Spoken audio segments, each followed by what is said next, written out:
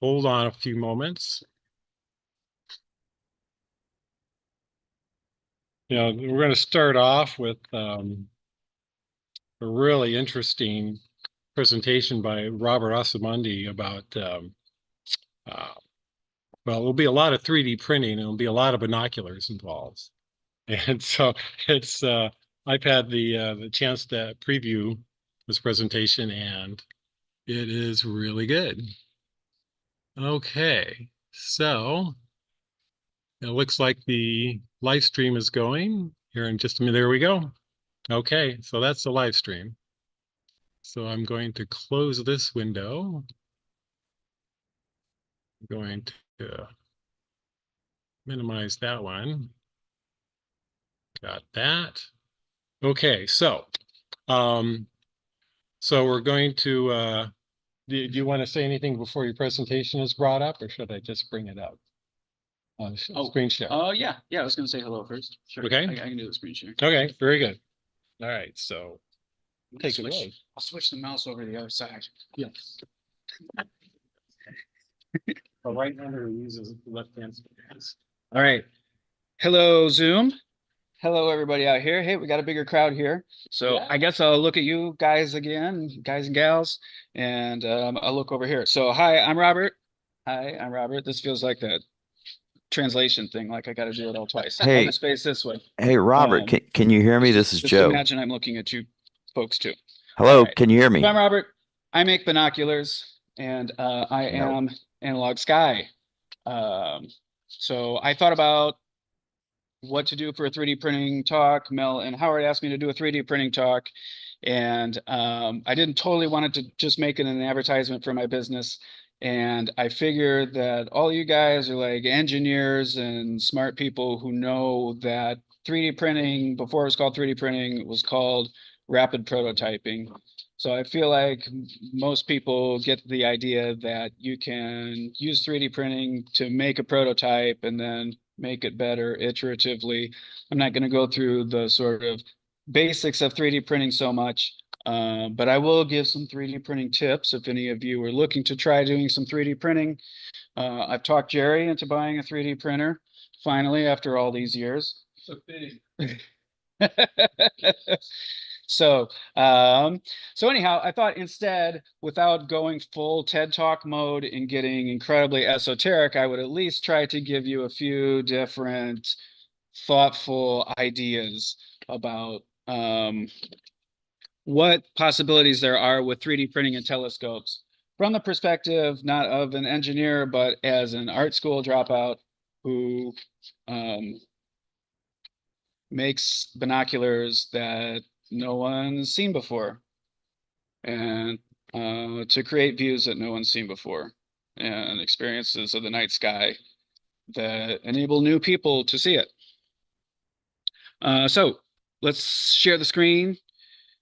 Let's go share screen button. There's me. All right. We'll just do that. And I hope on a, let's see, Control F5. Let's go, little buddy. Also click this icon. Oh, is there an icon? Right up there. This one. All right, let's see if that one works. There you go. Okay, and I got to move all this stuff. Okay, oh, title. 3D printing 21st century instruments, because we're in the 21st century now. We're a quarter of the way through it, actually. And one of the things that I noticed when I got back into this whole thing from childhood is that the telescopes looked a lot like the ones from when I was a kid. At least in the magazines, it didn't look like a lot had changed. And we're in the 21st century now. So our three topics are sharing, making models, and love.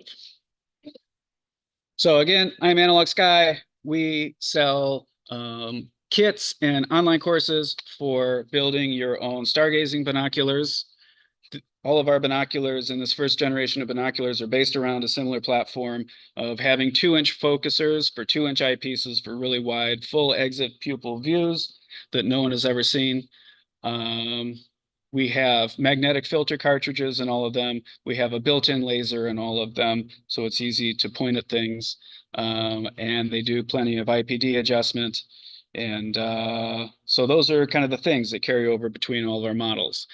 I co-own this business with my wife, Tiffany. This is Tiffany, and she is in a lot of the videos. She is an educator for 20 years. So our courses are really based on teaching people how to build telescopes in a fun and easy, accessible way.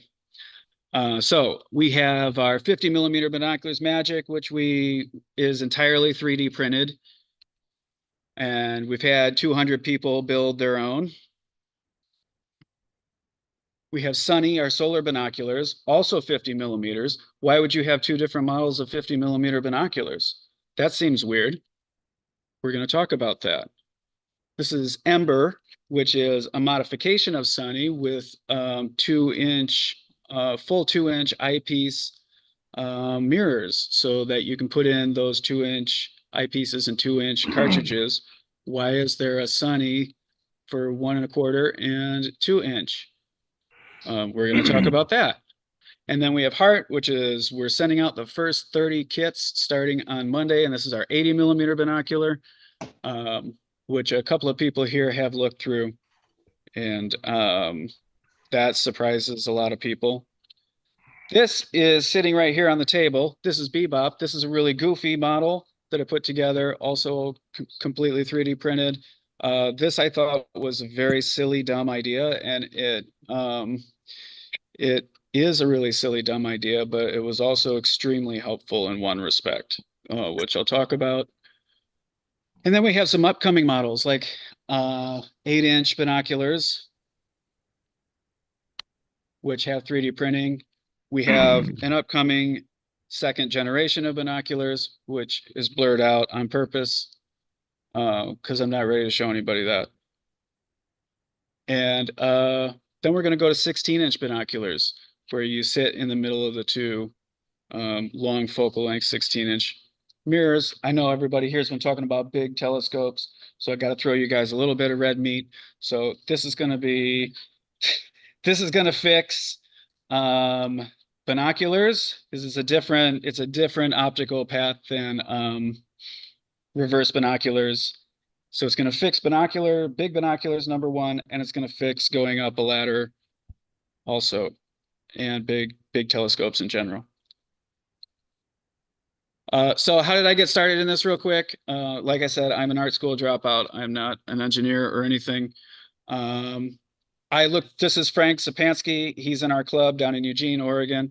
He is, I think, without a doubt, the world's most creative binocular builder. So I looked through Frank's binoculars and it was over.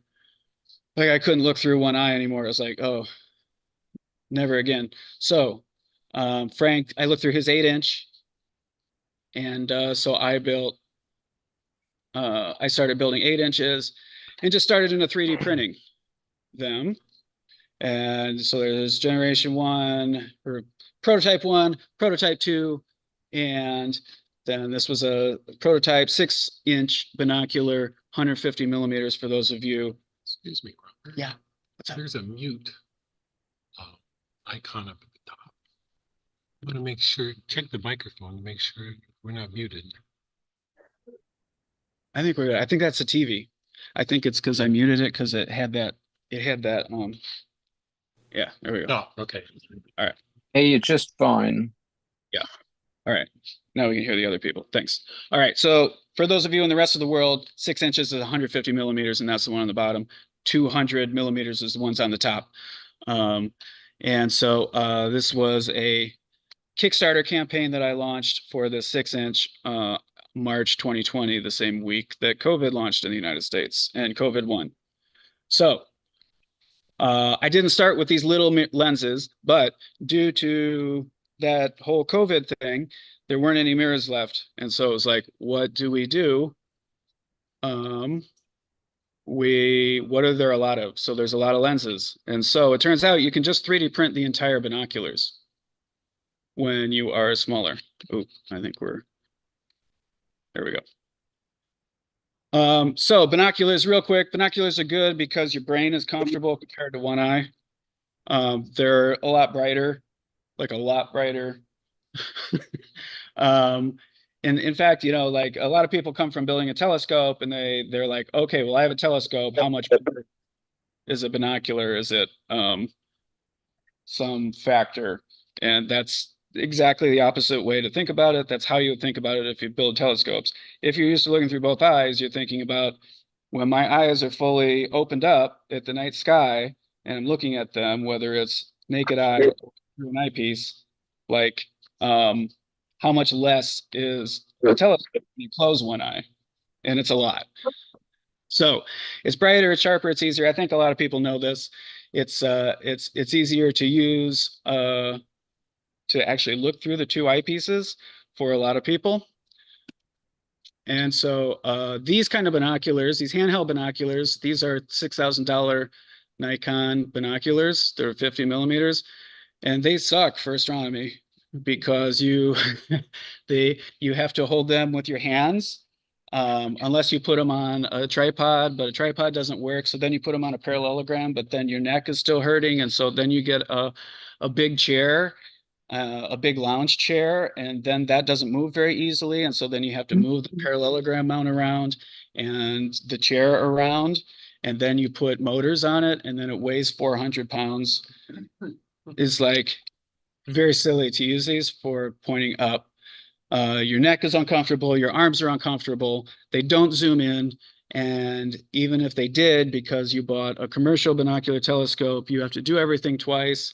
There's no 2-inch eyepieces on those. And so the best thing about binoculars, being the full brightness of the night sky, is lost completely because they don't use 2-inch eyepieces because they're thinking about prisms. So, anyhow, I realized that we could do 3D printing binoculars and they would be a lot better than regular binoculars for pointing up in the night sky. And even if they were the same sizes that you buy, they would just work a lot better. So my actual professional background for 20 years, it's a good thing I was supposed to bring that up earlier. My professional background, I was a graphic designer for 20 years, and most of what I did was web front end interface design. And so, I spent 20 years thinking about how do things work? How do we make things work better for people? How do we make things fun to use? And how do we get all of the bugs out of that? And so when I look at binoculars, I'm looking at the interface. Like, I don't know anything about optics. You can just buy the lenses and mirrors, and they're a certain goodness for a certain money amount. And so to me, that's as far as I've gone with optics. To me, the real focus has been on, 3D printing lets us make all our own parts, and our parts can be way better than the parts that we can either buy or like make with a saw. So the other thing, this slide that you're looking at is not what I'm talking about. What this slide says is that there's an additional tier. There's all the like nerd stuff. Us weirdos who are here today love doing this so much that those other benefits are good benefits. But to me, I love doing outreach. I'm the president of our company, of our not our company, of our club down in Eugene, Eugene Astronomical Society. I love doing outreach. And to me, this business and all of that outreach is about getting just regular people to look at the night sky. I think binoculars can give people an entry into amateur astronomy because there's a real shift from a telescope being very long focal length. And that means that you have to know something about space. Like, if you have a long focal length instrument, it's hard to find stuff. So you have to come from the perspective of, I know about space. I know that M57 is out there. I know that a telescope can show me M57, and I'm going to go through the work to figure out how to find that. And that's a very small percentage of the human population, whereas everybody's human birthright is a dark, starry sky that is magical and amazing to them. And the cool thing about binoculars is that with both of your eyes open, instead of having to do that whole life process of getting to that point where you're ready to point a telescope at M57, you can just be like, oh, space is pretty. I wonder what's up there. You can look through binoculars and explore around. And so this is shifting that perspective of how do we enter into this hobby? What's it about? And so being able to 3D print a new reality for those binoculars means that we can create a new entry point for amateur astronomy.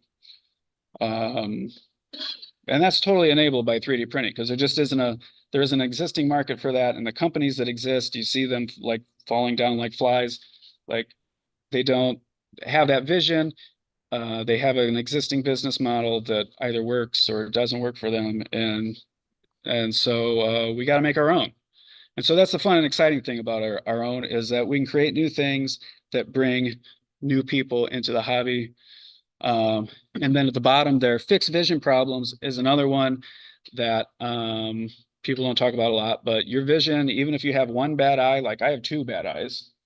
And so binoculars really helps with two bad eyes. If you have one bad eye, believe me, looking through both eyes is still better than looking through one. So it can extend the lifetime of your enjoyment of stargazing substantially. I've talked to a lot of people who are like, oh, I can't really see very well with my vision anymore. And then they come look at the binoculars and like, oh my God, it's like I just took 10 or 20 years off of my eyeballs. So those are like really amazing benefits, and that's why I am on this path. Oh, I did have a slide for that. Look at that. I had a slide for that. Darn. All right. Yep. Yep. So yeah, so the last one is a lot of dude stuff too.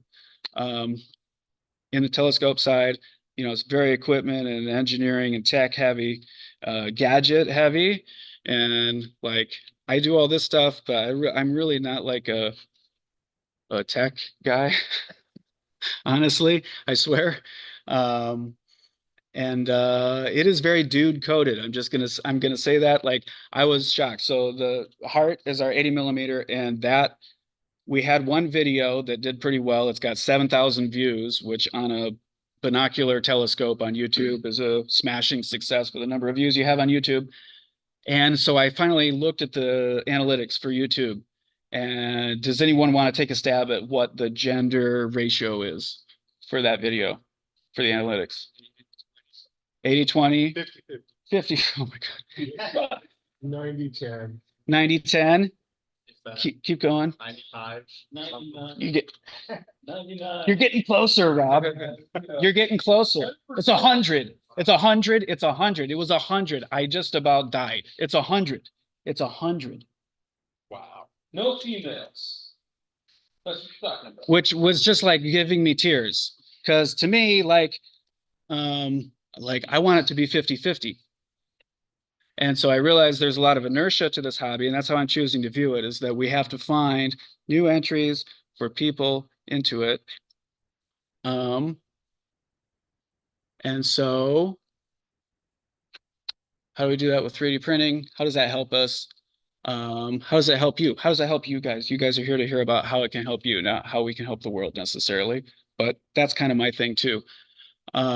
Is both of those things. So 3D printing is really cheap now. You get a really good cheap 3D printer I bought 3 of them for $200 each on sale recently that are, you just push the button and it works. So it's super cheap. The printers are super good now. It's super easy. Jerry is a Luddite. He bought one and he got it to work. It works fine for him. You don't need a workshop. We're in an awesome workshop here. This is so cool. But I am I rent a 2-bedroom apartment for 4 people and a poodle. And we do have a 1-car garage, thankfully, and that is converted completely over to being a video studio and inventory for this business. But I do not have room for all of these tools. And 3D printing means that you can just have a production facility on your desktop. And that is really super cool about accessibility to amateur telescope building. You don't need a whole workshop full of tools that you don't know how to use. For people who are not homeowners, that allows us to do telescope building. PETG used to be hard. That's the material we use, PETG, because it doesn't melt in the sun. It's tough, it's durable, it can be flexible or stiff depending on how thick you print it. And so, and it's cheap. It's the thing all your water bottles are made out of. There's a lot of PETG already in this room.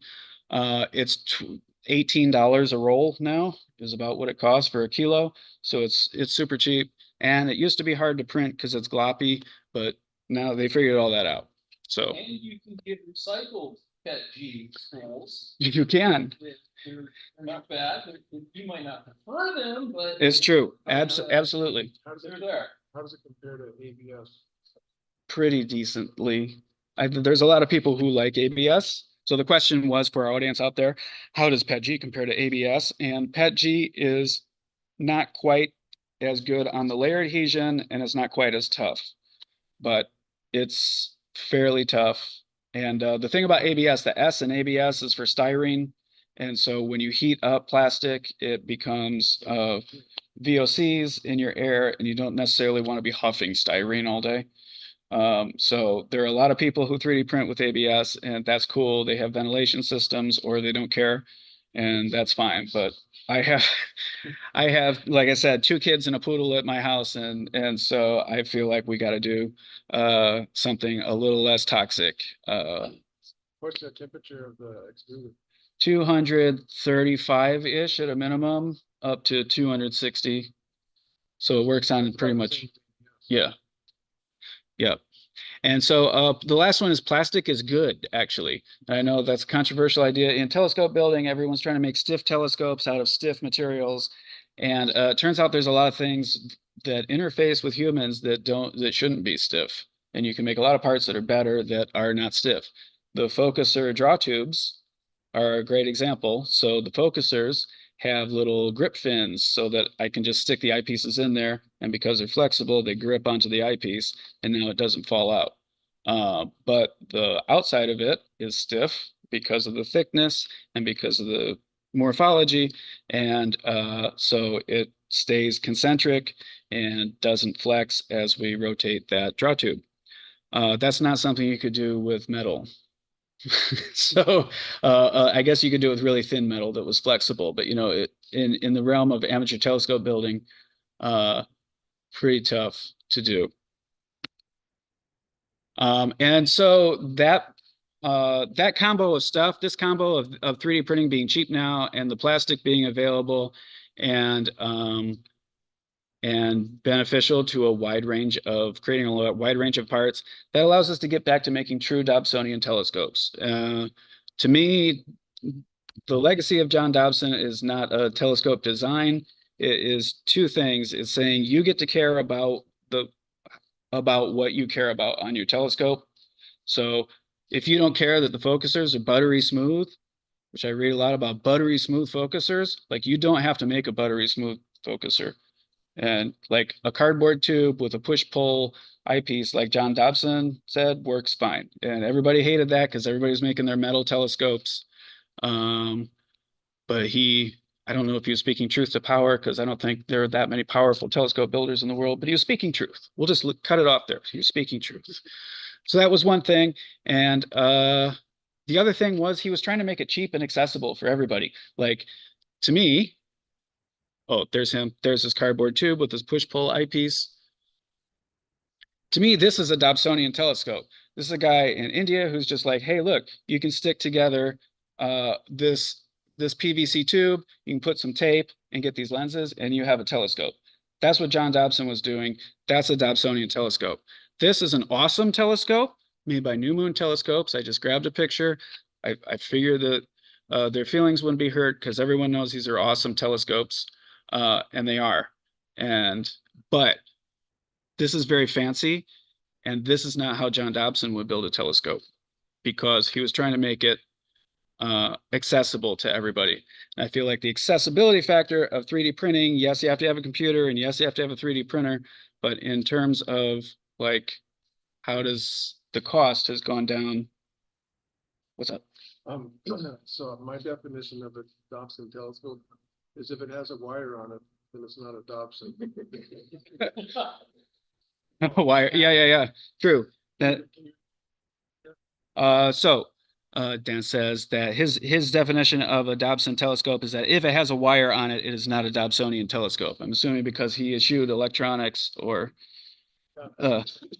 fancy stuff like that. Yeah. So anyhow, it does, like, my binoculars are a little bit fancy because, you know, they've got a lot of parts and stuff, but I feel like 3D printing itself, you don't have to print my binoculars, you can print anything, and 3D printing lets you print a bunch of parts for pretty cheap at this point. So you guys know what 3D printers do and stuff. I want to talk about some topics real quick. I don't have a watch on me, so I don't know how I'm doing here. But topic number 1, 9:58. I'm halfway through already? Oh my God. Okay, so sharing. 3D printing lets us share. Why should we share? Because other people get to have a better telescope when they get to build a telescope that you designed. And that's good, because like we're getting less and less commercial choices. They're all kind of the exact same thing. And we all know, we're all here because we know that they're not as good as the telescopes you can buy. Or that you can build. Sorry, the ones you buy are not as good as the ones that you can build. But not everybody knows that, and we can share that idea with them. Designing with other people in mind makes your design better. So you can design something that's just for you, but I swear to you, if you think about the other people looking through your telescope, it doesn't matter what kind it is. It could be binoculars like mine, like you know, I could have designed these around ethos eyepieces for, you know, like really wide fields, but they're like fat, and you can't, most people's eyeballs are not far enough apart to fit those kind of eyepieces, right? So you think about like who is using these and how do we design all of these things to be used by more people, and your telescope is just going to be better as a result.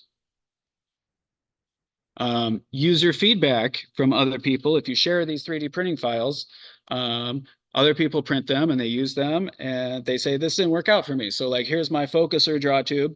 And you can see these are the threads on the edge. It's a helical focuser that you turn to make it work. And so these little threads here, they started off with that profile on the left, and it worked okay on my printers, but other people printed theirs and they said, oh, it's kind of rough. I don't like it. I'm going to put wax and stuff on it or whatever. And I said, well, we have to fix that. So chamfering the edges, like the draw tube on the right, was just a night and day change in the smoothness. They're not buttery smooth yet. I don't know. I don't think there's butter like qualities yet, but they're pretty smooth and they work pretty nice. And figuring out the size of that chamfer was something I was able to do in a group setting really quickly. And so now everybody in the world can benefit from that. So 3D printing really makes that shareability of these designs, modifying designs and making them as good as they can be, makes it really, really easy. Why share? Other people might help you share too.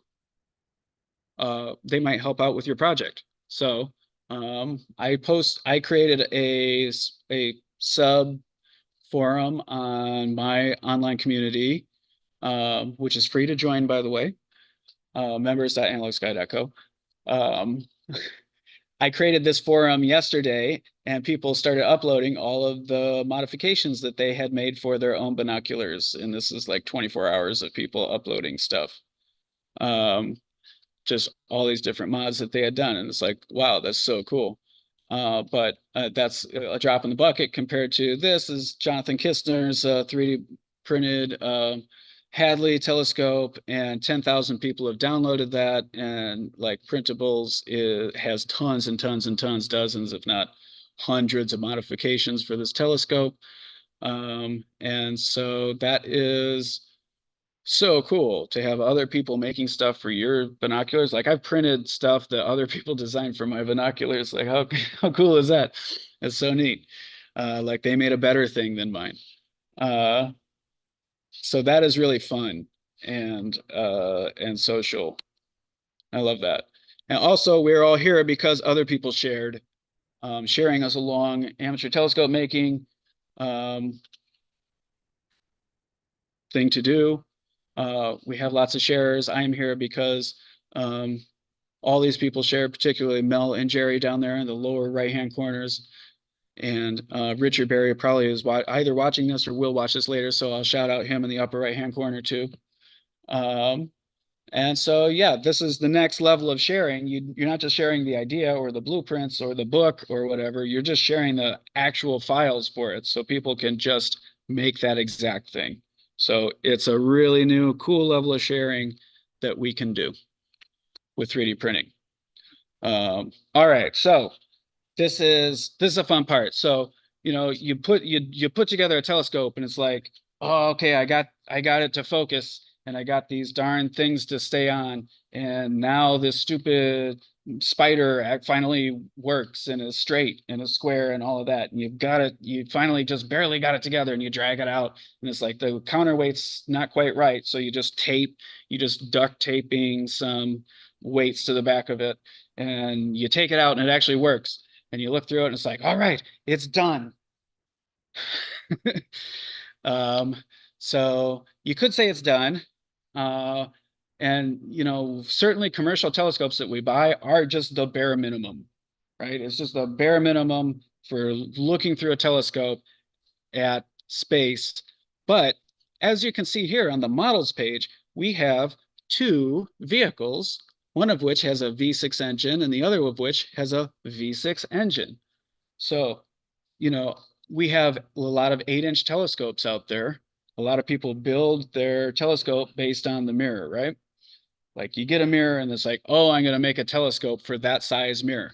But here, if you think about the mirror as the engine of your telescope, like here's a big truck that is designed to do a completely different thing with that V6 engine than this Lotus fancy car, which is designed to go fast and be fun to drive. And both of those are equally valid uses of a V6 engine, but they're really different. They've had to be designed really different. And so someone has had to think very deeply about what makes this a truck and what makes this a V6 engine, fast car, super sports car. And I don't like sayings. I don't remember any quotes. I remember exactly one quote, but I know people like quotes and love pithy quotes. Here's your pithy quote from me. Don't start with an objective, start with objectives. Yes, sir. All right. All right. So Magic was what we launched with. And 3D printing helps you do this basically because you can make all these parts for cheap and it doesn't take that much longer and you can turn it into an actual model and not just sort of a sketch of a telescope, basically is the complete thought before I move on to this slide, which is Magic was our first binocular that we launched. It was 50 millimeters. And the reason I launched it first is because I built the 8-inch binoculars and my wife didn't touch it. And I built the 6-inch binoculars and my wife didn't touch it. And I built these 80 millimeter binoculars and my wife didn't touch it. And then I have this prototype here on the table, which you Zoom people can't see, but that's too bad for you. I had that out on the front porch and she came home from work and she said, oh, wow, what's that? That's cute. And she sat down and she just looked around the neighborhood during the day at it for like 15 minutes. I was like, dude, I just made a serious breakthrough here in someone going from I'm scared and intimidated of this thing, or I can't handle this thing to, oh, I can just sit down and do this.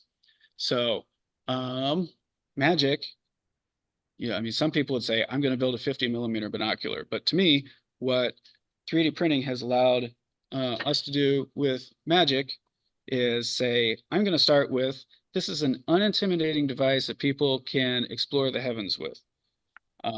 It's a box. It's a cute box that doesn't look like a piece of scientific gear. It's just a little box.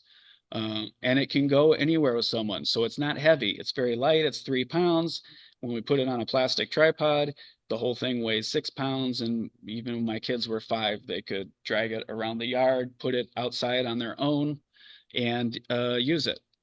And with the wide views, you don't have to be looking for anything in particular. You just take it, you point it anywhere, and there's stars, no matter where you point it in the sky. And so for that person who is just curious about the sky, no matter what you point it at, is going to bring back those stars that they should be able to see with their naked eye. And so, these are objectives. Of course, those people who know about stars they don't know about nebulae or dark nebulae or IFN or anything, but they do know about the moon, and they probably know about Saturn. They almost certainly don't know that you can see Saturn's rings through a telescope on your own.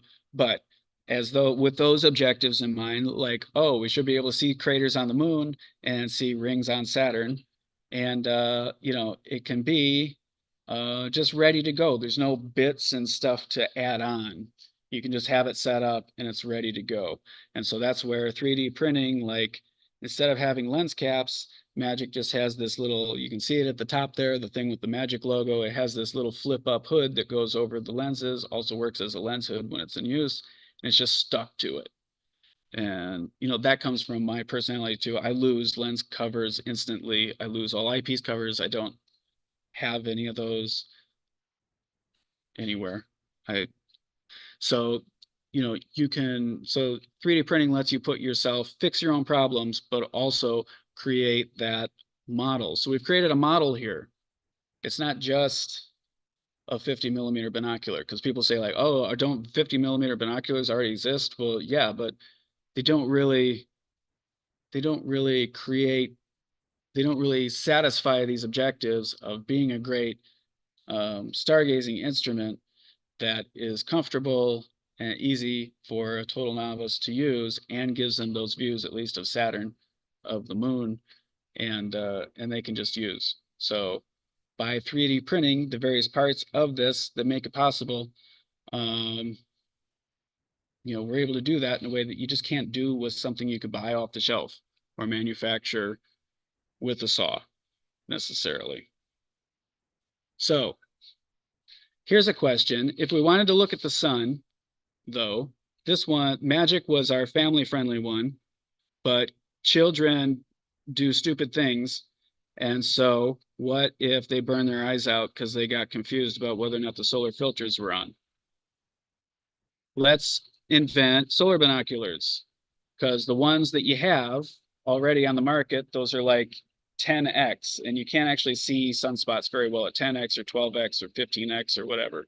They're pretty useless. And so what if we wanted to make solar binoculars? What features will we add, even though they're 50 millimeters, that are different from what Magic is doing? We would do a longer focal length so we can zoom in more, because Magic kind of tops out at 40 millimeters, and this Sunny tops out, you can go all the way up to 100x, right? So we want a longer focal length so we can get more magnification. We would have bolted on solar filters, not rubber banded on solar filters.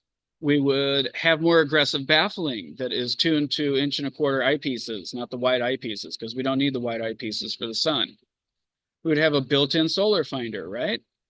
We would have a built-in solar shade holder, and I didn't put the shade on because I thought it would block people's view, but you can put there's a little thingy on there, and I'll show it later that if people are interested, that it keeps you cool, right? And it's like you buy a $7,000 solar telescope, but it doesn't actually have a way to put a solar shade on it to keep you cool. Like, that's crazy, dude.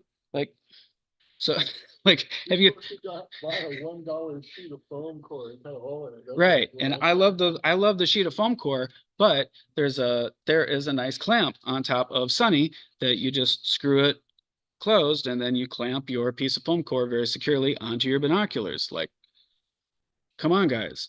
And that's where, it's expensive. It's expensive to machine stuff and make stuff and sell it and all of that. It's a lot of work. With 3D printing, it is incredibly trivial to add features like that. And so we've gone past just thinking like, these are 50 millimeter binoculars that we've strapped solar filters onto. This is a model. So Sunny might change the objective size. I might put 40 millimeter objectives in there later on, or we might, I don't know, change it to 54s or something. It's not about the objective, it's about the objectives. And it's got the dual mount points on the bottom, because that higher magnification, you want to make sure that it is more solidly mounted onto your head. Oh, and we wanted a different aesthetic, just so that, like I said, if there are small people or people of any size or age really, Not confusing the sun one with the nighttime one so you don't burn your eyes out. I think having a different aesthetic is a great visual cue that this is the sun one and this is the night one. And so 3D printing let us increase the focal length by having these configurable tube lengths, and then adding baffling down here in the lower right. We have baffling, and you can see all of those things that I talked about: the sunshade, the sorry, I should have been stepping through these more. You have all those features we talked about, and then the lower right there is those baffles, the inside of those baffles, the zigzag. It works better than Protostar Flockboard, like by a wide margin, I would say. So before we go on to love, that's making a model. So I invite everyone to think about creating a model when you create your instrument, not just like, I have a mirror and I'm gonna get an image to focus on it. Like, what is your objective? What do you really want to look at with this thing? What features can we add to really juice up that experience, even if it's seems frivolous or goofy, because 3D printing lets you do frivolous, goofy things too, and that's fine. And I spend all of my time thinking about this pretty much. Thinking about how to work out parts of my binoculars. I would say 9 nights out of 10 is what I fall asleep doing. It's how I get myself to go to bed, actually, is I tell myself, okay, we're going to figure out how to make that focus adjustment work as we're falling asleep. And that's what gets me away from the desk and into bed. So I spent a lot of time thinking about these, and I think these should be objects that we love. And so that we love to look at, that we love to use. So what I have here on the screen, what is this on the screen? This is from the animated television science fiction show Cowboy Bebop. If you like science fiction, you haven't seen Cowboy Bebop, I don't know what to tell you. But these are 4 different user interfaces that do very similar things in that show, and they're so cool. Like, they have all these buttons and switches and stuff, like, and they're all different. Like, they all look like totally different concepts of how to do a user interface, and different colors and different types of switches and different types of buttons. And it looks so cool. Like in a 90s anime, half the footage is just people flipping switches and stuff, just because it's like you're doing stuff with the equipment you make, and it's fun and it's cool, right? Like, here's Spike and his space plane. He's got a space plane. He just looks so cool.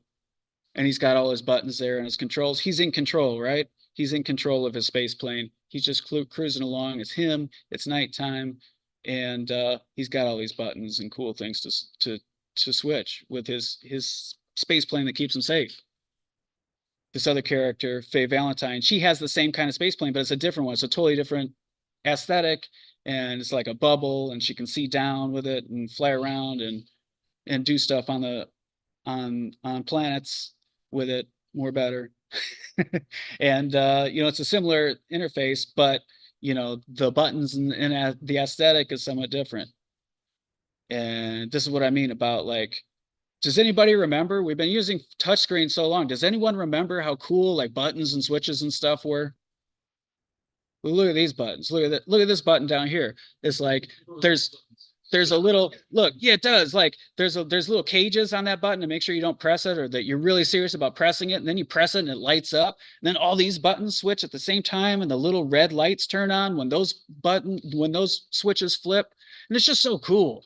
It's like, this is cool, right? Look at all those buttons and switches and stuff. Yeah, this is cool. Yeah. Nah.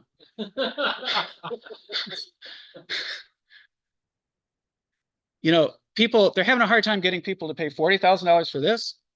People pay $10,000 to go to Disneyland to flip these switches once. This is the Apollo 11. Yeah, I'm in control of my spaceship. I'm doing stuff. what is this? This is the dragon capsule, dude.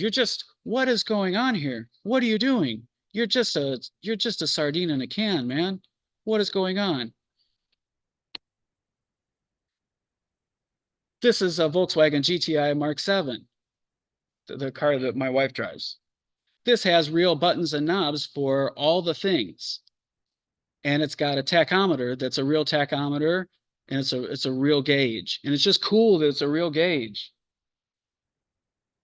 Oh, wait. And look, there's an e-brake down there. You can pull the e-brake and the shifter. I can use the shifter. I've got the automatic transmission, but you can use the shifter to go up and go down, and you just tap it to go up and down. It feels good. It's not like driving a manual, but it still feels good. It's cool. This is the GTI Mark 8. And there's no buttons to push hardly. And you don't have an e-brake. You get to crank at the end or put down at the beginning. There's no shifter. There's just this stupid little thing down there at the bottom. And it's all touchscreen and capacitive little things that hardly work. You got to stare at the screen to use it. This sucks. I'm never buying a car like this, man. It just sucks. It's supposed to be fun to drive. A GTI is supposed to be fun to drive. How did you forget that pushing the buttons and the knobs and stuff is the fun thing? So I don't care what your inspiration is. Here's a bunch of screens, but still, this is a very cool cockpit, right? So pick your inspiration. Doesn't matter what it is. There's all touchscreens here, but look how cool it is. It's like amazing. So you're making your telescope. 3D printing lets you go beyond just the bare necessities because it's cheap to print the plastic and it's easy. And I love this thing. I just got one of these pie finders. I find this very lovable. I love the buttons. I love that it looks like something that was just torn out of the dashboard of the Nostromo spaceship from Alien or whatever. Something from this is not just nostalgia. I love the buttons, the tactility of it, the little screen. I love it. Wondering where you're going with this. Now I get it.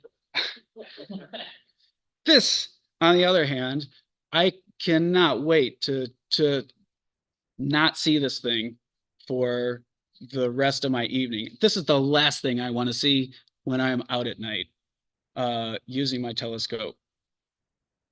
And so I try to design my stuff to look good, to be enjoyable to use. And 3D printing lets me do that to go over and above. You know, I do like a functionality design layer, so I get it all working right and just really basic shapes, but then you can go back because you're in CAD and you can go back and you can just think about like, what would be fun? How am I doing? 1020. All right.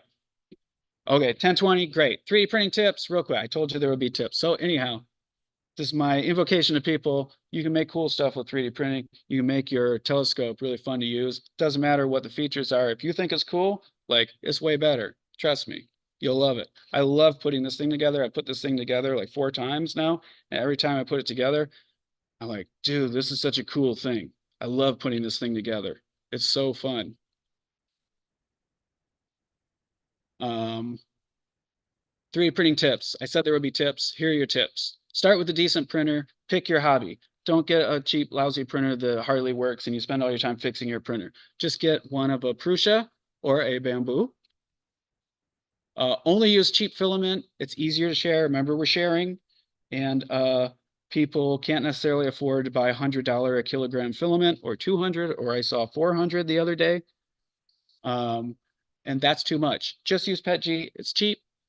And it's shareable, and you can do more iterations. Even if you can't afford the $100 roll of nylon, I guarantee you're going to use it more sparingly than you would the PETG. And so more iterations means more better parts and better design, and that's a fact. My wife likes that kind of color. Perfect. Nice. All right. Well, that's the other thing about 3D printing. She can have that color. Only use the default settings, except for walls. Walls make 3D prints a lot stronger. So just the default is 2. Just make it 3 or 4 walls, and that's way stronger. But all the other settings, leave it alone, because remember, we want to design this to share, so it's easy for other people to print. and make your design better rather than just tweaking your print settings to get it to do the thing that you want it to do. Don't print stuff that shouldn't be plastic. I see people printing very big things and things that just should be metal, or something stiffer than plastic. You will get a better design, I promise. If you actually, so I used to, here we go. Yeah, so I started with Crayford focusers because, you know, it's an 8-inch telescope and serious telescopes have Crayford focusers. That creeps in plastic over time. It's working against, where is the other focuser? The other focuser. But we've gone to, imagine that thing you saw before, the helical focuser works great with plastic because the gravity, there's no tension in there. It just works on gravity instead of tension, which is what a Crayford focuser is designed to be metal, and a helical works fine as plastic. So if you want to get good at 3D printing functional parts really quickly, go to Slant 3D on YouTube and watch every video in the how to design for mass production 3D printing playlist in Slant Design's YouTube channel. They're awesome. These guys are, I think, out of Idaho, and they print millions of parts in their print farm for people. So, and then this is 100% polemic, obviously, but do not use the multicolor printing feature unless it's a Prusa XL that has 5 different print heads, because we don't need more plastic waste, and fire awaits you if you use that feature. This is a conference that started about giant telescopes. So my goal, shoot, I give it away. My goal, the big goal for Analog Sky, we're going to build 1.5 meter binoculars. We're going to build 2 of them, one in the northern hemisphere and one in the southern hemisphere.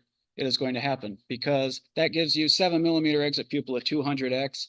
It gives you 300x 5mm exit pupil and a 500x 300mm exit pupil, which basically is going to look on an extended object like 500x in a 3-meter telescope. Does anybody want that to happen? Yeah. Great, me too. We're going to make it happen. I'm going to need some help. It's going to be like that, basically. It's going to feel like that, and also there will be a cockpit that you go into. That's my crude rendition of it for now, but that's where I'm going with this, and 3D printing is going to get us there, and you're going to be able to go and visit and buy a ticket, and you will be able to sit in that for half an hour, and it will have many guided tours for you to select, and you can spend the night with your eyes getting blasted by not only the brightest visual experience that anyone has ever had, but the brightest that anyone can have. So, Oh, you must have a really large 3D printer. yep. So All the parts will be 3D printing. Yes, absolutely. Other parts. Other parts do have to be metal. I had that slide. Anyhow, I hope this has been interesting thoughts about 3D printing. I don't know if I've left any time for questions. We got a couple minutes.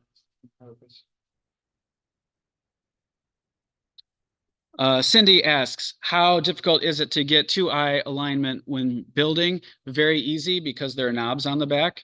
Let me, here, stop share. Do you use software to create a model for printing? Yes, that is Fusion. I use Fusion.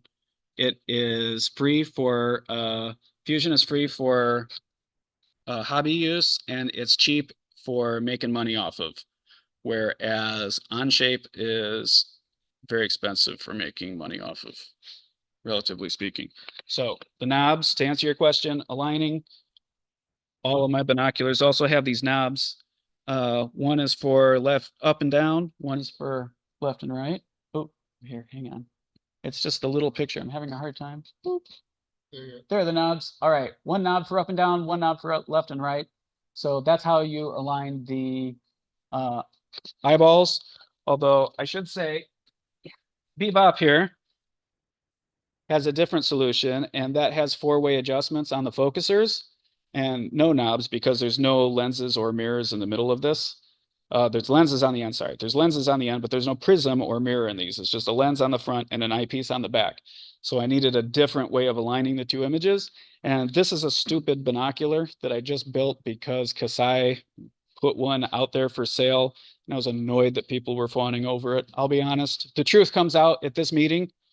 That's why I put this thing together. I had a prototype already that I already thought was a silly way to look at the sky because it's upside down and backwards. But what came out of it was this new way of aligning the two sides where the focusers themselves adjust the positioning of the images. And guess what? That is leading to Gen 2, that blurred out binocular that I showed you before, that is going to make all this stuff look like a baby designed it. So that's the answer to your question. There are knobs and it's really easy. Frank invented that. I did not invent that. I just stole it from Frank. Thanks, Frank, if you're listening.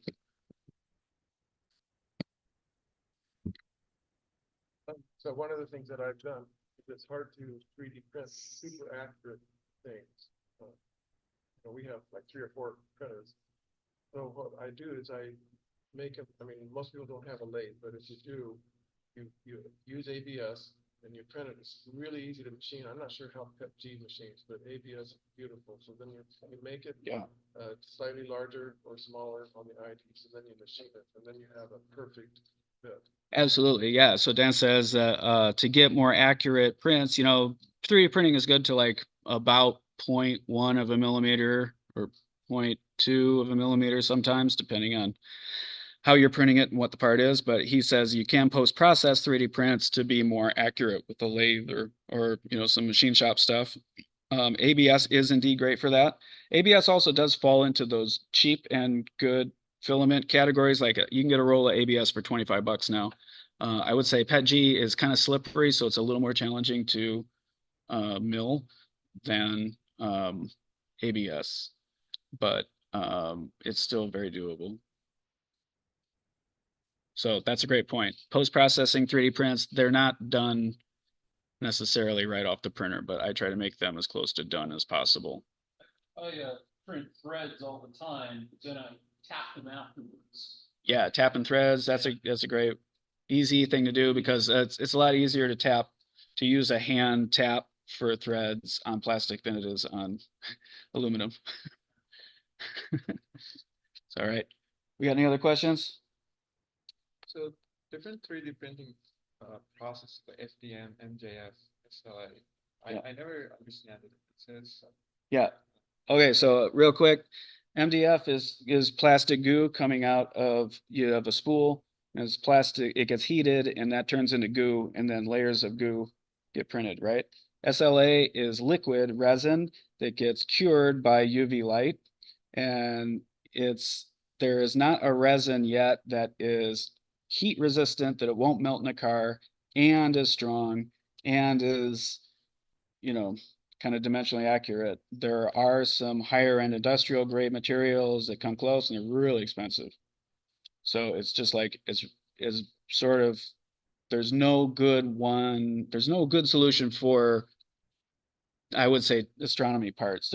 I would say there's temperature resistant ones, but there are just other qualities that they don't have, like how durable is it, like they're brittle and things like that. So it's not quite there. The other stuff's just cool. It's just really expensive. And also the dust printers, I just use simple words in my brain. The MJF is the dust printers. They print dust, or selective laser sintering prints powder of nylon or metal or whatever. And they basically just work on nylon. And nylon is very hygroscopic, and it has the worst creep of any like industrial thermoplastic. And so it just sucks for telescopes because it just bends over time. I guarantee if you make a clamp out of nylon, it'll just be loose in a year. So I don't use it. So, it's like carbon fiber nylon was kind of the first carbon fiber, like, oh, this is, high tech, thing that came out, and so it's really popular because it was the first thing, but it's really lousy for telescopes. So those are the things. That's why FDM is actually the best still for telescopes, I would say, by a wide margin. Well, thank you for coming to my TED Talk.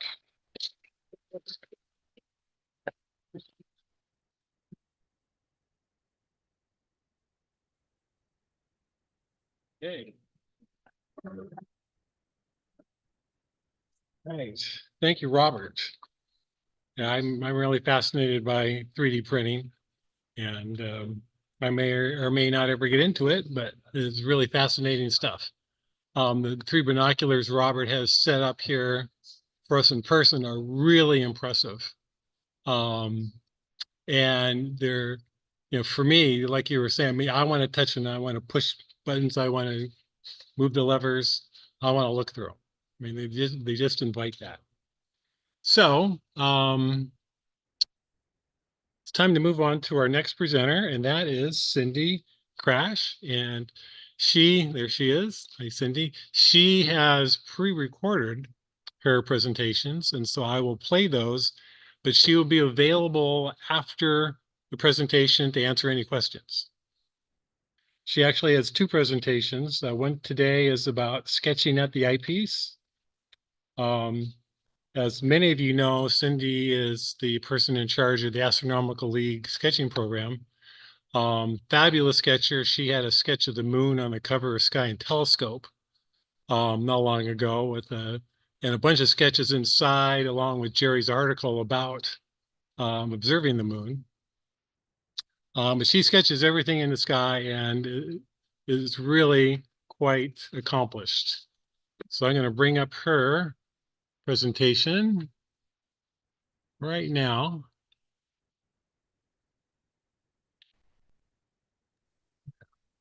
Can I just say one thing, Howard? Oh yeah, go ahead. When you do the tape presentation, I did make some mistakes during taping, so just putting that out there before it gets launched.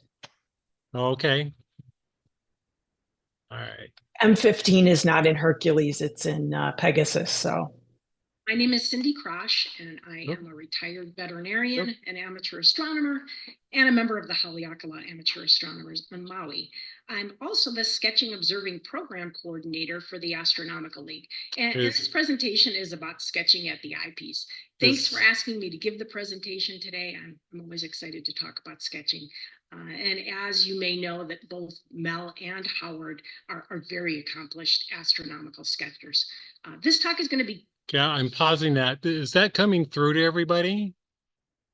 Can you see that presentation? I'm not seeing it. All right, so I need to do something else here. So let's see.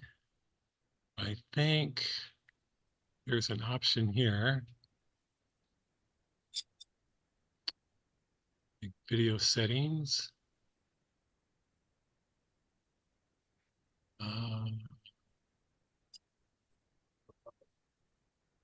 No, not there. Yes.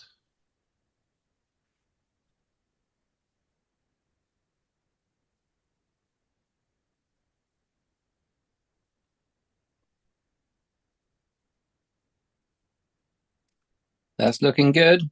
Okay, all right, we'll get this going now. Get that, Technology can make your life simpler. it can, yeah, I love technology when it works. Where is the go button here? I think it's underneath this.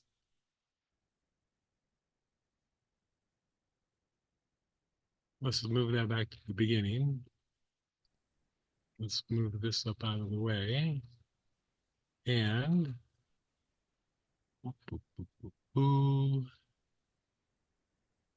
why don't I see maybe up here? No. Click right on Cindy there and see if the play button pops up.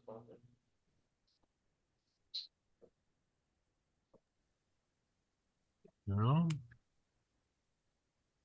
On our screen, I do see the The go button right in the middle at the bottom. I don't know if that's cut off for you.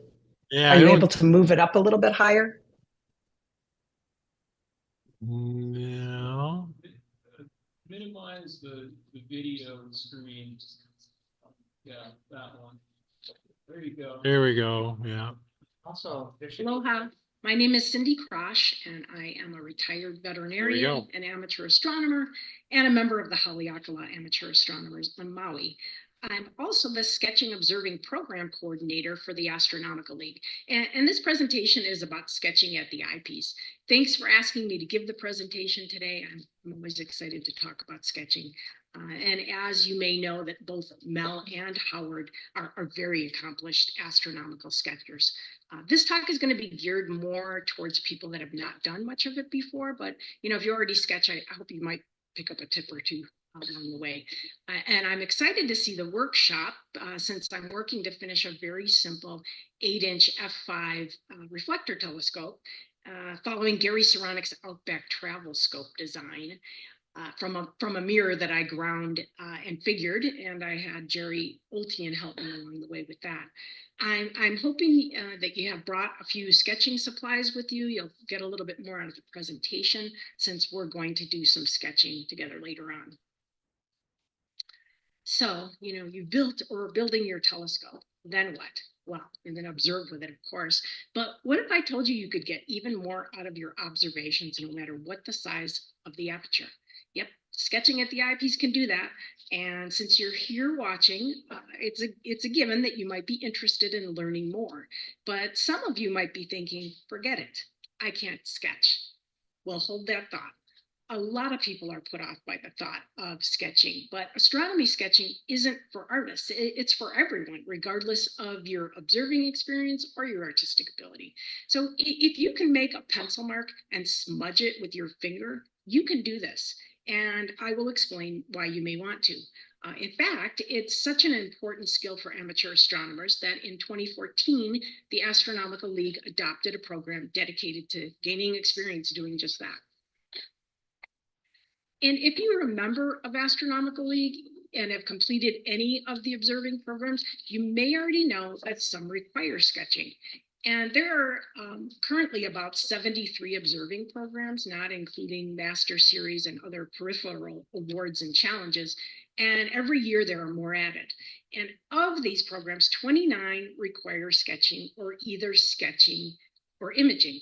And if you want to reach any of the upper level awards in the Master Observer Series, the Sketching Observing program is required for Master Silver. And I just want to make something really clear. If you decide to do the sketching program, no one is judging your sketches. You choose to sketch objects from a required target list and you fulfill some other requirements. And it doesn't matter how bad you think your sketches are. Creating artistic sketches is not the purpose of the program. And it's not the purpose of sketching at the eyepiece, period. So more on that later. But first, a little history about astronomical sketching. Documenting observations isn't anything new. Humans have been recording observations of the natural world for millennia, just trying to make sense of the world around them. And after the invention of the telescope in 1608, sketching astronomical observations really took off. And in 1610, Galileo rushed to publish his 32-page Starry Messenger. And this was a book that was filled with his sketches, of his observations that he made through a crude refracting telescope. And though Galileo wasn't the first to suggest a heliocentric model, his observations of the moons of Jupiter gave further evidence that not everything orbits the Earth. And his sketches of the moon really annoyed the church because, he showed this imperfect sphere that was riddled with holes and craters and dark areas. And the belief was that since God created the moon, it must be perfect. And here Galileo showed it was not. And because of his radical beliefs, the last 8 years of his life were spent under house arrest. And if you look at these lunar sketches, they don't look completely accurate. The lower two and that middle left sketch has a crater that seems kind of out of proportion when you compare it to a photo screenshot from Virtual Moon Atlas. And it's been speculated that crater is albategnius, but I've actually kind of wondered if it was more like us when I tried to line up the Mare with the Terminator. So I don't know, whatever crater it is. Some thoughts are that he may have exaggerated it to show lunar roughness and irregularity. And his scope gave a 20x magnification, which only provided about a quarter degree field of view. So, he'd only be sketching a portion of the moon at one time, and trying to keep those features in proportion would have been pretty difficult. And we really don't know what that crater is, since formal naming of lunar craters didn't begin till 1651 with Grimaldi and Riccioli. Grimaldi did the sketching and Riccioli the naming. And interestingly, of nearly 1,600 named lunar craters, only 33 are named after women of science, and half of those are on the backside. John Herschel created very accurate deep sky sketches using an 18-inch speculum mirror, and he used a method of triangulation to sketch features, as well as calipers and grids to make really precise measurements. And the sketch shown here is his preliminary drawing of M8, the Lagoon Nebula. This sketch took him months of observations and really shows remarkable detail and accuracy when compared to, to current deep sky photo images of the same object. So, I mean, that's pretty amazing. And on the right is a woodcut of William Herschel's 20-foot scope, but John and his father rebuilt a new and improved model together in 1820. And, when I look at this picture, I like to think about this, observing and sketching from a 20-foot focal length scope. That platform that was sticking out would move up and down, and you'd be sitting way up in the air most of the time. And, England probably got pretty cold at night, and try to observe, let alone sketch in that. And besides, the hazards of being up in the air, it must have been a pain when you drop something. And I can only imagine how happy John must have been to move that scope from England to warm Cape of Good Hope in South Africa. I have the greatest respect for people that can sketch in the cold. I am not one of them. And part of this slide is from an excellent talk Howard Banich gave in 2015, showing 6 19th century astronomers and their sketches of M1, the Crab Nebula. And astronomical sketching is not without inaccuracy and bias. And yeah, sorry about the double negative. Since the eye of no two observers is the same, the object often looked very different in the hands of who was sketching it. And I think you can appreciate that there is plenty of variation in what each astronomer recorded.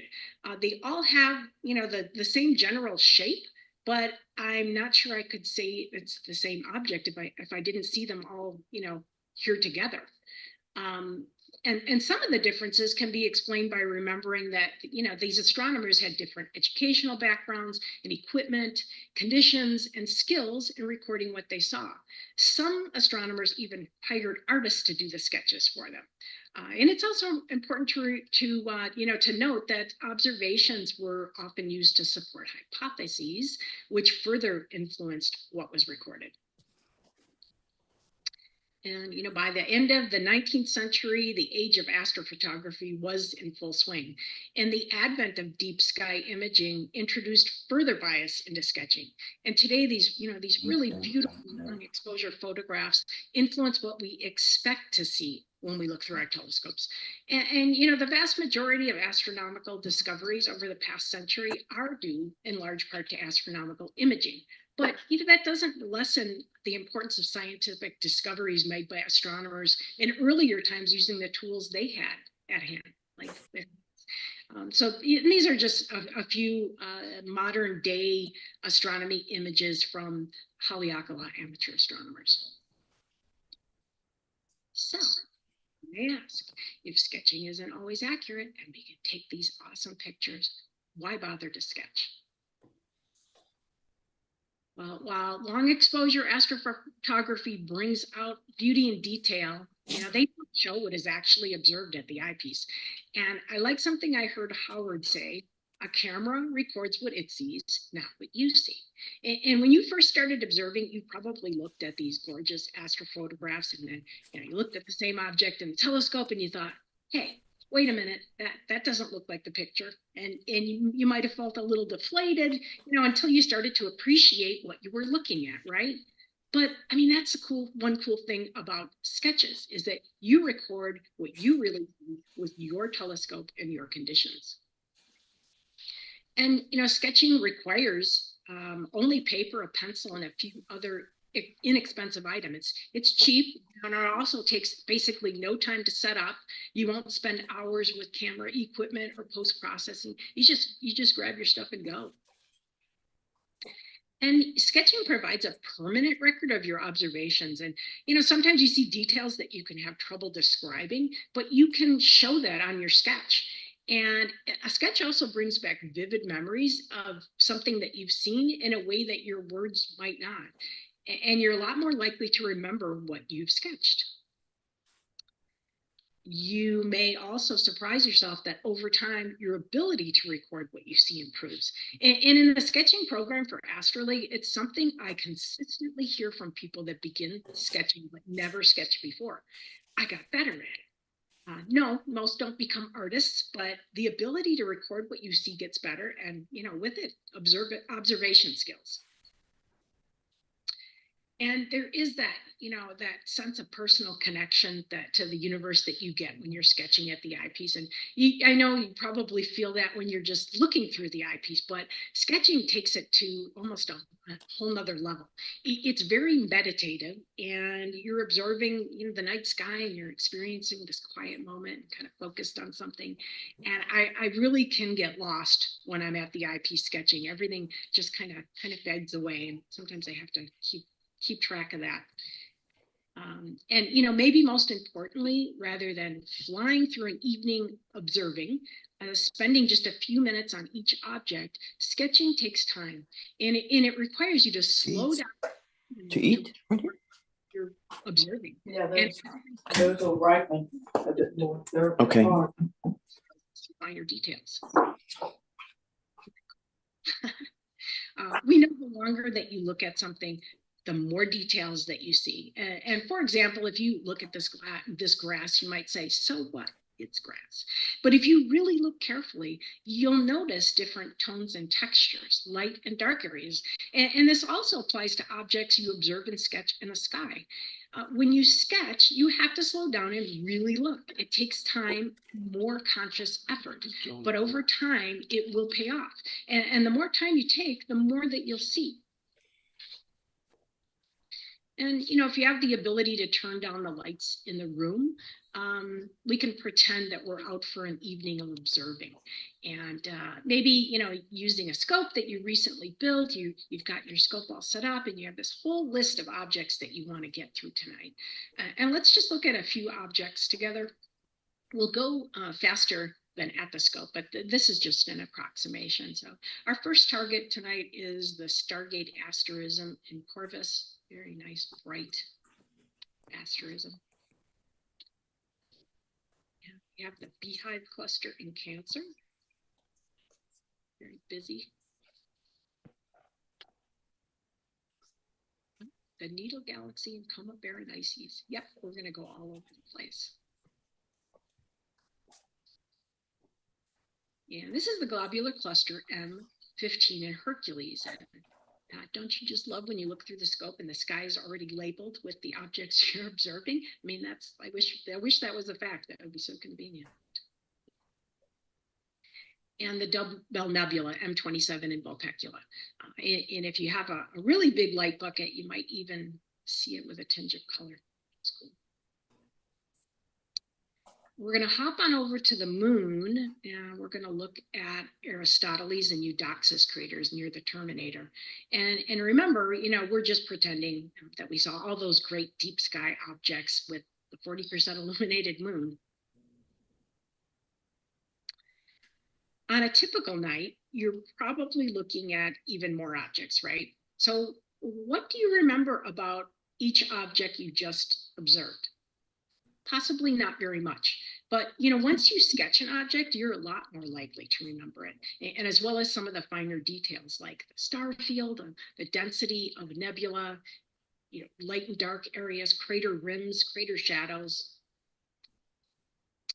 In fact, there is an amazing link between drawing and memory. And this study from 2018 shows that even when people weren't good at it, even when they weren't good at it, it still evoked a stronger memory than just written or visual recording. During an astronomy talk I did last year, someone that sketches and does astrophotography told me his astrophotography images don't evoke the memories the way his sketches do, which, I continue to hear from people. So, let's talk a little bit more about what you need to sketch before we try a few objects together. It's pretty basic, right? I mean, all you really need is a pencil, some paper, and an eraser. And a big eraser, because yes, we're going to make a lot of mistakes. I know I do. And this is just a supply list of a kit that I have, and with more stuff. And I'll go into a little detail about some of these things in the next few slides. The one thing I didn't list was a comfortable observing chair. This is really important when you sketch, to be comfortable and have all your supplies in easy reach. For paper, I like templates with an area to write about the observation and record other details like conditions. And you can also make sketches on plain printer paper or in a notebook. And if you're not using a template, the sketch just needs to be large enough to show the smallest details that you observe. You can download special templates for drawing Saturn, because creating those rings from hand causes nothing but aggravation and crumpled paper. It's really a little tough if you've tried it before. You may want to try some black paper with white implements. Some people actually prefer it for their observations. And I personally like this method for doing lunar sketches because it just seems a more natural presentation. Get good quality paper, since I've had the experience. I've noticed recently that some of my older sketches on cheaper paper are starting to fade. And so, one of the reasons I really like black paper is that when you work with white paper, you're actually sketching the inverse of what you see. So, stars and bright areas are going to be dark on the page, but with black paper, you record it as it is. And yeah, I kind of like that. My brain likes that. Sometimes it doesn't have to work as hard. An oversized or regular clipboard with a Velcro pencil is something I've used in the past. And yeah, I'm always misplacing and sitting on pencils in the dark. I recently saw someone on cloudy nights use these cool pencil holders and plan to get some for my clipboard. You can also get clipboards that have storage space, and they hold your papers and help keep them dry after you've sketched something on them. Red lights are necessary to see your page, but you do want them to be dim enough to help preserve your night vision. And a rubber band is a really good idea to help keep your paper from blowing around, because it doesn't really take much wind to make stuff start flapping. And you can get a set of graphite pencils in different hardnesses pretty inexpensively on Amazon or an art supply store. And you don't even need a full set. You just need, maybe a couple soft, some hard, and some in between. And I also like General's carbon sketch pencils for very dark marks. When graphite pencils, graphite pencils are really easy to sharpen, just stick them in a sharpener. That's not so with charcoal pencils. The tips will just break off and your sharpener will just eat your pencil before you get anything that even resembles a point. So, for charcoal, you have to use a razor to actually whittle down the wood down to the core, and then you use an emery board or sandpaper to get it to a point. I use a chunk of charcoal for objects like galaxies and nebulosity globular clusters. I scrape it on paper or sandpaper to make a little powder, and then I use something like my finger or a brush or a tortillon to dip it in and then use it. And I like old-fashioned pencil end erasers because they have an edge. But I recently found these really cool triangular vinyl-shaped erasers on Amazon. They're kind of my current favorites because they really get into tight places. And kneaded gummy erasers can be made into any shape, and they're great de-stressors. Yeah, I've been playing one with the entire time of recording this talk. Cool fact, up until the late 1700s, breadcrumbs were used as erasers before rubber erasers were invented. And you could like sketch and eat your dinner at the same time. For blending, you can use your finger, you can use a cotton swab, a soft cloth, blending tortillon, which is just a tightly rolled piece of paper that comes to a point and is available at art supply stores. And they're pretty expensive. I think I got a box of 100 for like $8 on Amazon. You can also use a soft bristle brush to apply charcoal in a more controlled way. And the brush shown here is just a really inexpensive makeup brush. And it's a tip that I learned from Alex Massey in Australia. He is like a phenomenal astronomical sketcher. Other brushes like flat ones are also used for doing things like edge on galaxy. So, just having a few inexpensive brushes in your kit can be helpful. And I do keep a pack of permanent markers of different sizes. And I like them when I finished a sketch to really make the stars pop. And this is especially when you invert, it just really makes them much more defined. Yeah, the only problem here is that you can't screw up because you can't erase it. Well, you can screw up, but you can't erase it. And this is kind of a cool mistake that I made one night. I grabbed a piece of sepia charcoal by accident. And, I got done with the sketches and I looked at it and I went, oh man, messed up. But when I inverted it, the sepia gave a really nice blue tint to the sketch. So I do use it sometimes. It's kind of, it looks kind of nice, I think. Fun mistake. This is just a box of my goods, and I keep separate compartments for white and black pencils, charcoal erasers, emery boards, that kind of stuff. And even my tortillons, I keep one that I use for black and one that I use for white, because when you mess up with that in the dark, it's not good. So now, now that we know about some of the art supplies, we can look at some techniques. You want to locate cardinal directions. It's important to orient the sketch, but also if you want to compare your sketch to a photograph or to another sketch later on, you'll want to orient them in the same direction. And this is also really helpful to help confirm that you've sketched the correct object. I've had the experience of being unsure I was sketching the right thing, after a star hop, and then found when I compared it to the object I was looking for, I hadn't located it at all, but something nearby. So it's very useful.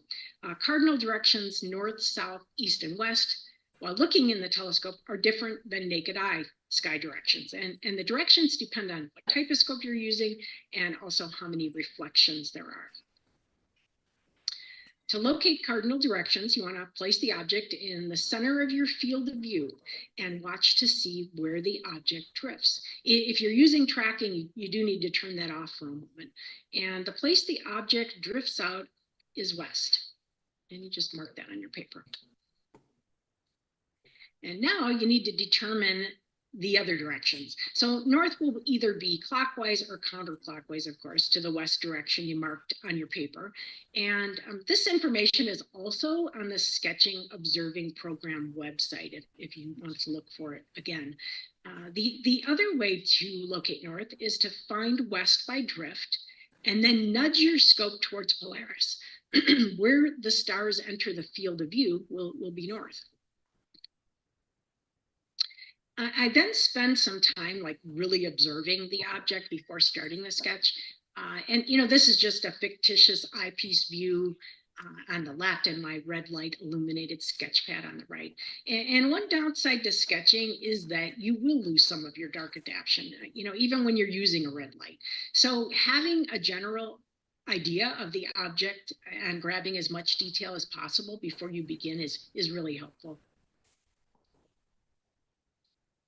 And, it can be helpful while looking in the eyepiece to just imagine a grid or a clock face lying over the field and, corresponding to your cardinal directions.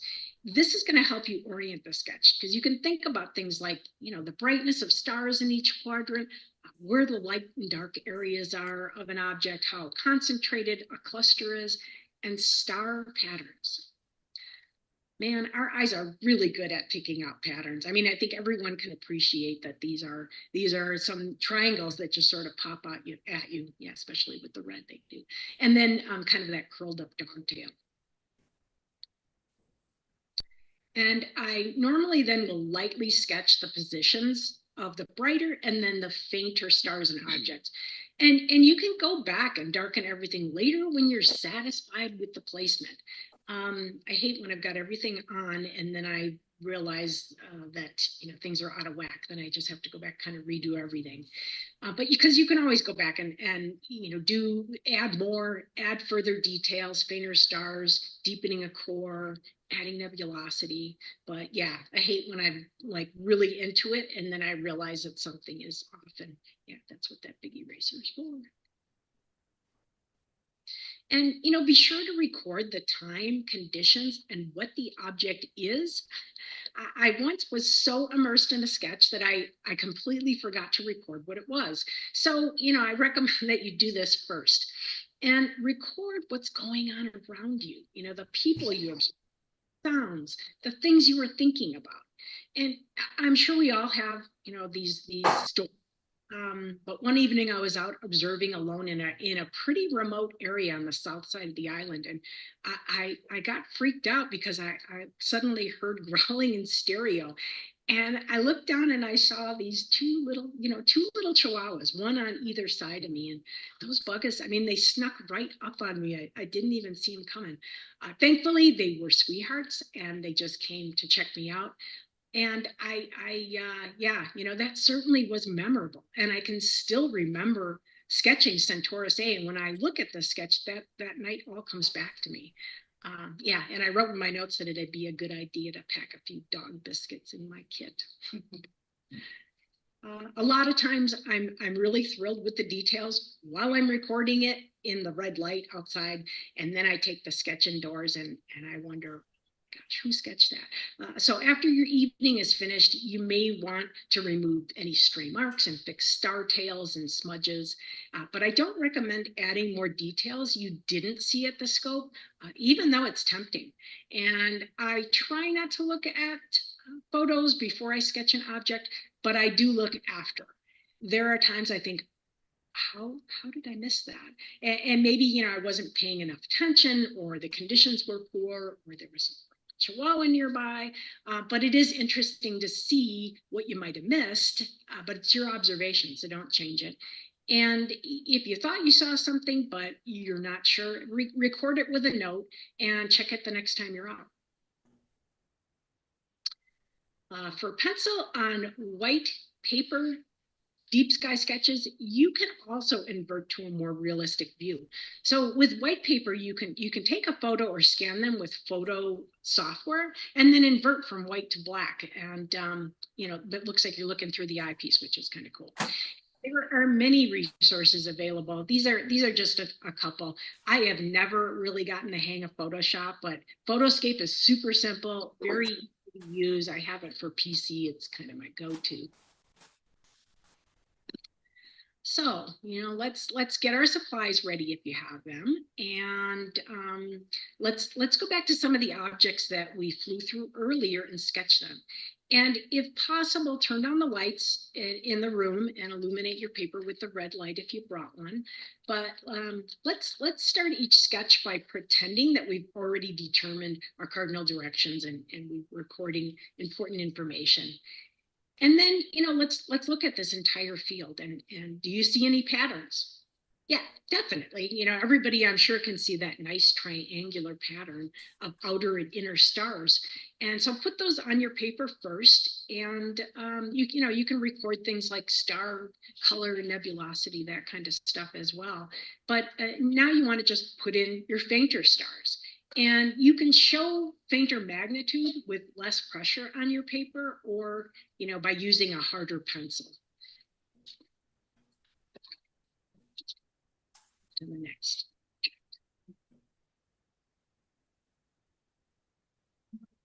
And let's look at the second object, the beehive. Yeah, sometimes I feel like I'm ready to run away when I look at something that's this detail. But, don't get overwhelmed. You don't need to record every star. That's one thing that can make sketching at the eyepiece feel overwhelming. It's all those stars in a rich field. So, start by recording the most prominent or ones that have a specific pattern that help define the field, and then go back and add some fainter stars. So, I'm pretending that I've got a grid here, and I'm just kind of imagining that. And then I am going to put in the brightest stars in that kind of triangular looking area. So I'm kind of picking the brightest stars first, and also putting in some of the fainter ones. And I hope that you're sketching along with me, because if not, you're probably going to get really bored. And I'm going to put in the flanking stars as well. They kind of make it look like a little butterfly. And now some of those nice doubles that I'm seeing. And these are things that are like basically defining the field. And, I also have like that little tail over there, little dog tail, which I'm going to put in.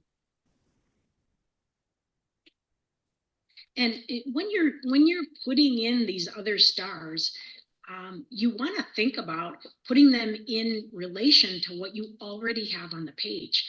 And, don't worry if you make mistakes. You just erase and go back and, continue back and forth between the eyepiece and the sketch. And you can also go back at the end. I didn't show this, and I kind of wish I would have, but I like to use the tortillon and just kind of smudge out some of those stars that don't have as pinpoint, they're not as pinpoint, because, they get sharp angles when you use the pencil. And I think sometimes when you smudge out the stars, it actually just gives them a little bit more realistic look, especially if they're not really round.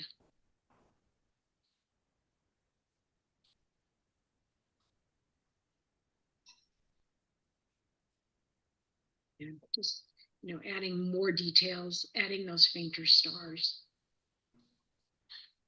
And I am just using one pencil here and just moderating how hard I press. Okay, we're going to move on to our next object, which is the needle galaxy. And let's start by putting the galaxy in first. I'm using the side of just a number 2 pencil, but you could use a tortillon, you could use your finger, you could even use a thin brush. That actually works really well. You just dip it in the charcoal and then put it on the paper. So I'm laying down some added darkness, which is going to be the lightest area of the sketch, with that tortillon. And yeah, so remember, you're working inversely, so anything in the scope that's very bright is going to be dark on your page. And I use that nice edge because I do see a dark lane in this galaxy. And I'm going to just go back. I'm actually adding in that other galaxy, that little peripheral galaxy that you can see very faintly. And then I'm going to add in my field stars, adding the brighter ones first, and then the fainter ones.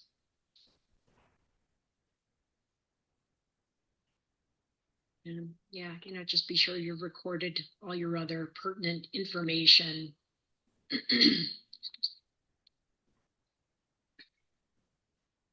And pretty much done.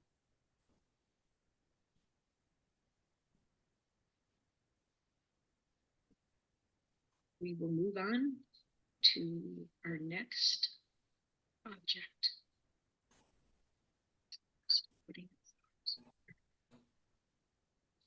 All right, now let's try that globular cluster. And this is where that small round brush really shines. I'm using some charcoal that I laid down on sandpaper.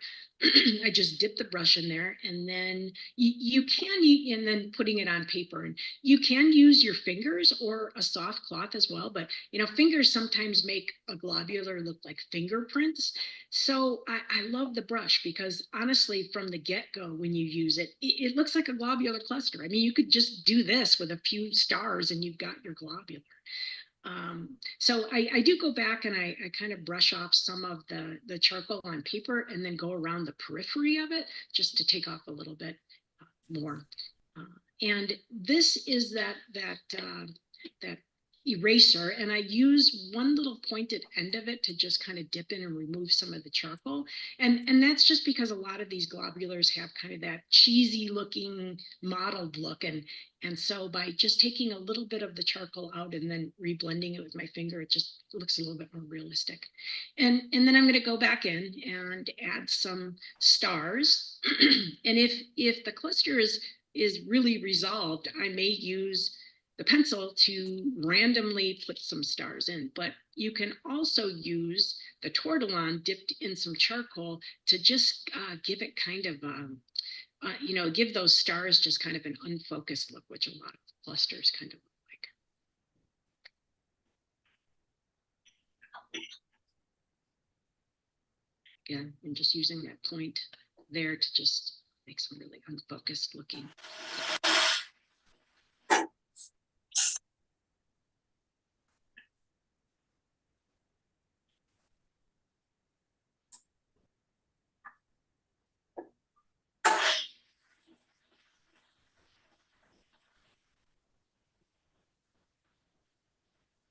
My finger just makes it a little bit smudgy, and that's it. You did it. And the dumbbell nebula. And I mean, there's a lot of ways you can do this. You could just use your finger and smudge some charcoal on there. Here I use the brush again. And then I am going to use my eraser and just erase some of the charcoal to just get more of the shape that I'm looking for, that elliptical shape. And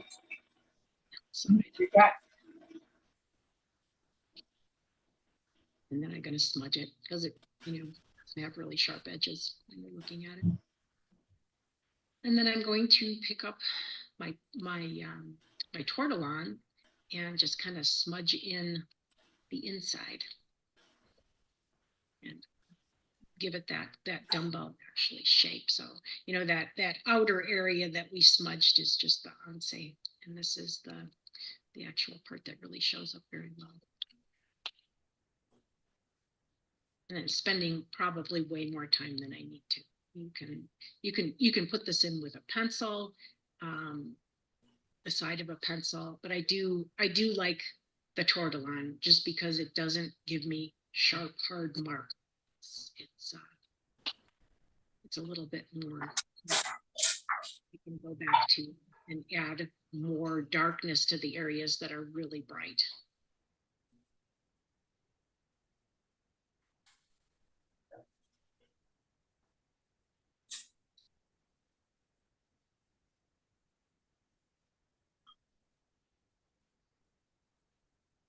Smudging with my fingers.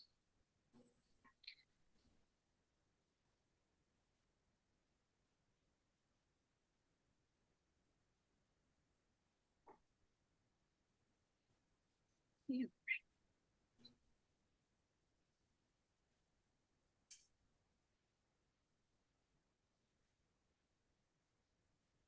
You could spend a lot of time, and you can not spend a lot of time. I mean, you can get down basically the features you want to show and move on, and you don't really need any of this. So here I'm just adding in some of those field stars, and that's going to be it. And then I'm done. But the field stars do help define a lot of objects, so I always think they're pretty important to put in. Maybe not this one. Okay, I'm going to move on to the next object. So let's try our hand at the crater Aristoteles. And for simplicity's sake, we won't sketch Eudoxus and the surrounding area. And I really love lunar sketching because I don't need to fight for my dark adaptation. My eyes have more of a hard time with, low light for deep sky objects. And I don't worry about that with lunar and solar sketching. And this is just going to be just a quick sketch to get the feel of it. And lunar sketching is really a lot about seeing light and dark and the shapes in between. And before we get started, let's talk about cardinal directions on the surface of the moon, because they're recorded differently than for the sky. And one of my favorite animals to work with as a veterinarian was rabbits. So I always see a rabbit in the moon. No matter how hard I try, that is what I always see. And this makes it easy for me to remember directions, since ears are east and the nose points north, and the terminator runs north and south. So, I can determine my orientation either before or after I sketch. And I created a similar tutorial to this for a new book that's available from AstroLeague by John Goss, Carpe Lunam, and it's an excellent lunar resource. And sketching is just one of the many chapters. So, everybody take the side of your graphite pencil and just start by laying down some pencil. And we're going to do that in 3 different directions. And don't do it too hard because there is another technique, we're not doing it here, where you actually leave the highlighted areas white. Because it is harder to remove than, remove the graphite. And personally, that just to me is more difficult. And I prefer the black paper for lunar sketches because then I can layer white on black areas. But there's no right or wrong. Try different ways. You might prefer the white paper. You might prefer the black. And here, we're just going to use a soft cloth, Kleenex or fingers, just to blend that area lightly. And everyone's done that. Let's move on. And we're going to draw the general outline of that crater as we see it. So I'm drawing an elliptical outline and, just kind of the general shape. And if you want to erase and start over, you can just actually just erase and then reblend over it, or add a little bit more charcoal and then, a little bit more graphite and then blend with your fingers.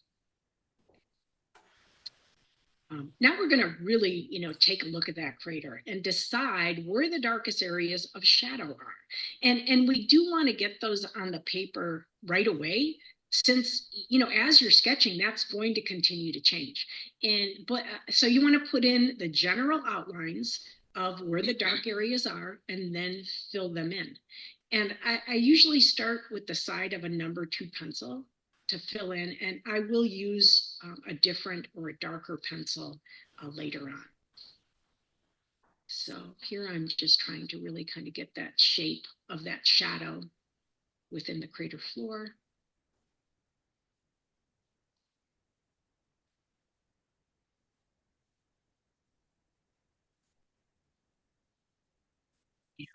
I am going to put in crater Mitchell, which I see to the east, and also its dark area.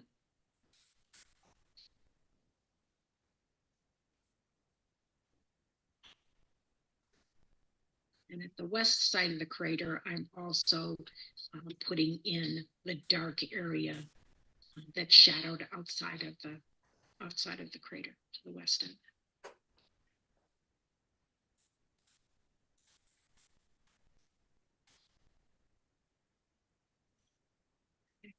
We're going to move on to the next step. And now I'm going to put in the shape of the bright rim wall.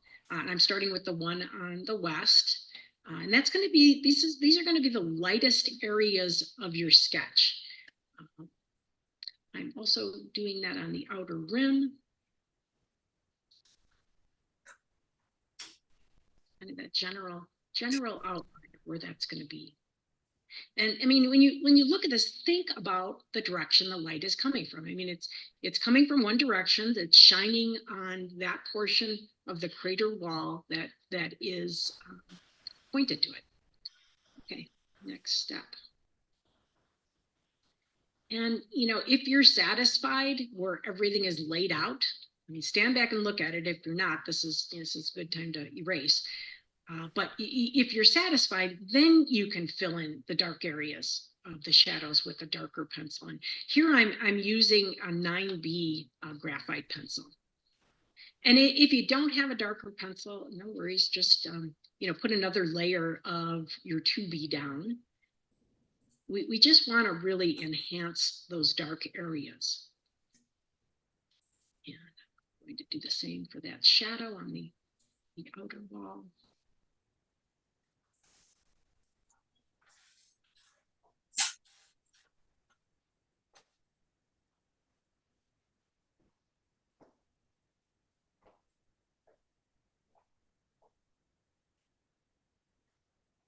Going back to Mitchell and added the shadowing there.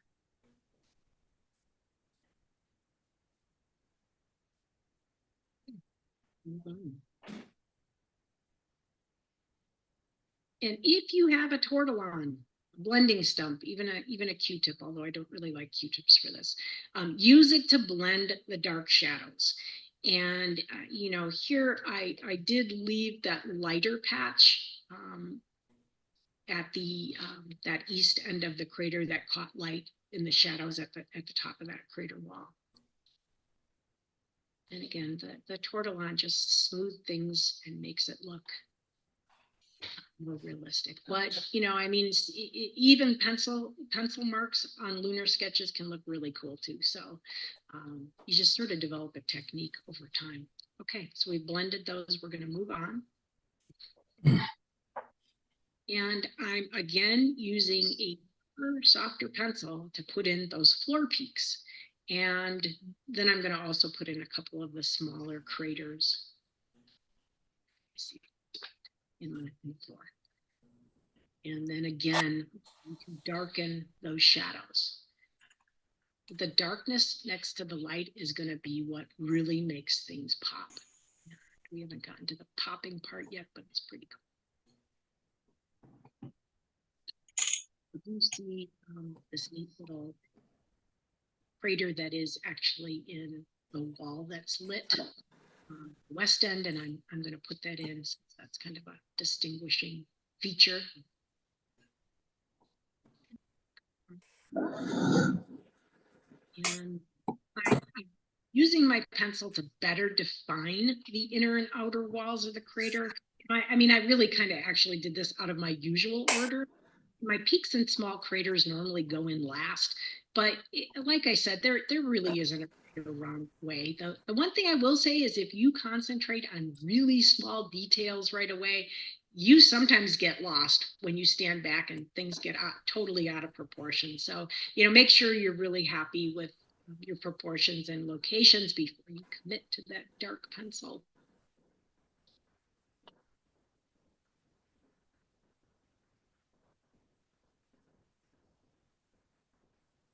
Yeah, and again, defining that outer wall where it's going to be lighter.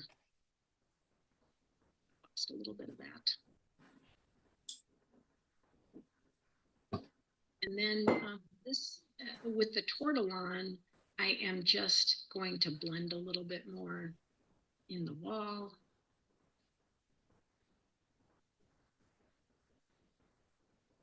And also I'm starting to start to lay down the floor and make the floor a little bit darker. Here. Just adding a little features.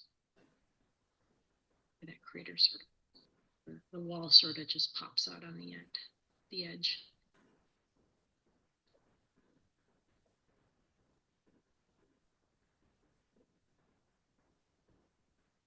Next.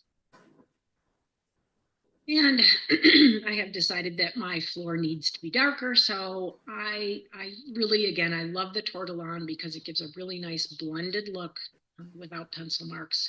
And I can also use it to, you know, to better define the walls. So here I'm just darkening the floor.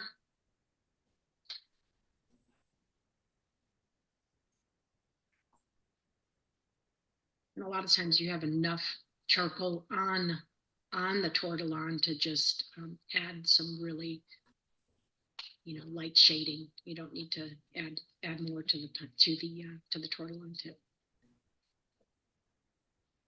And this is my favorite part. I mean, I think this is really where the magic happens. You're erasing to create light next to dark areas. And this is going to make that crater start to pop and really look three-dimensional. So the pencil end eraser that I'm using has a nice point on it. And, you know, so does that other eraser that I recently got. And so that's what I'm doing right now. You're standing back, you're looking, you're going, okay, where are the lightest areas of this crater? And going ahead and removing the graphite there. And any place you have dark, you normally do have light. So these peaks all are going to have a light area. That crater Mitchell is that little peak that's in there. It has a light area. Okay, so it's starting to really look like a crater. And, you know, we now pretty much have our darkest darks, our lightest areas, which are the white paper, and mid-tone areas. And we're almost done. And I want to represent the area outside the crater, and I want to represent it as rough. So I'm using the side of that pencil to just create some coarse marks in the directions I see the light and dark striations. It's kind of a rough, scribbly kind of thing, following what I see.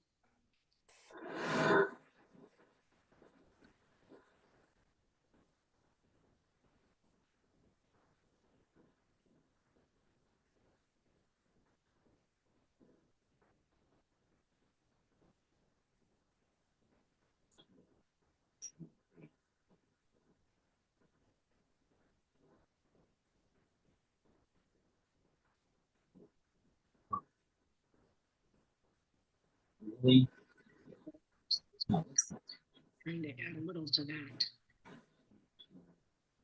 And here I'm just going to add some last details around the crater. Just kind of that rough area showing that.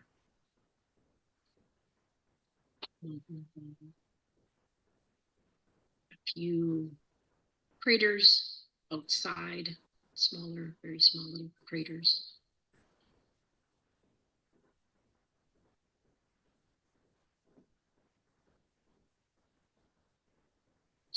Shading.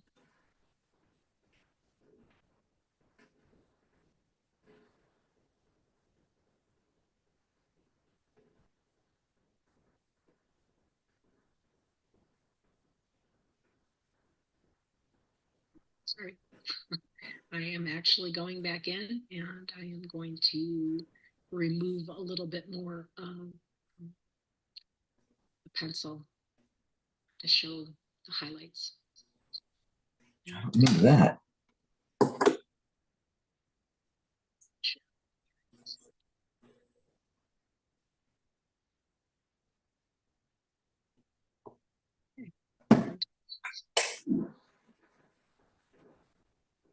Joe, please turn off your microphone. You know, when I Oh, is it on?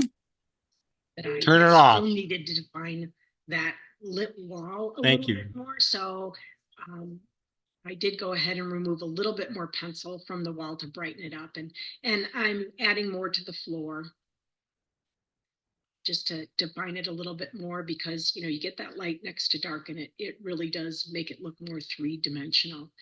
And, you know, these are the little details that you can work on at the end.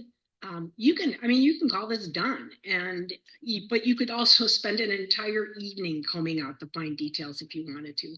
So, you know, this didn't take very long and we have a pretty decent representation of what we saw through the eyepiece. And you might even recognize this crater when you see it again, after spending this much time, putting everything in its place. So after sketching these past few objects, I hope you feel a little bit more comfortable that you can do it, and also appreciate that longer observation helps you see more details rather than just hopping from one object to the next. So say you start to really enjoy sketching and you think, okay, now how do I get better? And sketching, it does come easier to some people than others, but guaranteed, the more you do it, the easier it gets. And it's that first commitment to just do it that's so difficult. And don't be afraid that it's not perfect. I think some people resist because they think they'll fail, and other people may just think it's a waste of time because you can just visually observe or image. And I hope I've convinced you that it is a rewarding endeavor, and that if you've never done it before, it's not that difficult. And at least I hope you'll give it a try. And remember, one of the main reasons to sketch is to gain, improved observing skills and to keep a permanent record. And it's not to become an artist. So you can get together with some of your astro friends and throw a sketch star party. The moon is really a great thing to do that with. They're a lot of fun. You can learn a lot from each other. And I actually learned a lot on sketching forums. Just seeing what techniques someone is using, and the kinds of pencils, paper, just like finding those cool clips I could put on my board was like a new thing that I got recently. And that and the encouragement of the sketching community, Cloudy Nights has a really active, friendly forum. And the Astronomical League resource page is full of videos and links, so check that out as well. And above all else, just remember to have fun and enjoy the process. And it's not a work of art, it's your observation. So get out there and try it. Thank you. If there's any questions, I'd be glad to answer them. Aloha, my name is Cindy Krach, and I am a retired. There we go. Okay, well, thank you, Cindy. There's a couple of messages here in chat. Let's see what we got. Yeah, M15 is in Pegasus.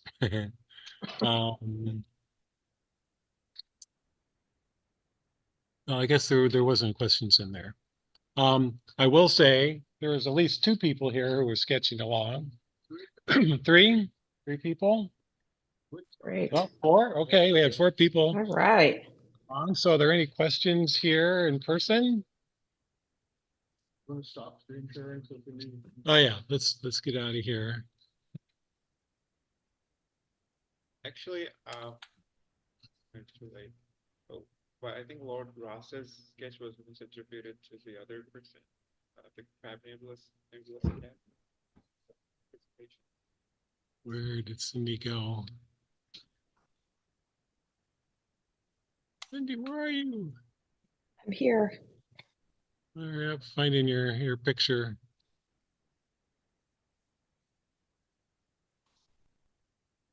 Oh, there you are. Okay. All right. So, what was the comment or question? It was early in the presentation where I think this is actually Lord Ross's drawing as opposed to this one. No, actually, that is correct. Since she made that drawing, it looks almost exactly like Lord Ross. Oh, okay. Which speaks to the point that Cindy was making, is that we tend to see what we expect to see. And because Lord Ross used his 6-foot reflector, his 72-inch f9 Newtonian, his sketch was considered to be the definitive view of the Crab Nebula for a while. Yeah, it's on the table. Okay, anybody who has a question, go ahead and ask it. So was that a question? What? Do you have a question? If you don't have a question, please turn off your microphone. Howard, there was a question I know someone asked yesterday about how do you keep your paper dry? And you had made a comment about what you do.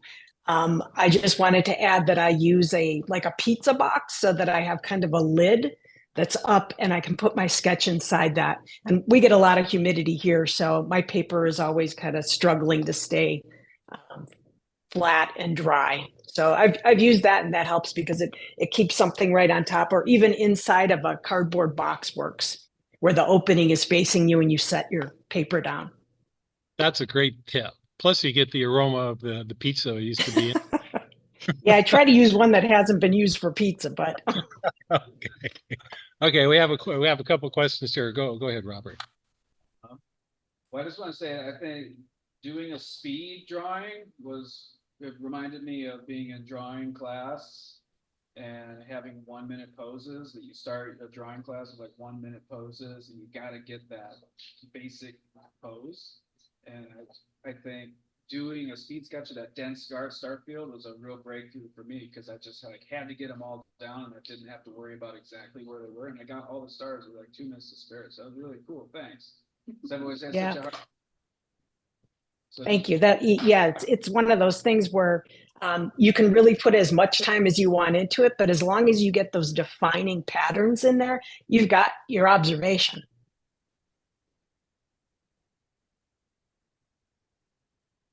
I'm sitting pretty far back from the monitor, and seeing the details in the moon was difficult for me, but it was now that I'm looking at my picture, I'm pretty happy with what I did.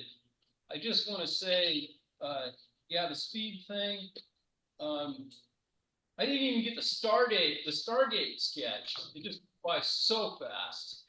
So then I was like, okay, that's what we're doing. But it was really, thank you. It was a wonderful experience to go through this. It's rare. It's a rare experience, right? I mean, really. So thanks.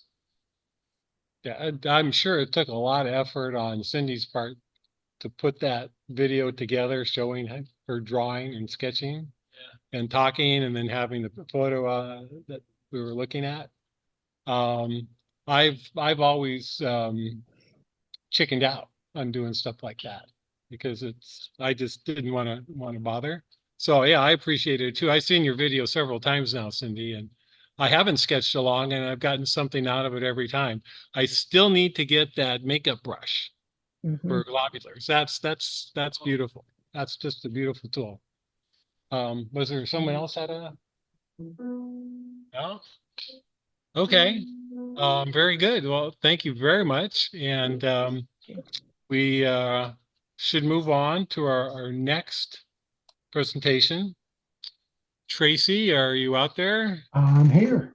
There you go. Okay. So can you oh, wait a minute, there's a couple of things in chat here. Oh, have you Cindy, have you tried solar drawing? Yes, I do a lot of solar sketches. And like I said, I really like that because I'm not struggling with dark adaptation. So yeah, I have an 80 millimeter dedicated hydrogen alpha lunt, and I do a lot of solar sketching. And I see there's a note in here about digital tools. Have I tried those to replace paper and pencil? And no, I have not, but I've seen some people that do it on cloudy nights, and it's phenomenal. I'd like to try it sometimes, but I do really like to have a pencil in my hand and my hand on paper. So it doesn't appeal to me as much. Yeah. Same with me. Okay.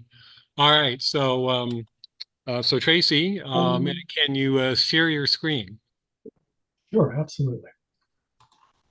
All right.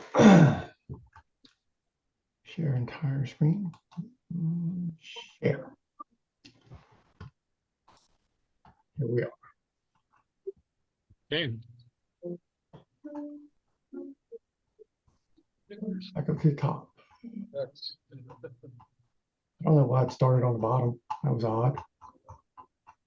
Okay, here we are. First, thanks guys for having me on. This is my first Zoom meeting. And my name is Tracy Wilson. I live in Decatur, Georgia. It's about 4 miles north of the Atlanta city limits. I'm a telescope nut, obviously. The affliction came to me by accident. I used to go to the library. I pick off books at random, get a big stack and read them. One time, one of those books happened to be Texero. I read that for about 30 minutes, and I knew for certain right then that I would never do that, not in a million years. But 3 or 4 years later, I caught my first view of Saturn through a Dobsonian telescope with a 10-inch mirror, and both of them I had made. Shortly after that, I taught mirror making through the Atlanta Astronomy Club in the basement of Agnes Scott Observatories, and it was great. It was thrilling. We made a lot of friends, a lot of mirrors. I got to thank Chris Dupree for letting us meet there. He's retired now. He's doing his thing, which is radio astronomy out on VLA. So I should thank some people for getting me where I'm at in this project. First, Dan, he's been answering questions for me for the past couple of years. By the way, I started this 20 years ago, and most of the time it was just sat forgotten, unloved. But here in the past 18 months or so, I've really gotten back on it. So I thank Dan for all the questions he's answered here recently on programming and servo control. And I can't say enough about the controllers. They make it easy to program. Also, I'd like to thank Mel Bartels for answering critical questions when I first started on this. And this was for a platform that I started working on, and for all the help he gave before this project came about, and to all the others. Steve Joyner is a brilliant friend who wrote the 3-axis telescope simulator. It's still online if anybody's interested in playing with it. We spent many evenings drinking beer and having pizza and talking about this project. And lastly, Chuck Painter, who provided critical insights at the very beginning of this journey. Thank you very much. One of those friends that I met through the mirror making was Stuart Kingma. And this is his 10-inch telescope. We're out observing. And this is Stuart himself. We're at the Fernbank Science Center, which is not far from here, doing sidewalk astronomy, which I truly love to do. Stuart was one of the 3 general managers that oversaw 250,000 people that eradicated smallpox in Bangladesh, Pakistan, and India. So you never know the important people you might meet in this hobby. It's a wonderful hobby.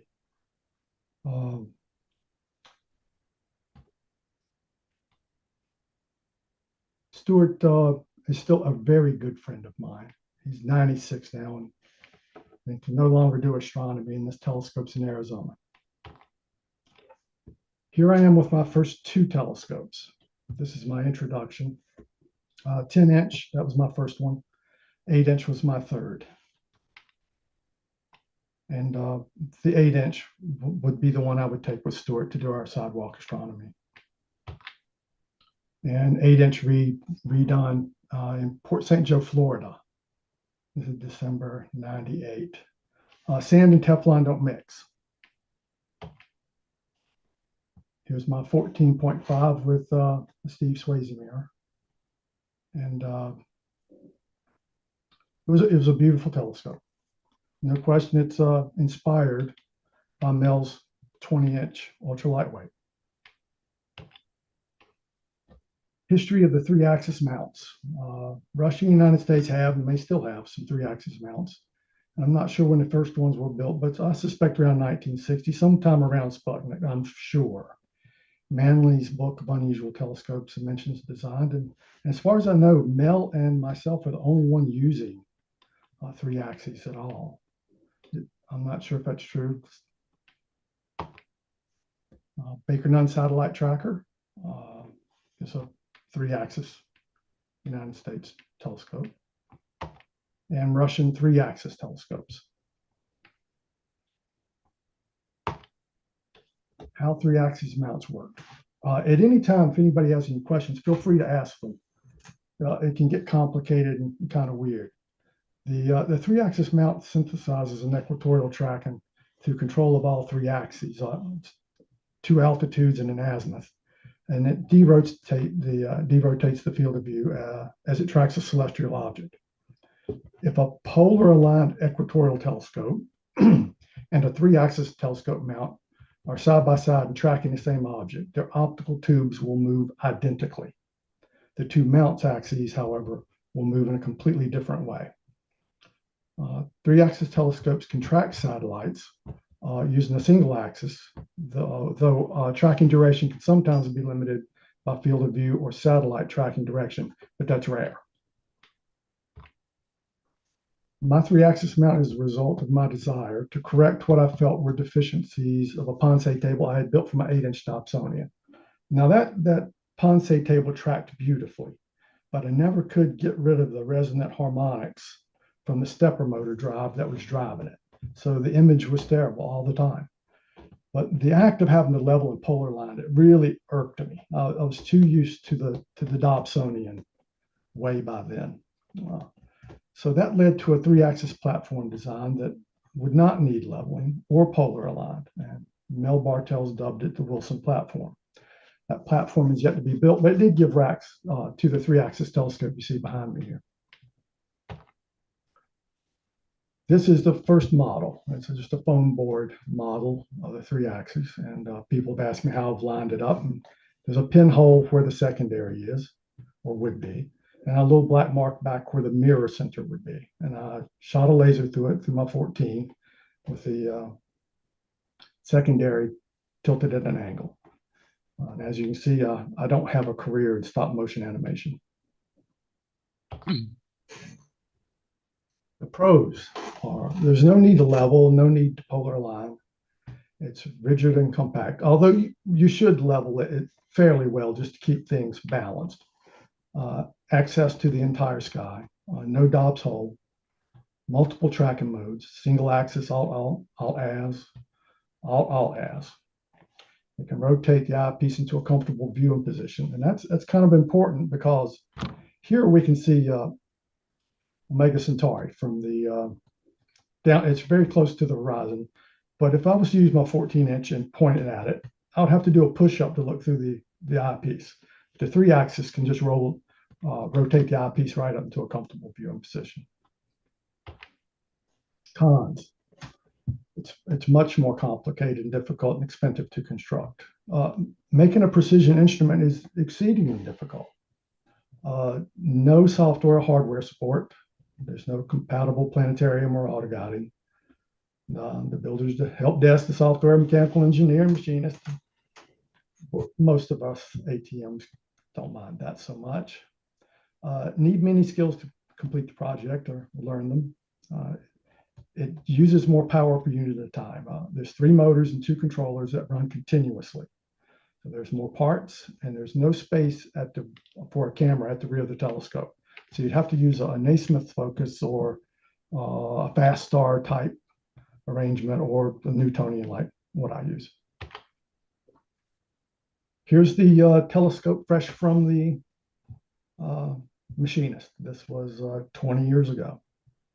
I took that apart and sanded down every part, starting with 400 grit, went to 1200 and polished it to a mirror finish. It was a lot of work. Here's the parts. You see the cradle and the side bearings. One thing I didn't like when it came back from the machinist was the flat panels on the side. I thought, well, if this was a prop in a Star Wars or Star Trek episode, that just wouldn't fly. So I had it pocket milled. Now it would fly. Here it is. I still think it's the most beautiful telescope in the world.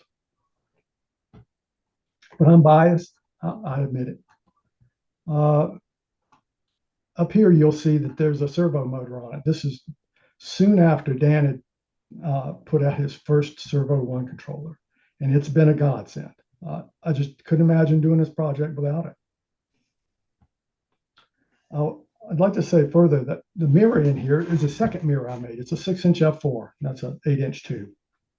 It's made out of irrigation pipe, aluminum. I had it tested by Larry Phillips, who was the co-author of TEX. You might remember TEX. It was the old Foucault testing software, DOS-based. He tested it as 1/12 wave, which it's slightly overcorrected, but it gives fantastic images. And sadly, he passed away just before the pandemic. He was a great guy, great friend. He was a engineer by trade, ATM nut. Knew how to program. He was a math professor at the local community college, and he was my calculus tutor.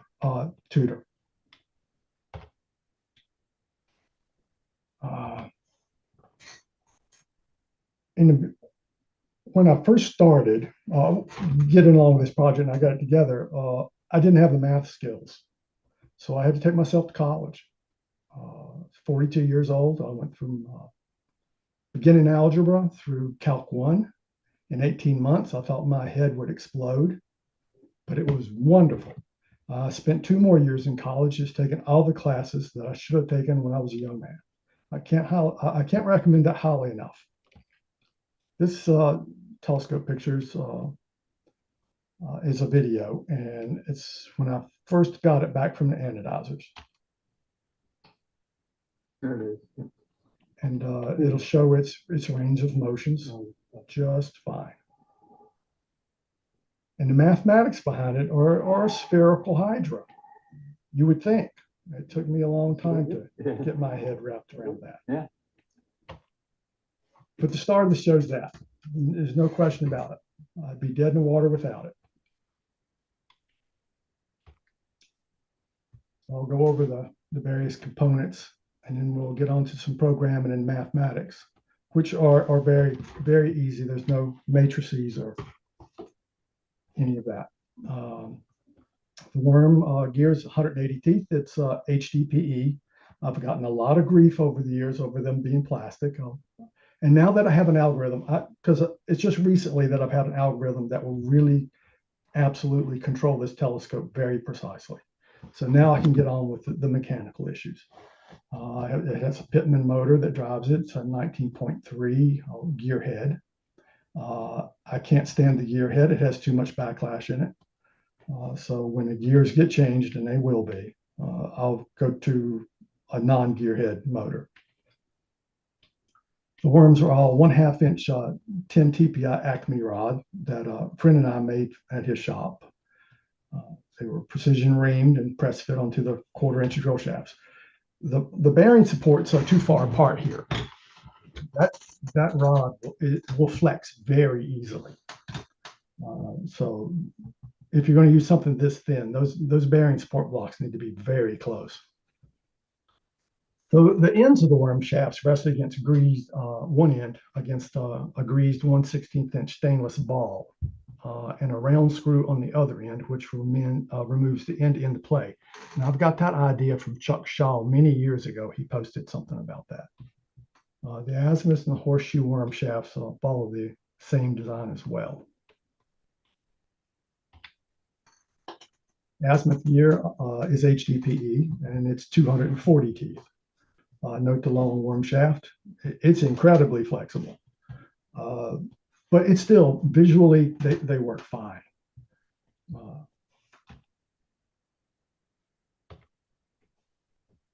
Horseshoe worm gear. When I first started, I used 2-threaded rods in that slot that gear is now in, and that was a terrible idea. It worked, but just barely. But I made this worm gear an upgrade from the 2-thread thread nylon rods. It is a ring. It's HDPE like the other 2 gears. I made it on a gear jig I designed and cut with an Acme all-thread pob. It's not as hard as you might think it is to cut a gear. 97% of the gear was made in the gear jig, and I finished it up in situ in the telescope so it would fit perfectly. And it really does fit perfectly. The jig held the 14.75-inch blank. It was a solid blank then, vertically rather than horizontally. It was much easier to deal with. And I took a router and cut it out. Horseshoe worm. This is supported very well. The blocks are close, and that's not a problem. And the height of the worm is adjustable up and down, so I can mate the worm gear and the worm very, very precisely. When I attach the upper section, that's the cradle, horseshoe, the tube, that worm gear is dangerous for the worm gear itself. So I've devised a way to move that sideways now. I haven't done it yet, but that has to move before I go through the trouble of building a truly precision worm gear. These support arches, I have two. One flexes and one does not. This one's fixed, and it needs to be fixed because of the worm gear. The end bearings are what ride in the slots for the horseshoe, and they're precision rollerblade bearings. It has 50 thousandths space behind it, as the other one does, and they can move side to side so I can center the OTA into the mount itself. That's it for that page. The support arch can rotate on this bearing to fit a horseshoe mount. It is a flex mount in every essence of the word. So it can rock back and forth, right? So it will mate perfectly with the horseshoe. It also has 50,000 space. And the space between those two arches is slightly larger than horseshoe grooves. And that causes this arch to flex like a spring. So it spring loads the whole system. It takes all the play out side to side. And though it wouldn't look like a 1/4-inch piece of aluminum would flex very easily, it flexes very easily. This is one of the two OTA bearings in the side panels. I may or may not have to replace those with angle contact bearings. Depends on how the error profiles go. Here's the cradle and the side panel over here that I had pocket milled earlier. Those 4 bolts hold that in place. What the machinist didn't do is put in index pins. An index pin should have been in there so I could precisely tear it apart and put it back together. So I have no idea right at the minute if it's exactly centered, but I'll have to use gauge blocks and set it up on a table and make sure those pins get installed and everything is nice and square and where it's supposed to be. The side of the cradle over there, that's a flat piece of aluminum too, and I know it's going to flex, and so I want to replace those with a piece of channel. That would greatly increase its rigidity because we want repeatability. The acorn nuts on the arches, I want to replace with spanner types that have the 2 holes in it, and brushed stainless steel would be my preference. The azimuth bearings in the base, that base is 1 inch thick. The center has a 2-inch bearing, just like the side holding the OTA. But I have 3 more bearings, 1 over each of the feet to help support the azimuth section. The bottom's quite heavy. The telescope's about 55 pounds, so it could use some pocket milling here and there to lighten the load. Now the HDPE worm gear I made fits in this slot, and I had to tap and drill and tap it so I could pull the plate out because it's just as flexible as a threaded rod. So I have to hold it in place with a piece of aluminum and screw on both ends. bearing slots. Now, bearings rides in that slot to the right. Dust and debris present large errors in tracking when it gets in between it and the rollers. And Dan's covered that, talking about his lollipop telescope. So my solution for that is to use a single strand of 0.5 millimeter stainless wire. And then the bearing rides on that wire. And I've done this, I did this about 10 years ago. And without the wire, if you move this by hand with everything disassembled, you can feel the machine marks just like an old Crayford focuser when you roll it.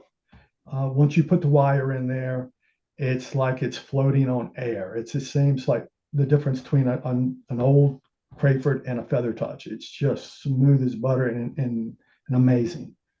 The possible side effect of that wire, though, it puts really large pounds per square inch loads on point sources. It may end up damaging that face, but if it does, I can fix it.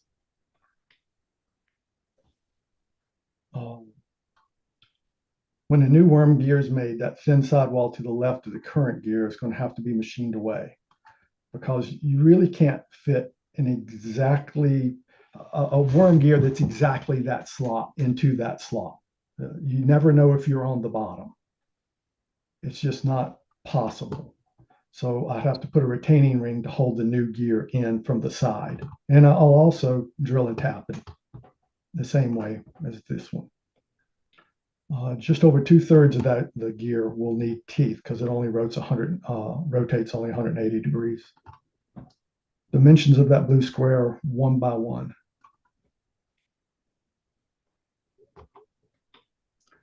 I use two Talent Cell 12-volt lithium-ion batteries. So they're very small. They fit on the telescope nice. They have plugs and switches. I don't have to worry about having my wires crossed up in the middle of the night and blowing out the controller. They last about 4 hours, which is perfect for me. I'm 62 now, and staying up all night, it just won't work for me because, like Howard, I get stupider and stupider as the hours move on. That's always been the case, though. That was even before I was old.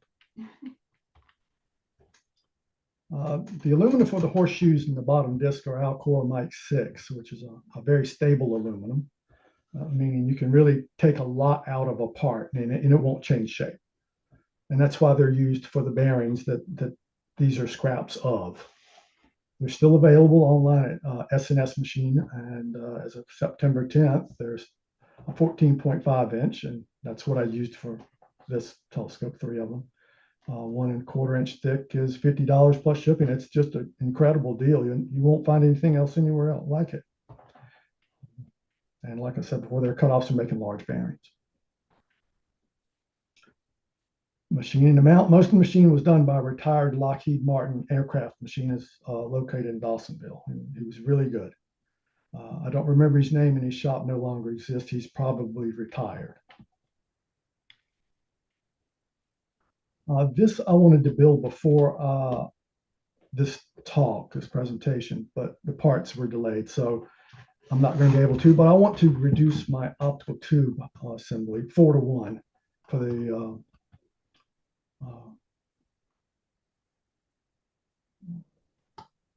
encoder.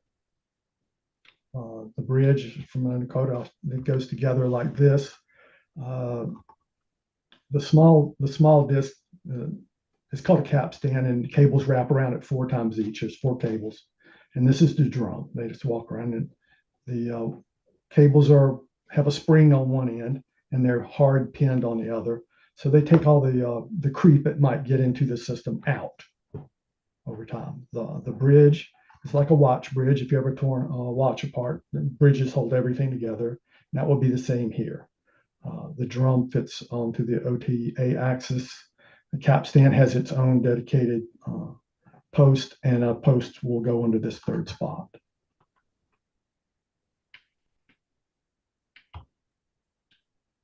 Now we get to mount position equations.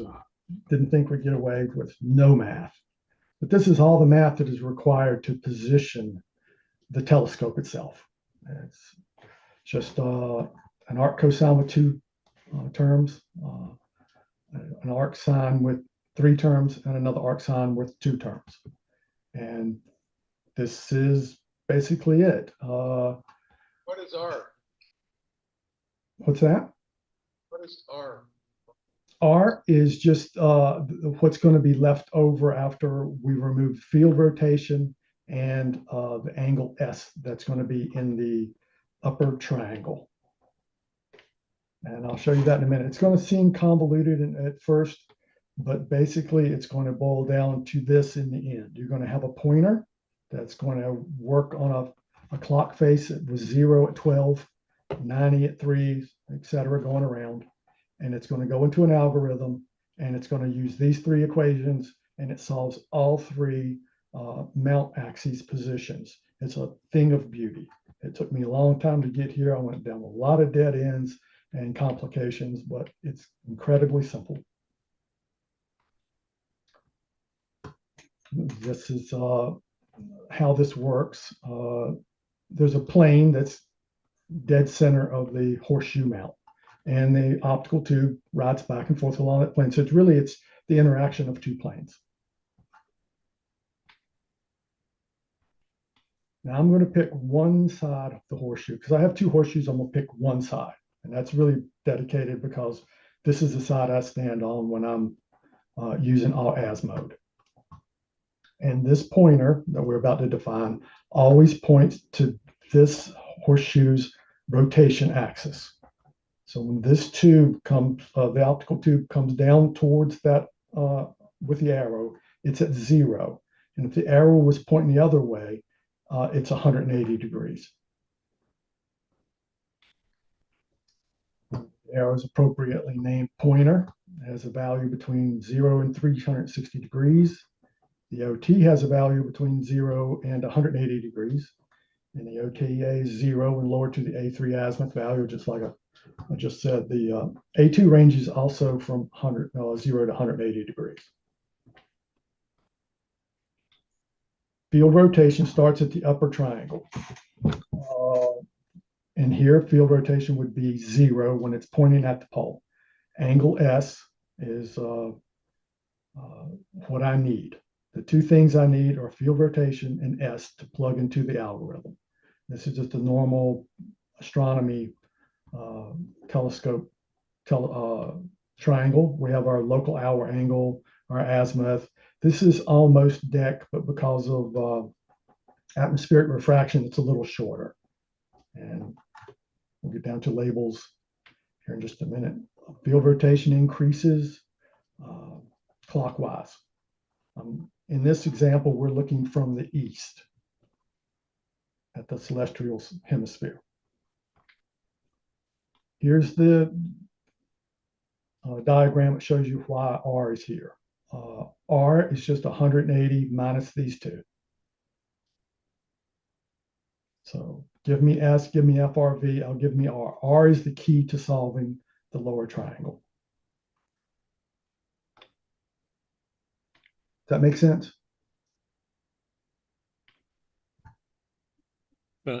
There's some nodding going on here. Okay, good.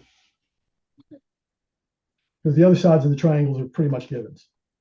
I should say that the red here with the arrow, that's A1. That length is A1's angle. Since it's a great circle, its length is the angle. It's a right triangle, spherical triangle. A2 is the angle down here at the bottom, and side R will give me the offset I need to find A3. The problem with this is east and west, if you're looking from the west, they look different, and I need to get these into a uniform reference system. But it's fairly easy. Turns out that 0 and 360 are in the same spot, right, at 12 noon. So if S, angle S over here happens to be 20 degrees, then this is going to be 340 degrees when FRV is pointing to it at 0. So 360 minus 20 plus FRV will get you where you need to be. 0 and S is, the east is self-explanatory. It's just S plus FRV. So there'll be two if statements in the beginning of the algorithm. It's just going to say, hey, am I west or am I east? And it's going to pick one of these equations. Motor directions determine everything in this algorithm. I can't really see where my top left, the top left is this will be for the horseshoe part, is going to be 180 degrees because that's the direction of my motors. When I hit my hand pad and bring it up, it's going to be on the right-hand side and that tube's going to come up. Center is at 90 degrees over here to the top right, 0 degrees. The bottom is the OTA we've discussed before. When it's pointing towards me, it's 0 degrees. And the arrow would be pointing down, pointer arrow. And there's 90 degrees, and that's 180 degrees when it's pointing away from me. So that really defines everything. It gives me a toehold to put it all in one place. And it took a while to realize that A1 and A2 axes are actually 90 degrees out of phase with each other. And it's strange because sometimes they agree, they're exactly the same, and other times they're opposite, 180 degrees opposite. But really, they're just 90 degrees out of phase. So the next step was to create a reference system showing where A1 and A2 axes minimum and maximum values are located. The motor directions really that determine everything. This gives me the chart, and this is the key chart. When pointer is pointing up, A1 is above 90 degrees. If it's pointing down below the green line, A1 is less than 90 degrees. If it's pointing at the green line, it's 90 degrees. Same way with A2, which is the horseshoe. Anything to the right of that blue line, A2 is greater than 90 degrees. Everything to the left is less than 90 degrees. This allows me to make the algorithm. It took me a while to get here, actually too long. But this chart's simple, fast, and how easy. The upper triangle just takes 2 arc cosines with 5 terms each. The lower triangle, which really tells the telescope where to go, is just 1 arc sine, 3 terms, 1 arc sine, 2 terms, 1 arc cosine with 2 terms. All the other terms that would normally be 5 in each one of those, or they all cancel out. There's no rotation, matrices, quaternions, just simple trig. It's fairly easy to visualize. How fast? I'm using an i7 7700 2017 processor. It's 7 years old now. Liberty Basic will do 17,000 iterations per second. Python will do north of 400,000 iterations per second, and C will do north of 3 million iterations per second. All I need is 60 to get me 1/4 arc second tracking, so it's way more than fast enough. I have full sky coverage with the algorithm, 0 to 90 altitude, and 0 to 360 azimuth. Now, Steve, when he did his 3-axis program, he couldn't solve it. He tried and couldn't solve it just using Euler angles. And so he ended up going to quaternion mathematics. But he can't drop down below 1 degree altitude. Not that you would ever really need to, but without his equations blowing up. And it turns out that the guy that wrote the book for quaternions his wife was best friend with my friend Stuart's wife. Jack Coupier is his name, a retired professor. And so Steve and him talked on the phone and worked it out, and that's how that came to be. This is the next 3 slides are a Python program. So people can copy it in the future and run it if they wish. Very basic. It starts out with where the azimuths and altitudes you want the telescope to start from. And well, to go to, I start mine at zenith. The next thing we do is just test for special cases. The special cases are 0, 180 degrees azimuth, and 90 degrees altitude, because in those special cases, there's no upper triangle. There's just a section of great circle.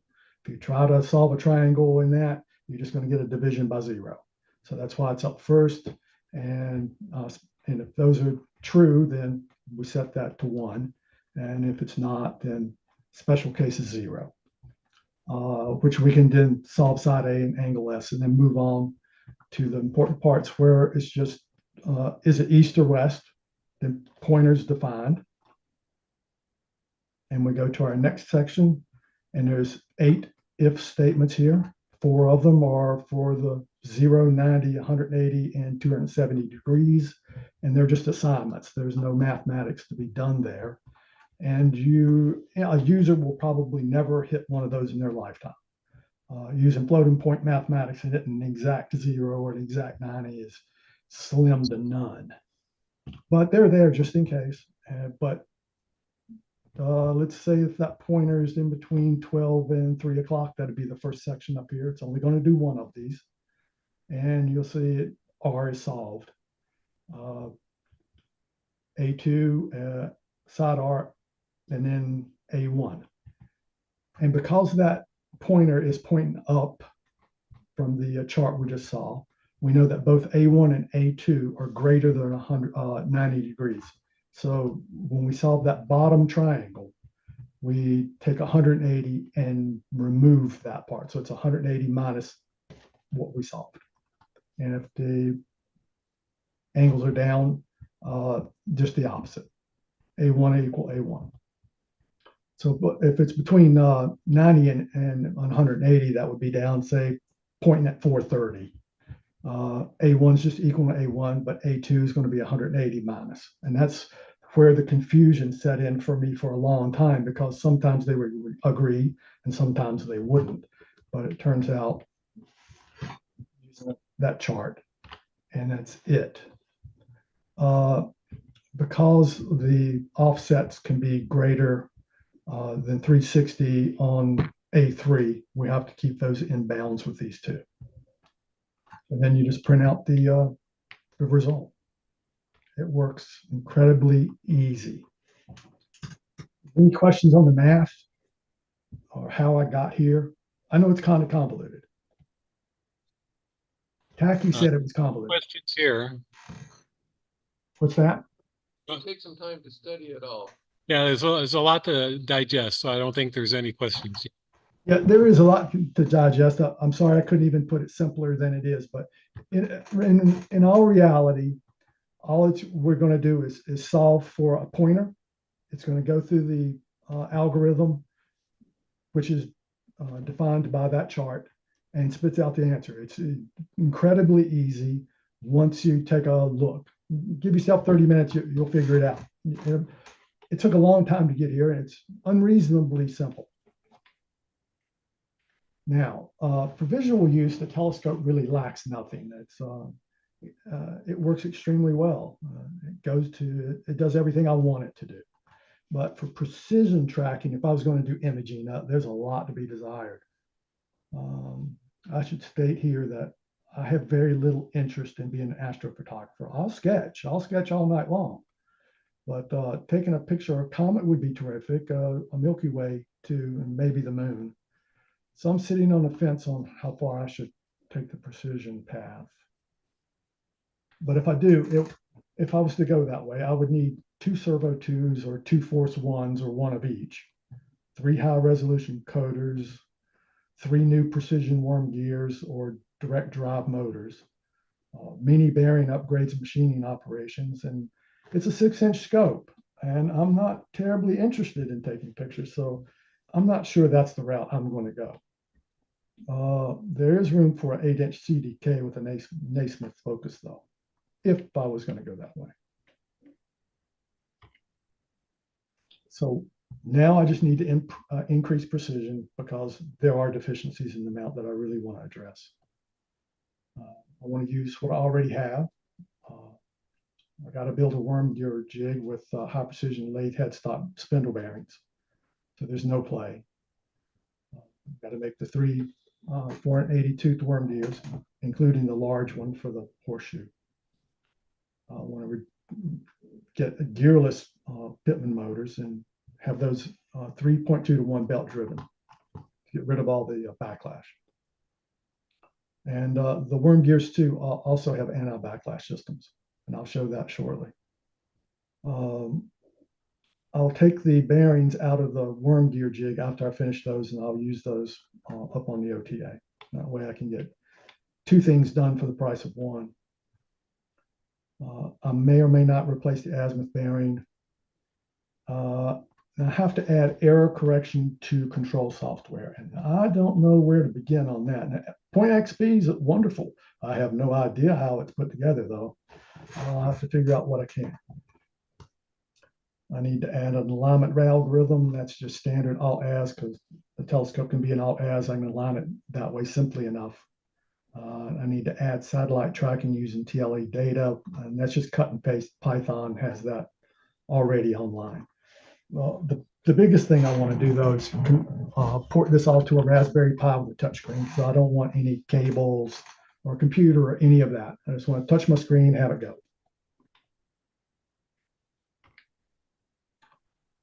A little bit about the mount. Using 1/4 second arc resolution, I have 6,718,464,000,000 unique positions, all covered by three equations. I find that incredible. Because the mount can rotate around a fixed point at any altitude, it may be easier to model the mount errors. I mean, I can do an artificial star, say at 20, 40, 60 degrees. I have a nephew that does cell phone towers, so I'll get him to put them up on there for me. There are two alt-azimuths in the mount, the as horseshoe and the as OTA. And maybe I can combine those two to help me model the errors. And if I had it to do over again, or if I'm going to go to the precision mount, I would do this. I would carve a channel in the slot, add my wire, and then add a hardened steel roller with a V. Two of them, both of them on one horseshoe. The other ones would just ride flat on the. And that way it's trapped to deal with the precision. And here's a question for Dan, if he's in the room. Can you make a partial direct drive motor? Yes. That was a yes? That's right. He said yes. I'm surprised. Here, the picture shows, just these are the coils, and the horseshoes would contain the magnets. So, all right. That's a good thing to know. That makes me very happy. You have to, if the magnets are moving like normally they are, that would be the rotor, then you need a lot more magnets than you need coils. I couldn't quite catch that. Yeah, he's stepping closer to the microphone. So the magnets turn and the coils are stationary relative to each other. Yes. You'll need a lot more magnets than coils. Yes. I'll have magnets across the whole horseshoe. Okay, worm gear centering shaft. Now, on my telescope, the worms don't fit these shafts exactly. Of course, they're plastic. And so I've given this a lot of thought in how to really properly center a worm gear with precision. And so I came up with this idea. It's just to mill away slightly more than half of the shaft at the, let's say the inside bore of a worm gear is 2 inches. You want a 2-inch worm gear shaft here. Now you could press fit the worm gear onto it, but you're going to have a terrible time getting it off. And it's galling and damage can occur. So if I cut off slightly more than half of that shaft and I leave this boss here with a set screw, I can precisely put that worm gear on here. And I need this because I have to make 3 worm gears. And so I need to be able to put them on and take them off 3 separate times. And and if that works, then I'll use the same thing on the telescope itself. And that way I can exactly center a worm gear on its shaft.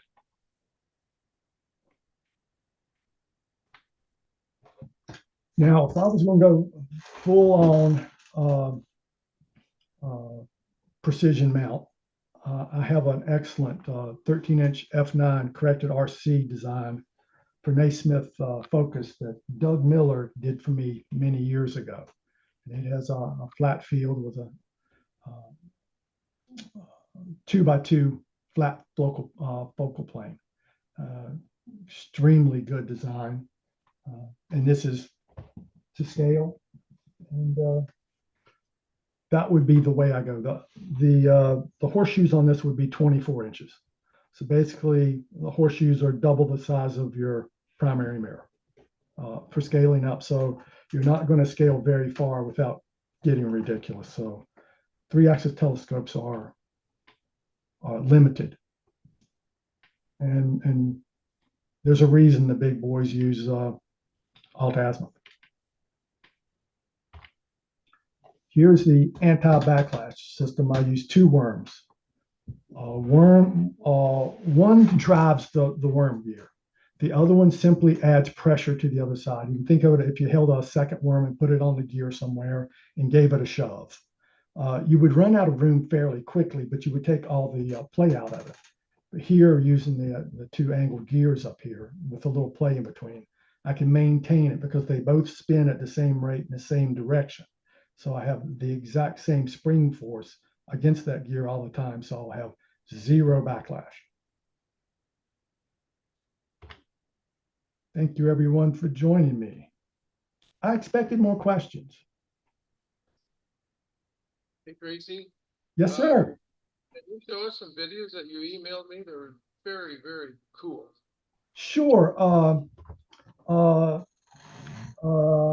about I just get out of share mode here and I'll just fire up the telescope. Okay. That'd be better. Yeah, go for it. Let's see how I can do this without messing everything up. How do I get out of Zoom without dropping Zoom? Stop share. Stop share. Here we go. All right.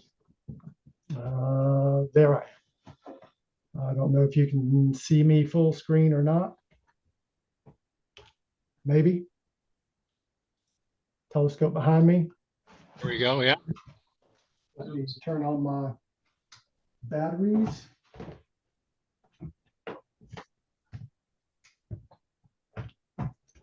Here we go. And we hit run.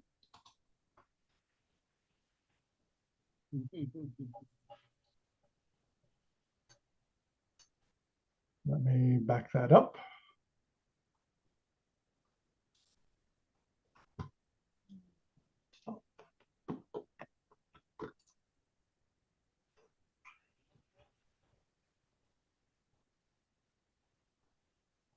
Can you guys see that? Oh, yeah. Okay, good. And then let me hit go to and we'll do a little field rotation. I'll bring up here about 45. So are you running this from your laptop? I'm running from the no, from the computer I'm using. Here we go. All right, let me exit out of here.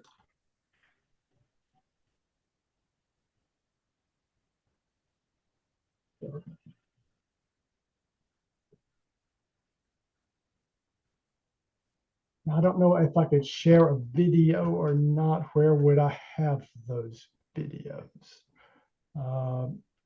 Easy way to get to YouTube, maybe?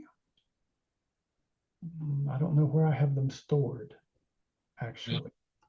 Yeah. Anyway, that's how it moves. I would say when you find your YouTube videos, you could just send those links to me and I will send those out to everyone. Okay. And then, yeah, we can do it that way. Sure. And if anybody wants to see, just go to my YouTube channel, just type in 3-axis telescopes on YouTube. It'll take you to my channel. Okay, there you go. Okay, how are we doing on time? So we're at 12:31, so I think it's time for questions. Sure. There's several in chat, but I have a question right off the bat. Okay. what was your motivation for this project? Because you went through an enormous amount of learning curves. You went back to college. You did, I mean, an amazing amount of intellectual and physical work here. What was your motivation behind all this? I'm a telescope nut. Oh, okay. I get it. It challenged me. It certainly took me out of my safe place. So, Okay. All right. Well, that's a great answer. Okay, let's see what we have in chat. Okay. Okay, see, John has just a comment. The early 48-inch U.S. Air Force telescope housed at Cloudcroft, New Mexico, was another 3-axis mounting. It was a pretty long focus Newtonian and originally carried a human being the detector. Wow, that sounds fun. It was eventually relocated to Table Mountain in California, but it was not successful there and it was soon sold as surplus. Wow. So the reason for that scope is that if you align 2 axes ahead of time, you can track the satellite with a single axis movement. That was back in the film days. You might remember Cold War when we were ducking under desks because of the Russian surprise nuclear attack. That was all about dealing with that. Wow. Okay. Wow. So Alex is out there wanting to ask a question. So Alex, go ahead and ask your question. Sure. So Tracy, I just want to say I totally agree with you. I think this is one of the most beautiful telescopes I've seen. And I know there's a couple cloudy nights forum users kind of lamenting the depth of your website, C2 Optical. So I was just wondering, is YouTube probably the best way to keep track of your work on this? yes. Okay, gotcha. Thanks. And now that I have all my algorithms and everything the way I want them, I can get into much better stuff here shortly. Tracking the satellites, top of the list. Okay, and Cindy asked, out in the field, do you run your scope from a laptop? I do. Okay. And that's why I really, really want a Raspberry Pi, because I'm chasing them with cables, right? I'm worried about cable wrap and all of that. And I want it completely untethered. Okay. All right. Any more questions here? If you have a time to digest the mathematics yet? Hey, could you go back and repeat all those equations for us? I could. Well, I don't think we have the time. I think Dan is just kidding because he's one of the people here who would understand that, along with several others. Me, no, but I'm very impressed by the amount of work you put into this. I mean, I get being a telescope nut and putting a lot of work into something. And I agree, the blue that you chose for your instrument is absolutely stunning.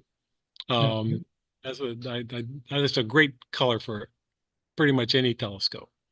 And you're happy with where it is for now, although you know there's things you want to improve, which just reinforces again you're a telescope nut. Yes, I'm thrilled. I'm thrilled to be where I'm at and have met all the people that I've met. This has been a fantastic hobby. I couldn't think of a better one. Yeah, I think there's a lot of agreement on that point. Is that color anodizing or? Yes. Yeah. Yes, anodizing. Okay, so any questions out in Zoom land?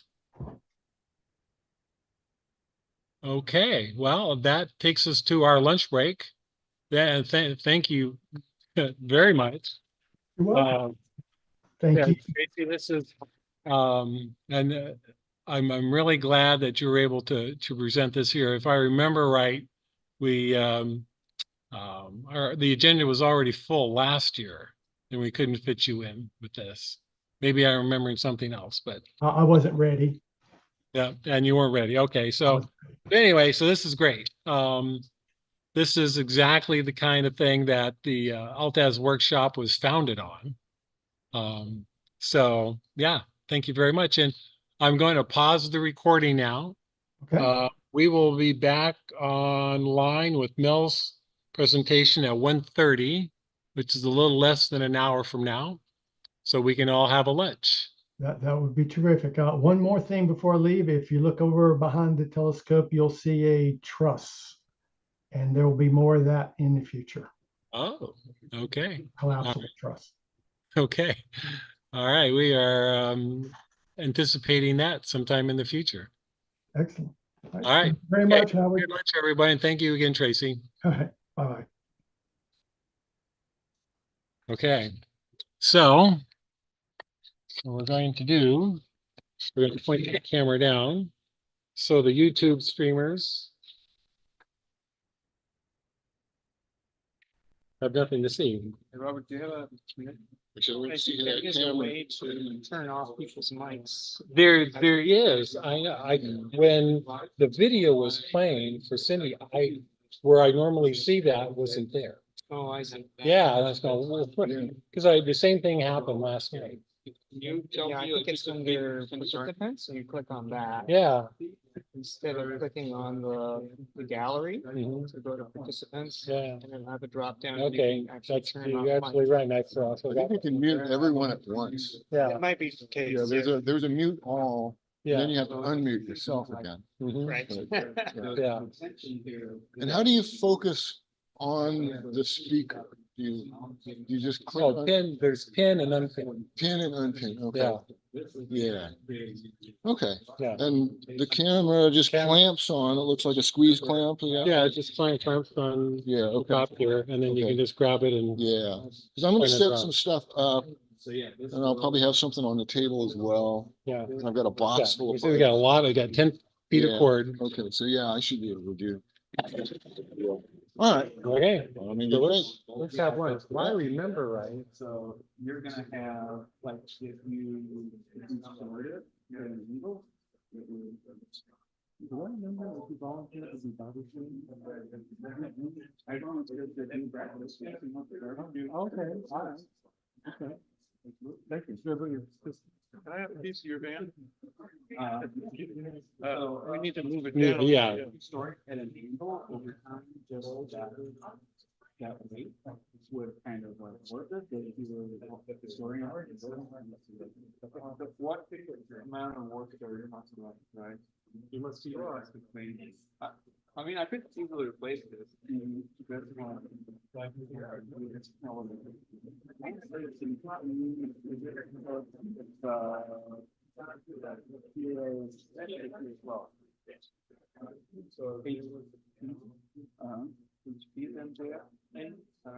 I think they do both. So that would be interesting. Like, so there's two different ones, right? And the PA12 is stiffer. Nylons, right? That are a little bit less hydrostatic, whereas PA6 is more hydrostatic. And just floppier. And so PA6, it could just absorb water in the mouth and bacteria bombs and swelling and sort of buckling and that. Oh, this is F4. Yeah, I doubt anything before that. Like anything, what you could do.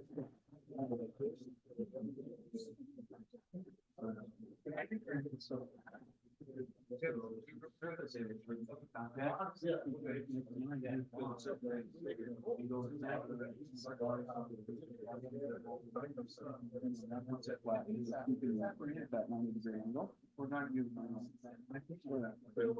I would probably.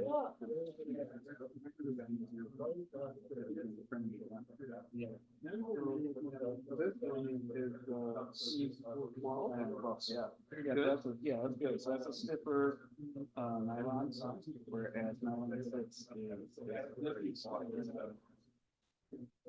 great for like a shroud, a big shroud.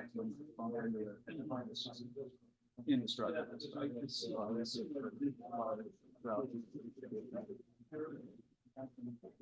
I don't know if those knobs still work on that. That one's been beat up a lot. Oh, no, this right here. Oh, yeah. Oh, that's cool. This is your, that's possible. Oh, it's here to go. Oh, wait, so. Alex, there's like 4 bucks for the connector here. Like 5.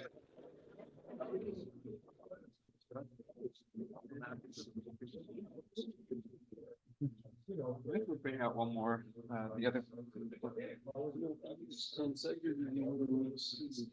But you know what then said?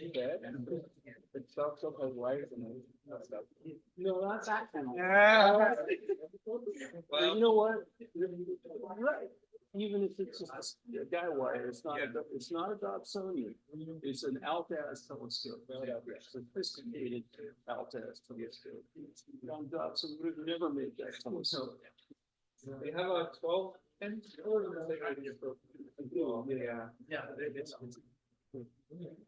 And that's even more concerning. It's got 2 of those center rays. Because it's the ones that fly. Work for it. We're very happy. last year. I did, right.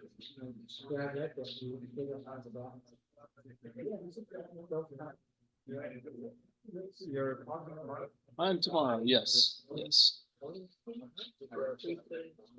See what these helicopters are doing.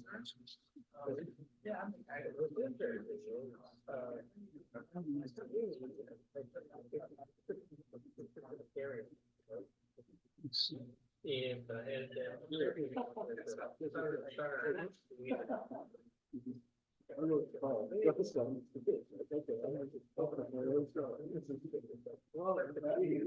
too. How are you doing? Is this yours or? Yeah. Very nice.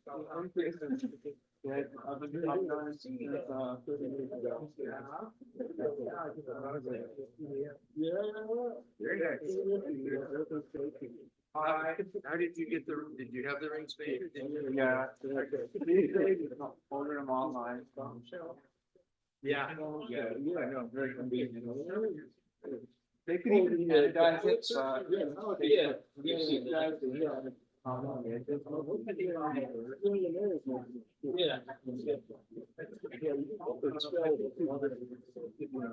They don't necessarily. Well, I hope this is kind of my, very email part of the merge. Well,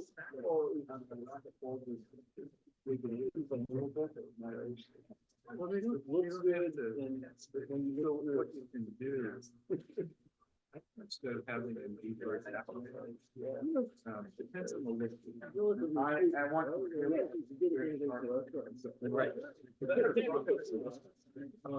So. Oh, yeah, that was.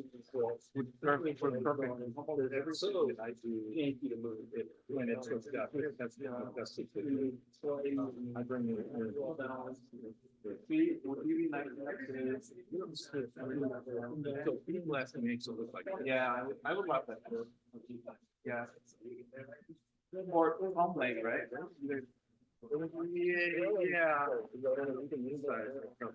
Yeah, bead blast. But you can have it anodized. Yeah, anodized. It takes a little off. But if you bead blast it, it'll come out flat. Oh, yeah, first. Bead blast.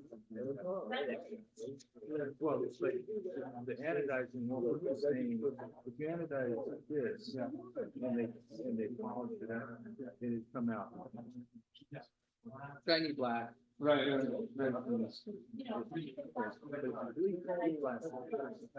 Come out with that. Right, now, yeah, a little bit like contact metal. Yeah, a little bit. Yeah, kind of, but not exactly. Like that?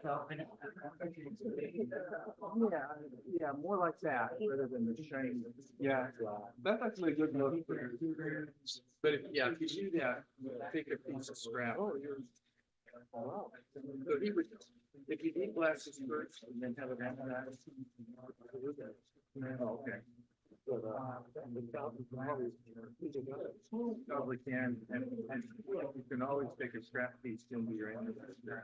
Yes. Just have them throw it in if you're doing something not too crazy. What I'm thinking about is, I use it for everything. I said, if you have a machine shop, you could finish. That's 3D printed. Well, you don't want to just print it. Oh, okay.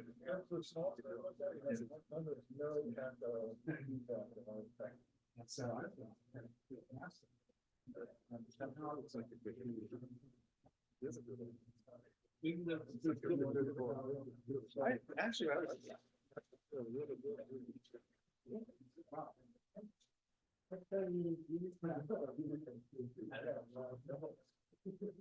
That's the kind of. I'm saying now, you can see what I did. I could have used shaft here. Instead, so that's what I'm saying.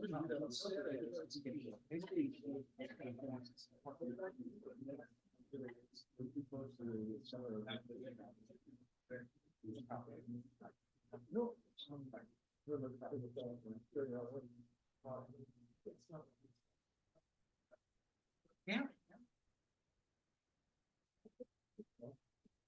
I was going to put a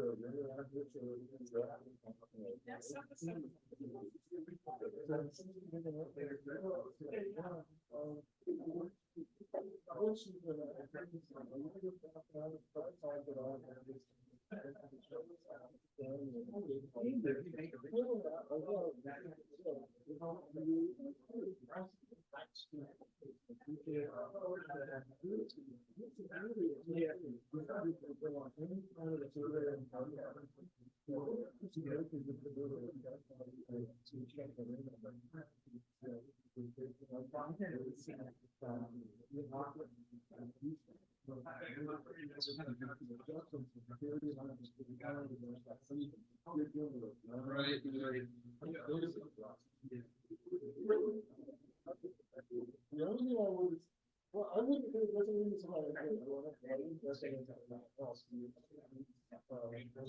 Oh, yeah. Pain in the butt here. But no, we do that. But I did it. Right on top of there. And a couple of guys.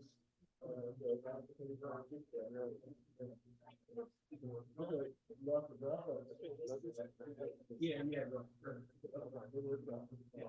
No, you had to sit down to it.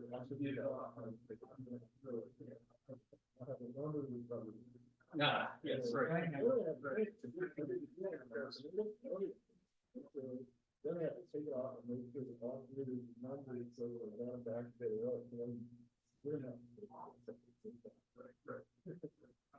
It was a little higher. Actually, you know what?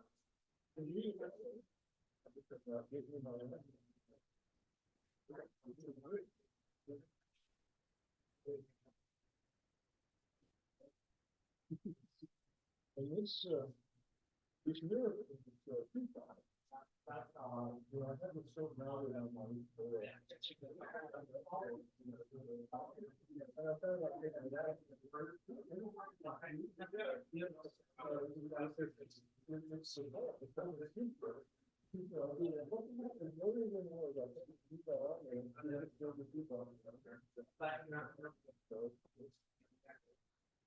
Yeah, I can look at it. It's sort of deliberately put it down.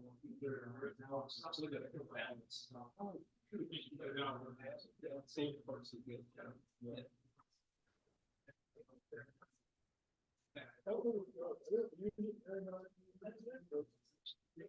This is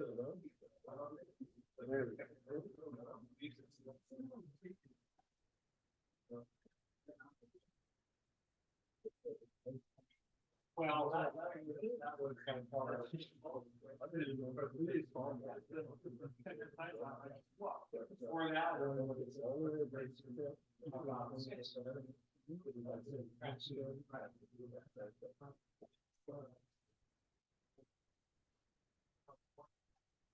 yeah, I got a number of communications. Yeah, so. Oh, about the people. I don't know if they normally $50.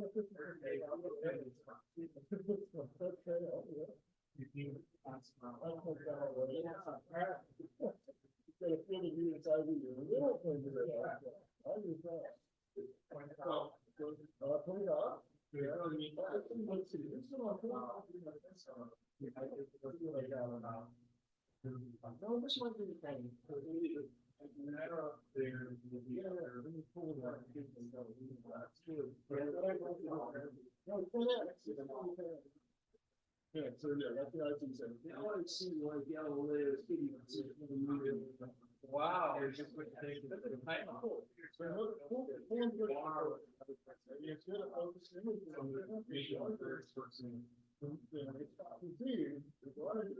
Yeah.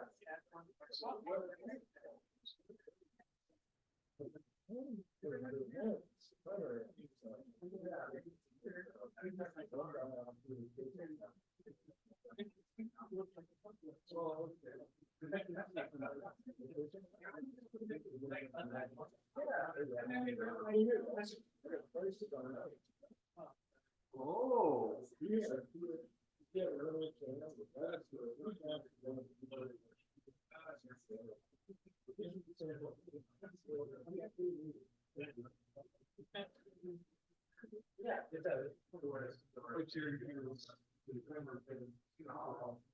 Here's the cool thing.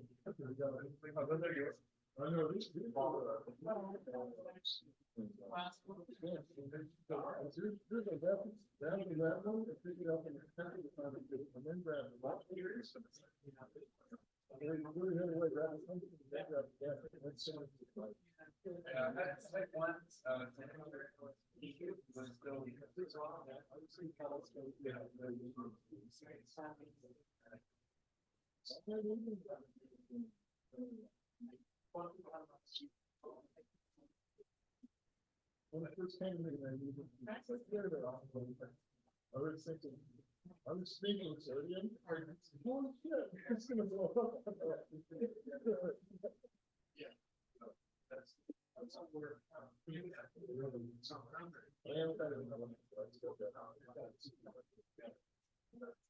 you get any problems with the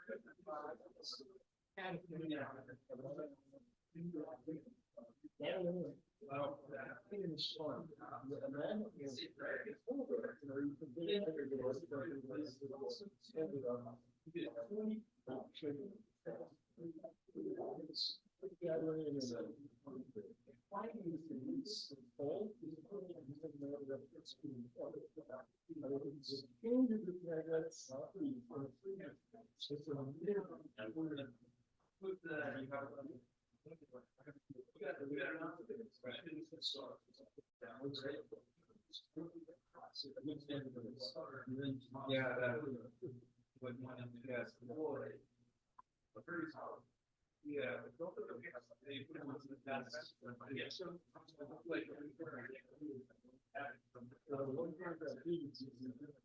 Right, so hard.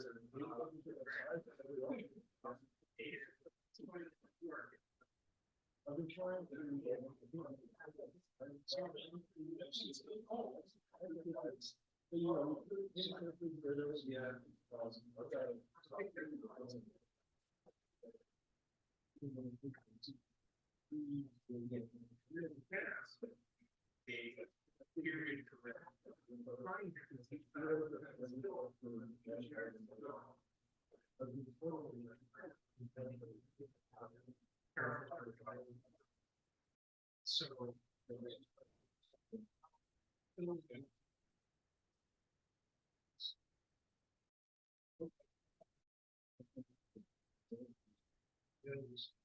So.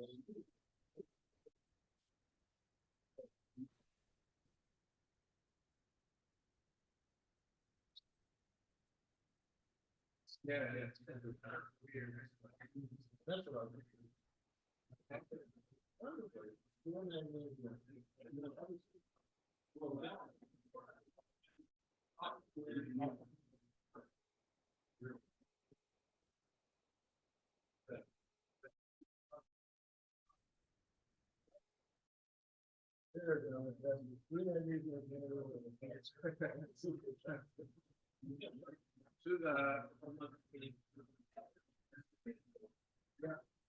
I was reading. Well,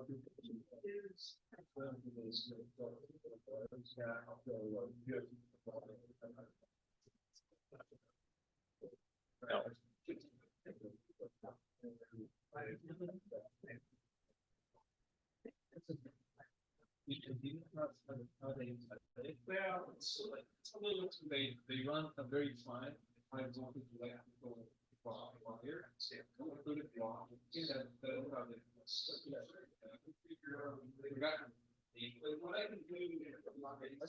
Why won't that do that?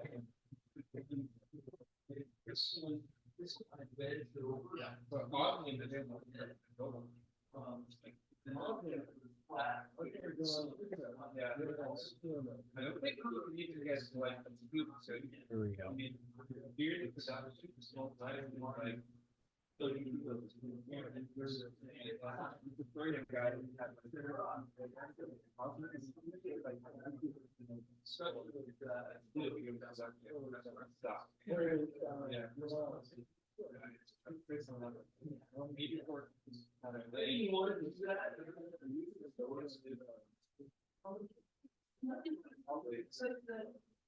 Those like I don't think this is they won't.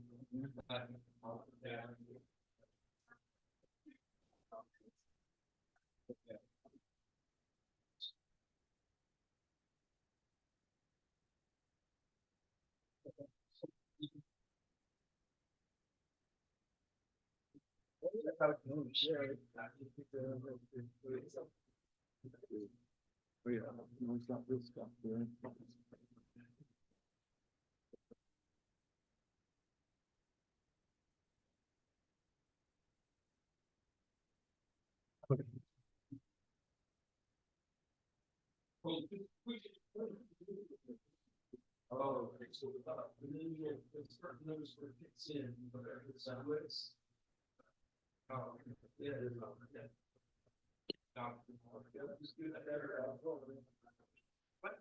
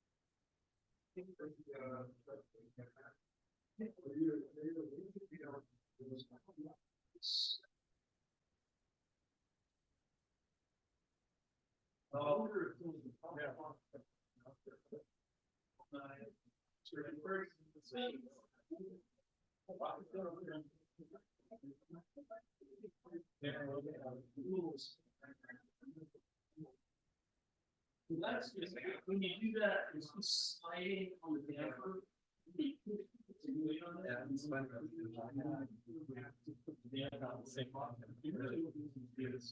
Just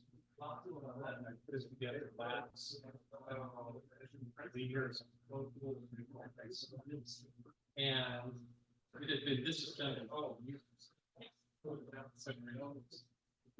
together. And every day, all the way. I know, they don't carry anywhere. It'd be totally. So out of that day, they just had some video.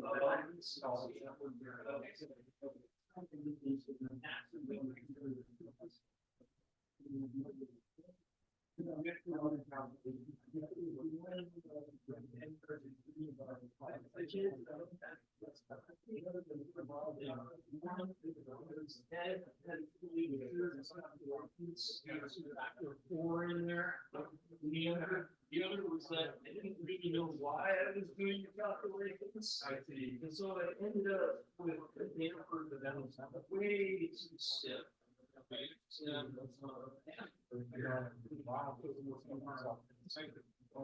It strains on the thing that I expressed. So I didn't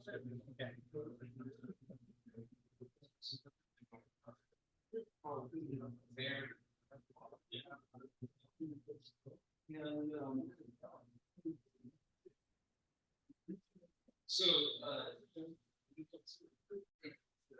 it turned out that the thing that I was wrong is that some of the population based on beings and removing. So, right? It turned out.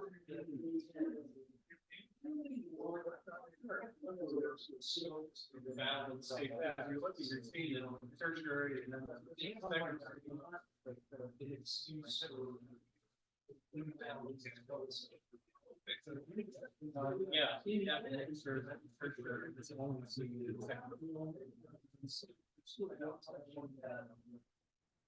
And that's why I did a batch. Started at here. Yeah.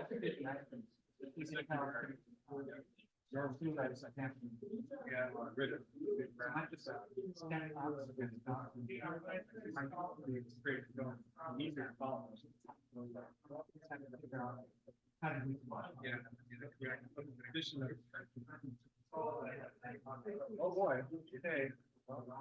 Right now, I mean, there's kind of 80, from what I read, ended up sending me a bunch of extras that he didn't need. Fix the one I need from the business we want. Sweet. I paid that $1. I'm like, yeah.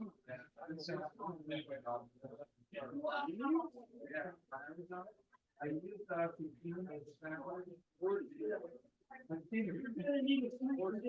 yeah, or I can do the do it, don't do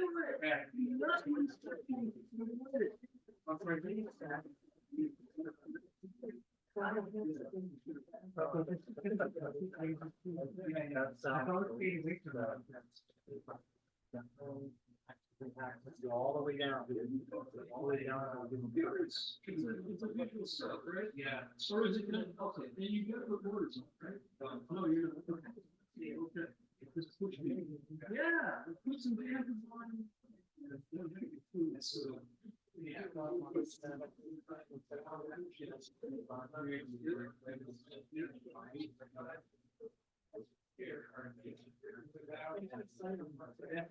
These are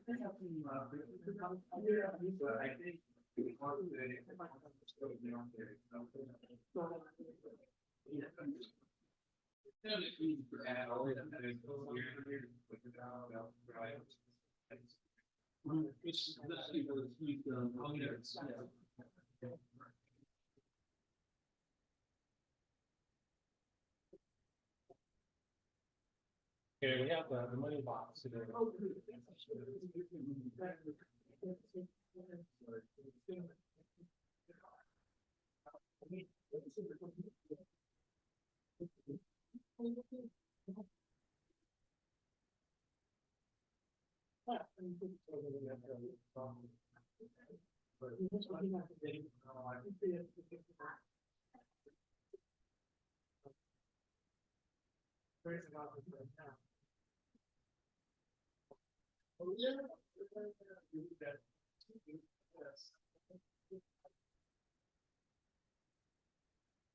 Watch and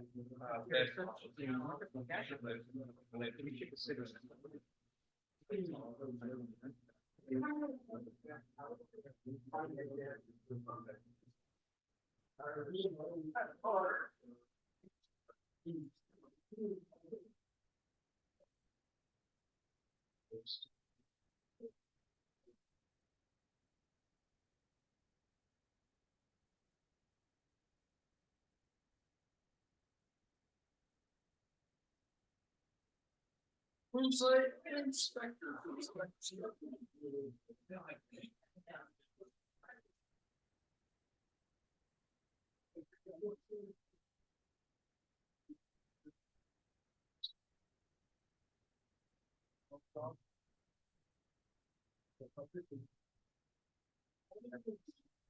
That means for everybody.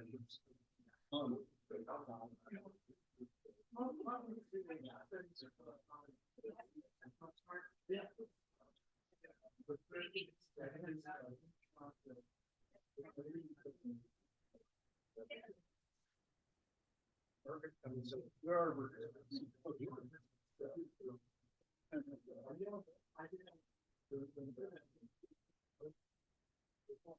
So,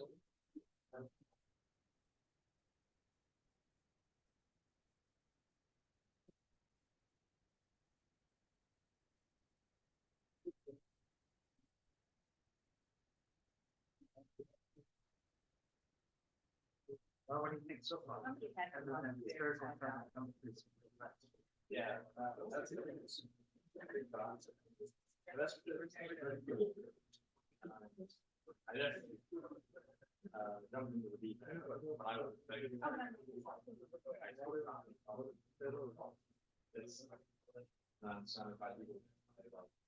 like I have to look like so it's pretty wild. Take the hobby in the new direction. Go in that direction when you do. Yeah, because when I joined these, I just went to that. Like,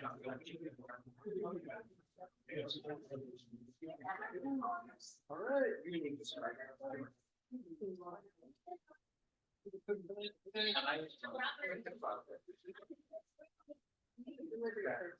Then two other people who know.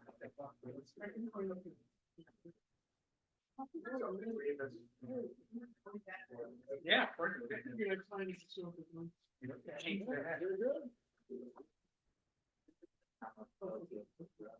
Don't listen to listen to how. Oh, I'm going to you. Well, you want to move over there? Well, I think I can go. But the 60 chapter. Because I want to. Very much really interested in this.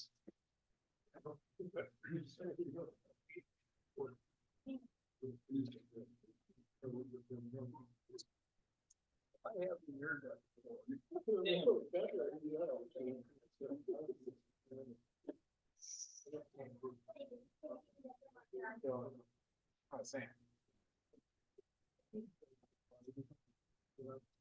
You're, but I go to school and around.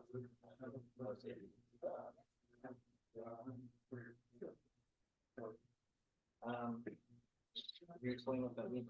Oh, you. Oh, I was in there. I was gonna go back.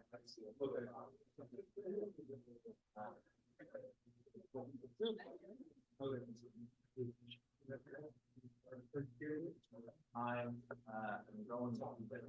Oh, very good. This is my first year.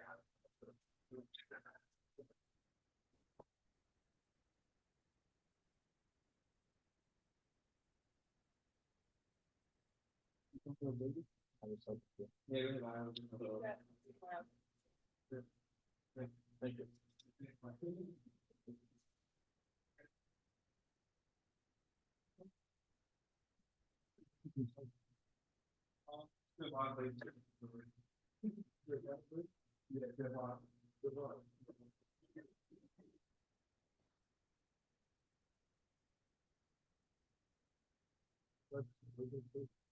Yeah. I remember you, but I didn't remember your name. I'm Jared. Jared. We met over many years ago at the other Aldi's conference that I was at. Who could speak up on it?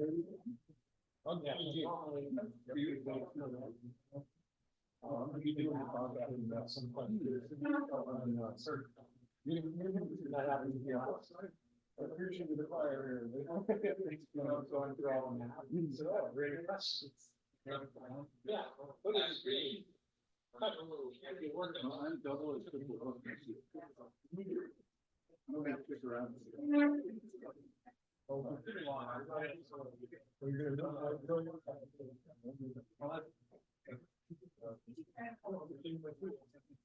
I've done a couple of reviews, but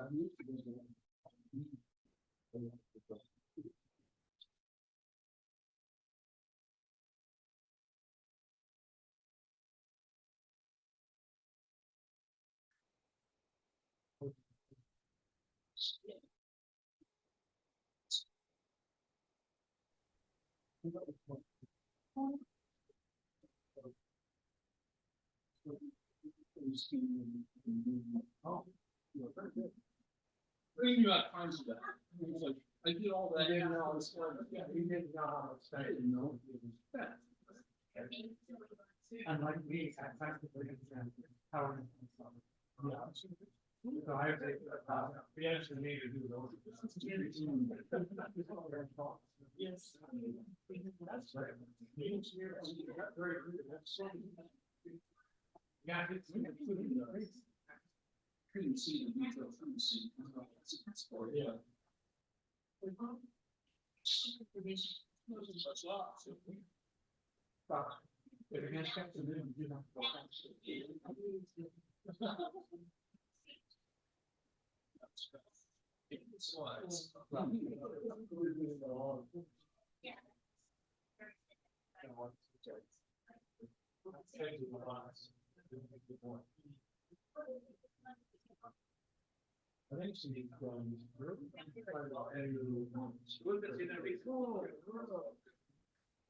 Yeah.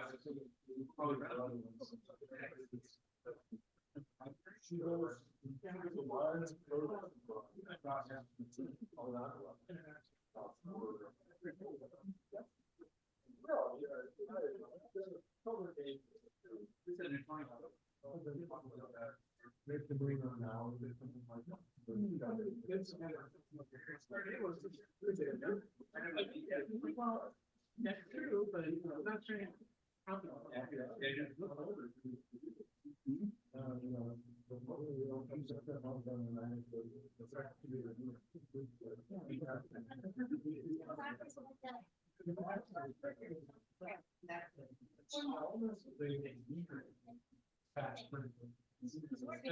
Instead of going to see the eclipse, that's decided not to go.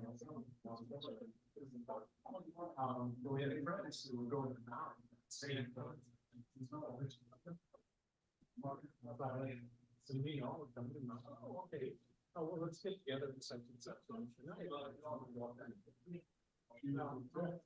Yeah, so I see it come back. And he came back, not only that, but just rarely seen the best. He came back with a cold. And so I was like, oh. Okay.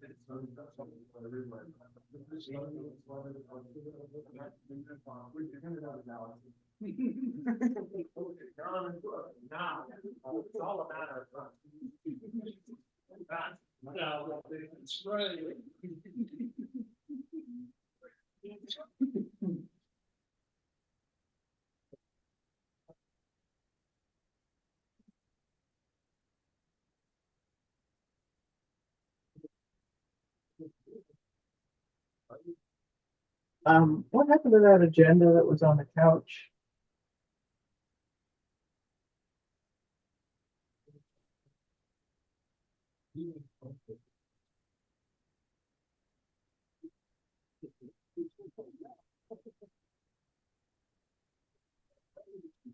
Because it's being zoomed too. So I'm sitting here. Okay. I love you. Bye. Hey, Al, your microphone is on, and Kiska, your microphone is on. So every noise you make or words you say, we can hear. So also for anyone who can hear me, who is not doing something, if you can make sure you mute your microphones before every speaker, because every little noise gets transmitted and it's really loud. So please double check that. Thank you very much.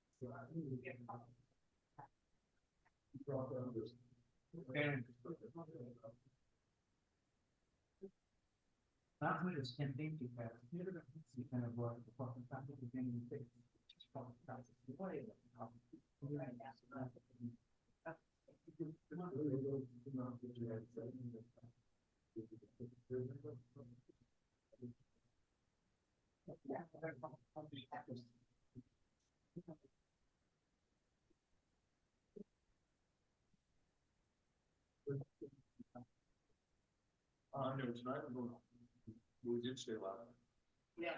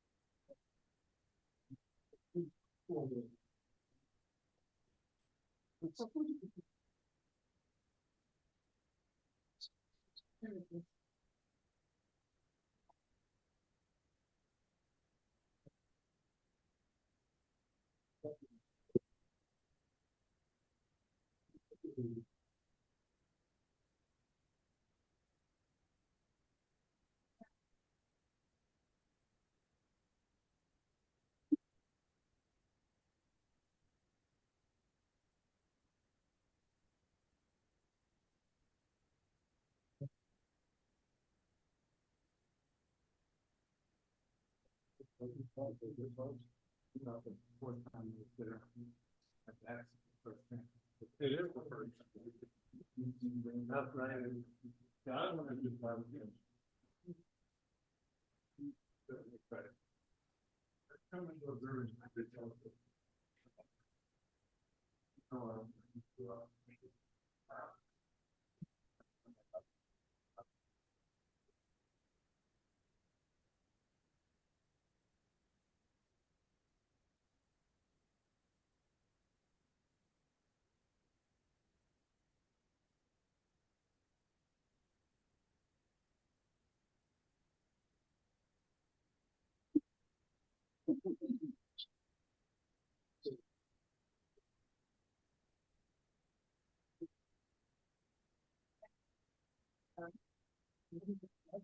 sulfides, hot, you know, from the things of music, it's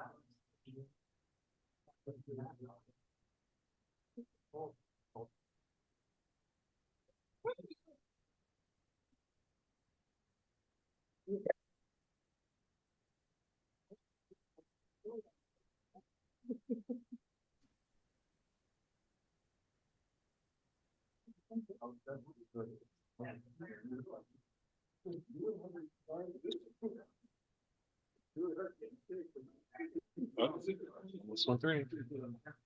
Okay, time flies, 1:29. So we're gonna get going there.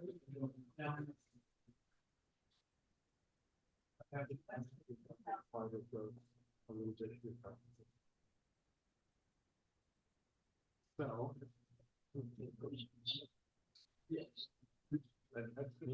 Did everybody hear? No, they can't hear it on there. Hey, it's 1:30. We're gonna start up again.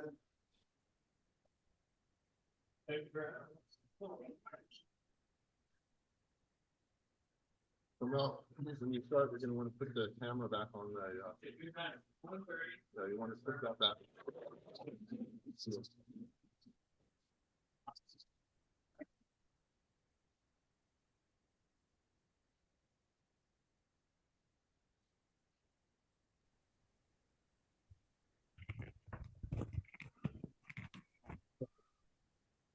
I have brought up your presentation on the laptop. Okay.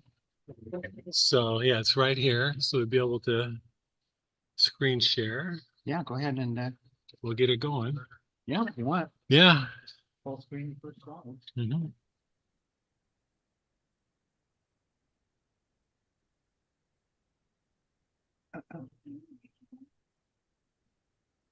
Okay. So I'm going to un unpause the recording. So we're good there. And a reminder to everyone, please turn off your microphones. The only person whose microphone we should hear is the presenter. Thank you, Al. Thank you, Bob. And it looks like everyone else is good. So, all right. So our next presenter is Mel Bartels. He is one of those people in our hobby who needs no introduction, so I'm not going to introduce him. We'll just get right to his presentation. So I'm going to bring up his deck. And we'll get going. Okay, now it looks good. All right, take it away, Mel. All right. Hi, everyone. I'm Mel Bartels. You're going to hear some thoughtful crunching sounds from the crowd because we're just finishing up lunch. I have 4 rabbit holes today that I've been going down this last year, the 16-inch, which those of you who are here in person can see over here next to Rob Brown's 16-inch. Quite a contrast to telescopes and thinking. Then a little bit about some improvements and results from my 30-inch, my new Ronchi software nulling and thinning calculator, and then finally the pan mount that I'm working on, you can see in front of you. So to advance, there we go. So I love the 16-inch scope. It is just a perfect compromise between aperture and portability. It folds up and fits into a back corner of the car. It's lightweight. It unfurls in moments. The mirror is just 3/8 of an inch thick. So there's no concept of thermal equilibrium. It's always ready to observe with great star images. You'll see that I use this J design, which is the altitude bearing, becomes the optical tube assembly. So here's 16-inch telescopes through history. This first one is a 16-inch made in Portland, 1916. They were making big scopes back then. The latter, though, is not pictured. The middle picture is the 16-inch in the pre-Dobsonian era. Couple, 3, 4 people there getting it put together. And then down on the right is the first standard Dobsonian design, where the mirror is from a 16-inch porthole. And this was popularized in Richard Berry's telescope making magazine.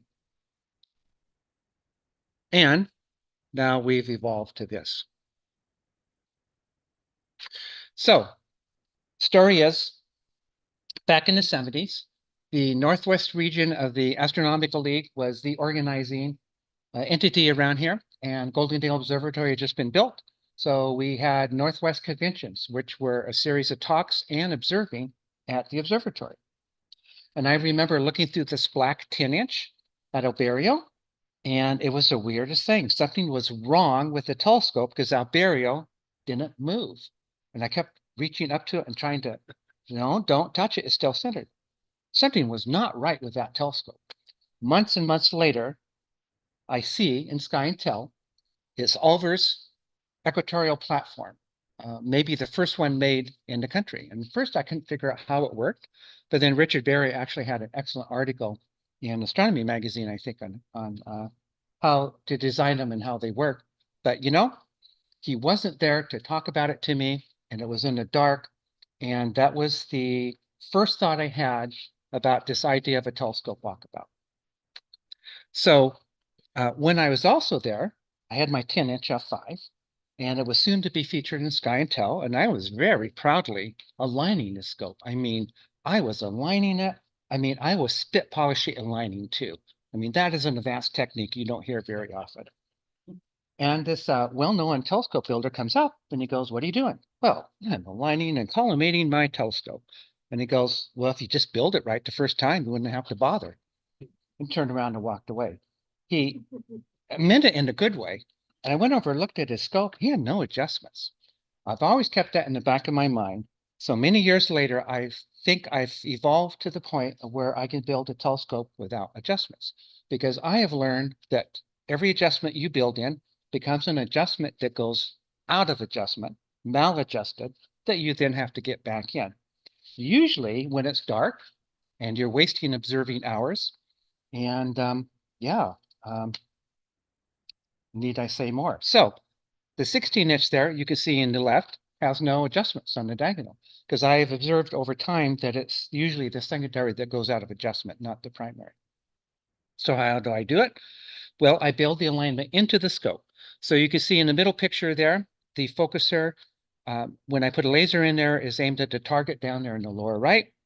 And then I have a jig that holds the diagonal that I carefully align. Then I put the wires in and I align the primary, and I haven't adjusted to 16 since I built it 2.5 years ago. Even after I silvered the mirror a few months ago, I put it back in perfectly in line. So I just don't worry about it.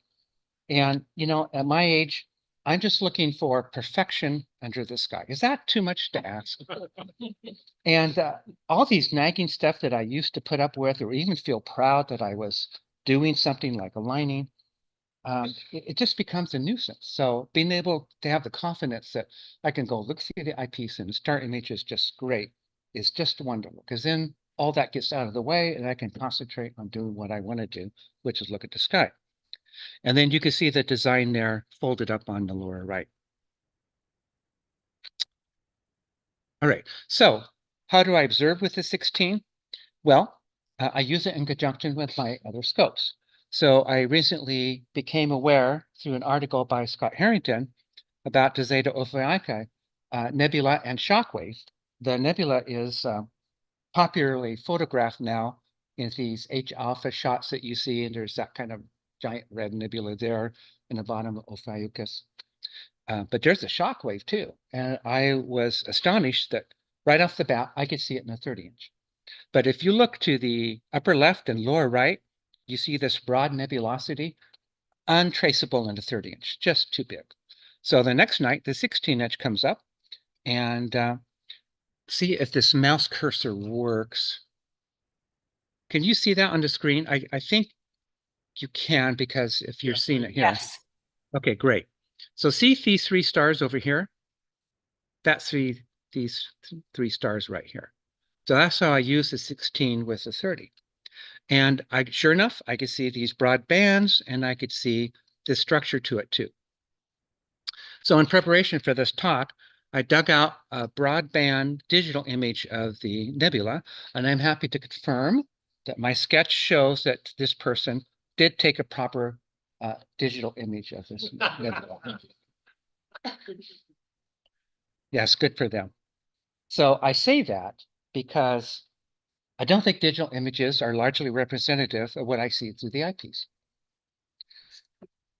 They typically don't do enough luminance, and they're processing for preconceived notions in their heads, and they come up with these images, which can be quite astounding and are eye-arresting. But unless 2 exceptions, it's a broadband image, and all they did was simple logarithmic stretching, because then that matches the eye's view. And so I think that's what happened here. So for example, here is Barnard's Galaxy, a couple of sketches I made 7 or 8 years ago through the 6-inch and 10-inch. And in preparation for this talk, I came across this deep CCD image, dozens of hours of luminance, I believe, by Gilmore Dixon on cloudy nights. And yeah, I can confirm that his digital image is accurate. So this is the other exception, someone who's actually exposed long enough and processed the image to not blacken out the sky background and clip it to where we can match up with what we see with the eye. Now, the digital image has detail that is hopelessly beyond what I can see through my scopes. So what I do here is I squint with my eye until that detail disappears, and then you can see, I think, a remarkable similarity between that and my sketches. So just for the note, everyone here has finished eating and they're all squinting furiously. So that is a really beautiful view of the integrated flux nebula through there. And in preparation for this talk, I thought, you know, I should go back there because those streaks must go on and must be part of a gigantic object. Well, not so much, but it is a wonderful area because those streaks end in these blobs. And this is what it looks like through the 16-inch. Barnard's Galaxy and the ghost of Barnard's, which is almost as bright as a galaxy. Can you put your mouse on Barnard's? Here's Barnard's, and here's the ghost. But yeah, you can see these streaks, and with the larger field of view of the 16, 2 degrees, I can see that it ends in these blobs of nebulosity. So I think that's cool, and that's how I'm using the 16. So it begs the question, is there an easy way to understand the limits of visual observing?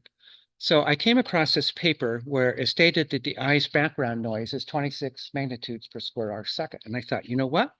The faintest sharpless, the faintest IFN I have seen are somewhere around 26, maybe 26 and a half, 27. It's hard to know exactly, but I thought, well, you know, maybe there's something there. So for us to get into it, maybe you'll indulge me for just a moment to talk about magnitude and surface brightness, so we have a good anchoring. So here's the Andromeda Galaxy. That's a sketch through the 30-inch over a number of nights. And Andromeda has integrated magnitude according to the catalog of 3.4. It's 3 by 1 degree in size, although in the telescope it actually looks bigger than that. And if you take all that light, 3.4 magnitudes, and you spread it over all those countless tiny, tiny little square arc seconds, you get this astounding surface brightness of 22 magnitudes per square arc seconds, which is like a really amazing number. And in fact, the IC342, well-known difficult face-on spiral, 8.4 magnitude, surface brightness almost 24. So what the heck do I mean by all these numbers? So I drew this out because I wanted to illustrate that the eye works logarithmically, so it works if we think of scales that do the same. This started with Hipparchus 2,200 years ago, and he was quite the amazing human. He, as far as we know, came up with the first star catalog. He grouped stars roughly by brightness. Stars, the brightest ones were a first rank, and the dimmest ones were a fifth or sixth rank. He founded trigonometry, which we just had a healthy dose of spherical trig. And it is thought that perhaps he saw a supernova, speculated. And heck, at this point in my life, I would rather see the supernova than found a new genre of math. But he did all of that. So Ptolemy came on a little bit after that, came up with the word magnitude, and more formally divided it into 6 categories, which we now know, experts tell us, is the human optimal number of categories that we like to see. But it wasn't until 1850 when Pogston put the magnitude scale on a firm mathematical footing where each level is about 2.5 times dimmer than the previous one. So it leads to this weird thing where between the 5th and 6th magnitude, you see that 5th magnitude is 40 times dimmer, 6th magnitude is 100 times dimmer. Don't you think that this should be like way down below off the chart, but it's logarithmic. And that's how the eye works. And that's how we can see this presentation in bright daylight and then still go out and see stuff down to 26 magnitude per square arc second. Okay, so if you combine all that light into a point, let me back up. Right. Hold on, here we go. Andromeda is, where's my mouse cursor? Right here, right in the middle, 3.4 magnitude. But what would happen if Andromeda moved twice as far away, like down here in the lower right? Well, we know that if it's twice as far away, it'll be 4 times dimmer, square the distance. In magnitudes, which is logarithmic, it adds 1.5 magnitudes. So now we're down to 4.8 magnitude or near the bottom of that magnitude scale. So distance matters. But do you see what happened to Andromeda when we moved it twice away? I mean, did you see it got twice as small? I mean, everyone should be nodding. Yes. Thank you, Rob. And so if it's twice as small, twice as width and height, that's 1/4 the area, right? But it dimmed by 1/4. Surface brightness didn't change. I think that's astounding. What the heck? Well, surely through a telescope, we can wrestle this one and bump that light up. Well, let's see here. So this is a 16-inch. So I have all this light coming in, this blue circle over here, 16 inches aperture. And I shrink it down to my exit pupil, which is 1/3 of an inch. And by golly, that's a 50-to-1 ratio, or by area, 50 times 50 is 2,500, right? And that's 8.5 magnitudes. Wow. But, oh, the 2-degree field of view has now expanded to a 100-degree field of view, which is the definition of magnification. 50 power is the lowest in the 16-inch. That's 50 times 50 is 2,500. 8.5 magnitudes, and I'm back to where I started. So that to me, if the other was astounding, this is like astounding squared. How can it be that the surface brightness doesn't increase? But there you are. And in fact, it's a conservation of NT2 or light throughput that does that. So I come up with this easier understanding, which is basically anything with the surface brightness of 26 or fainter, not visible. If you go a couple more magnitudes to about 24, it's visible, but not startling. And if you do brighter than that, it's pretty easily visible. But notice that the lines slant down. That's because of light pollution. So for every magnitude of light pollution that you lose a magnitude roughly of following this. And I compute, my understanding, there's 90 million rods in the eye that comprise night vision. And when you compute, you need something about 3 degrees apparent size. That's 150 rods by 150 rods. They have to fire off a little bit more signal than the background, and then we can consciously become aware of that object. And that to me is amazing. And I think the eye is an incredible sensor. So to show you how sensitive light pollution affects this is some IFN around SA64, Galaxy, and Leo, right? And you can see here, 21.1. Boy, you pump that up to 21.4 skies and see how much more you can see. So as it turns out, the brighter IFN, the brighter sharpless are right around that 24 magnitude boundary. Here we go. We're at SQM readings of 19, and then we go to 20, and you can see that it's a ring. But when you get to, what was this one here, 21.4, wow, the sharpless 308 is an amazing object. And Lauren, this was done with your 13-inch.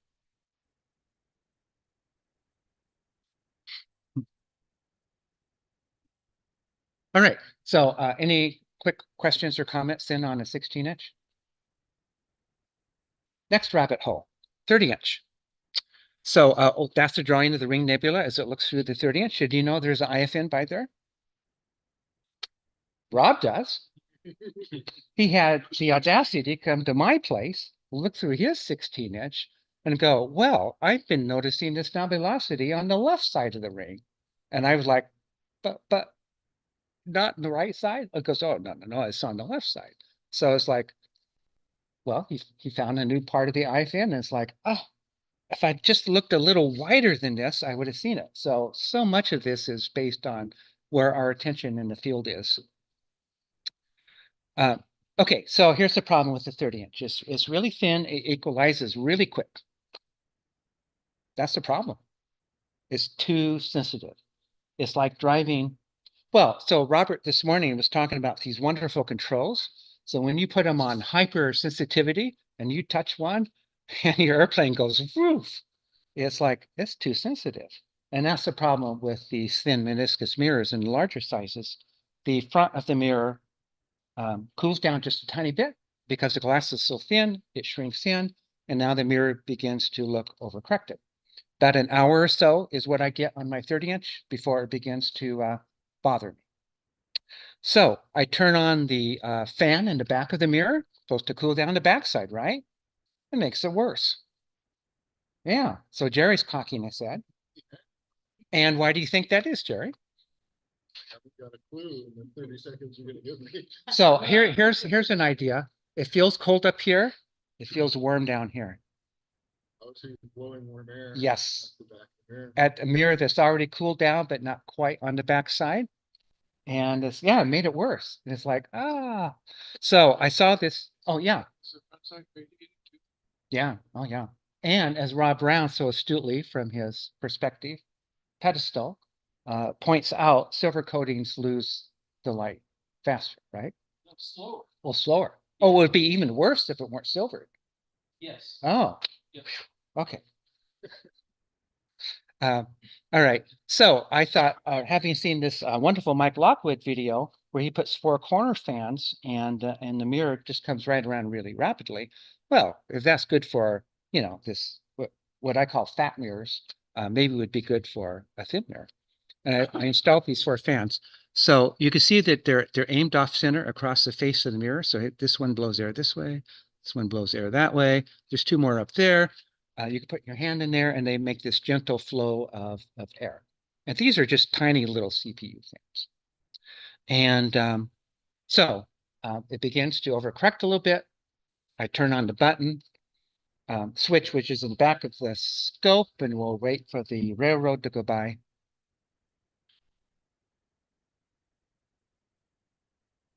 I know as soon as I talk, it's going to whistle again.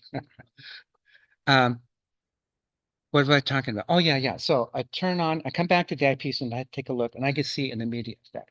It's amazing how quickly these thin mirrors react. 3 minutes later, I'm looking at the clock. 3 minutes later, the mirror is restored back to its proper correction. Amazing. And it sharpens the view.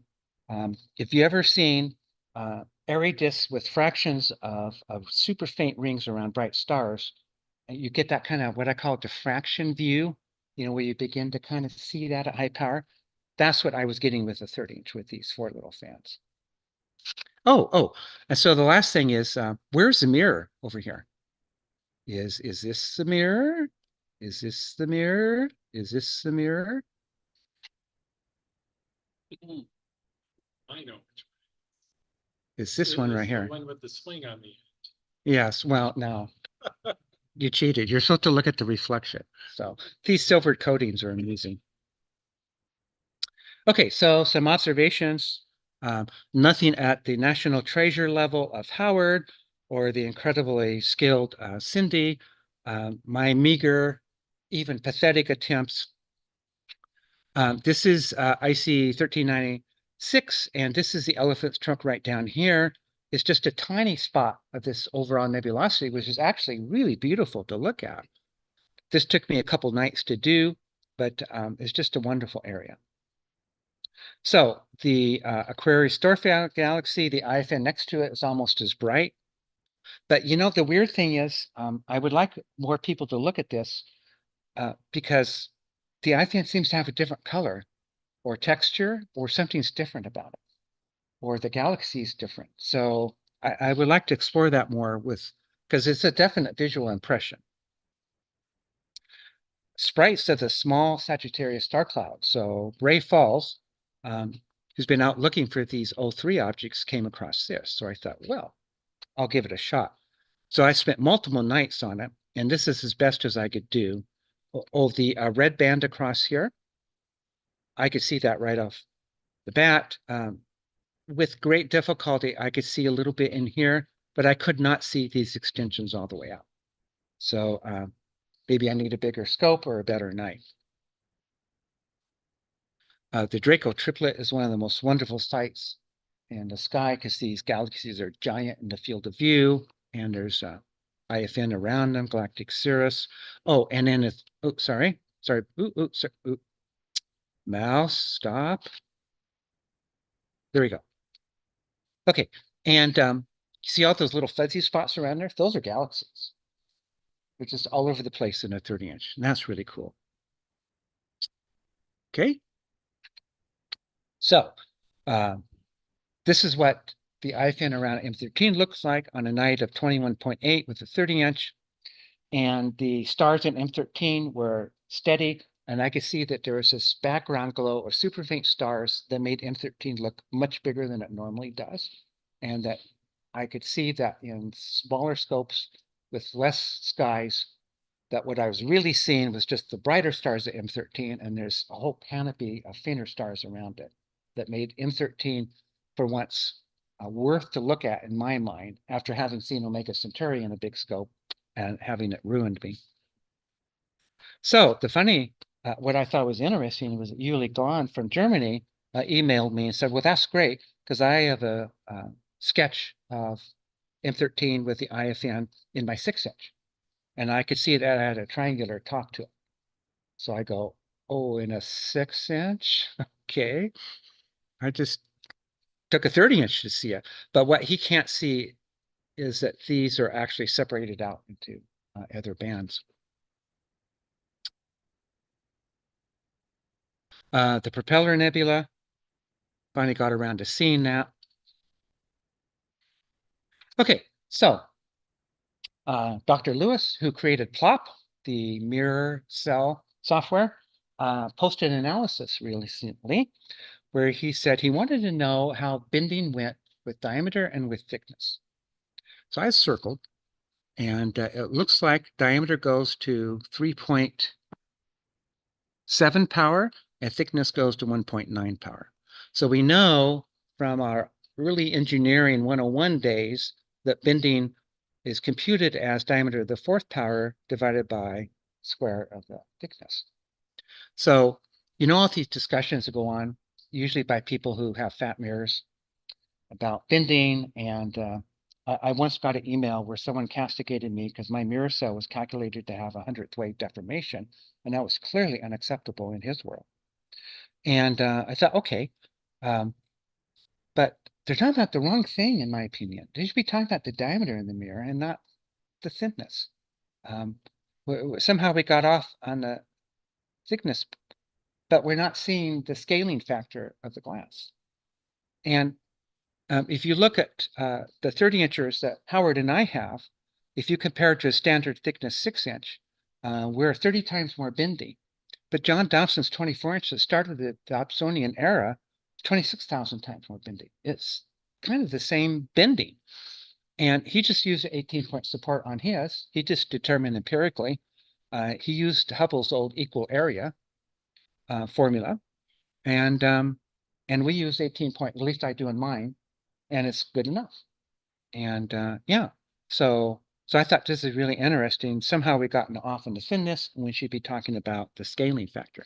So the way I look at it is that very roughly speaking, whether you have 3 points on a 10-inch or 6 points on a 16-inch or 18 points on a 30-inch, it roughly comes to a support point every 35 square inches. If you just do that, you're good to go. Just remember that rule, somewhere a little over 30. So that formula is telling me the larger the sagitta, the better.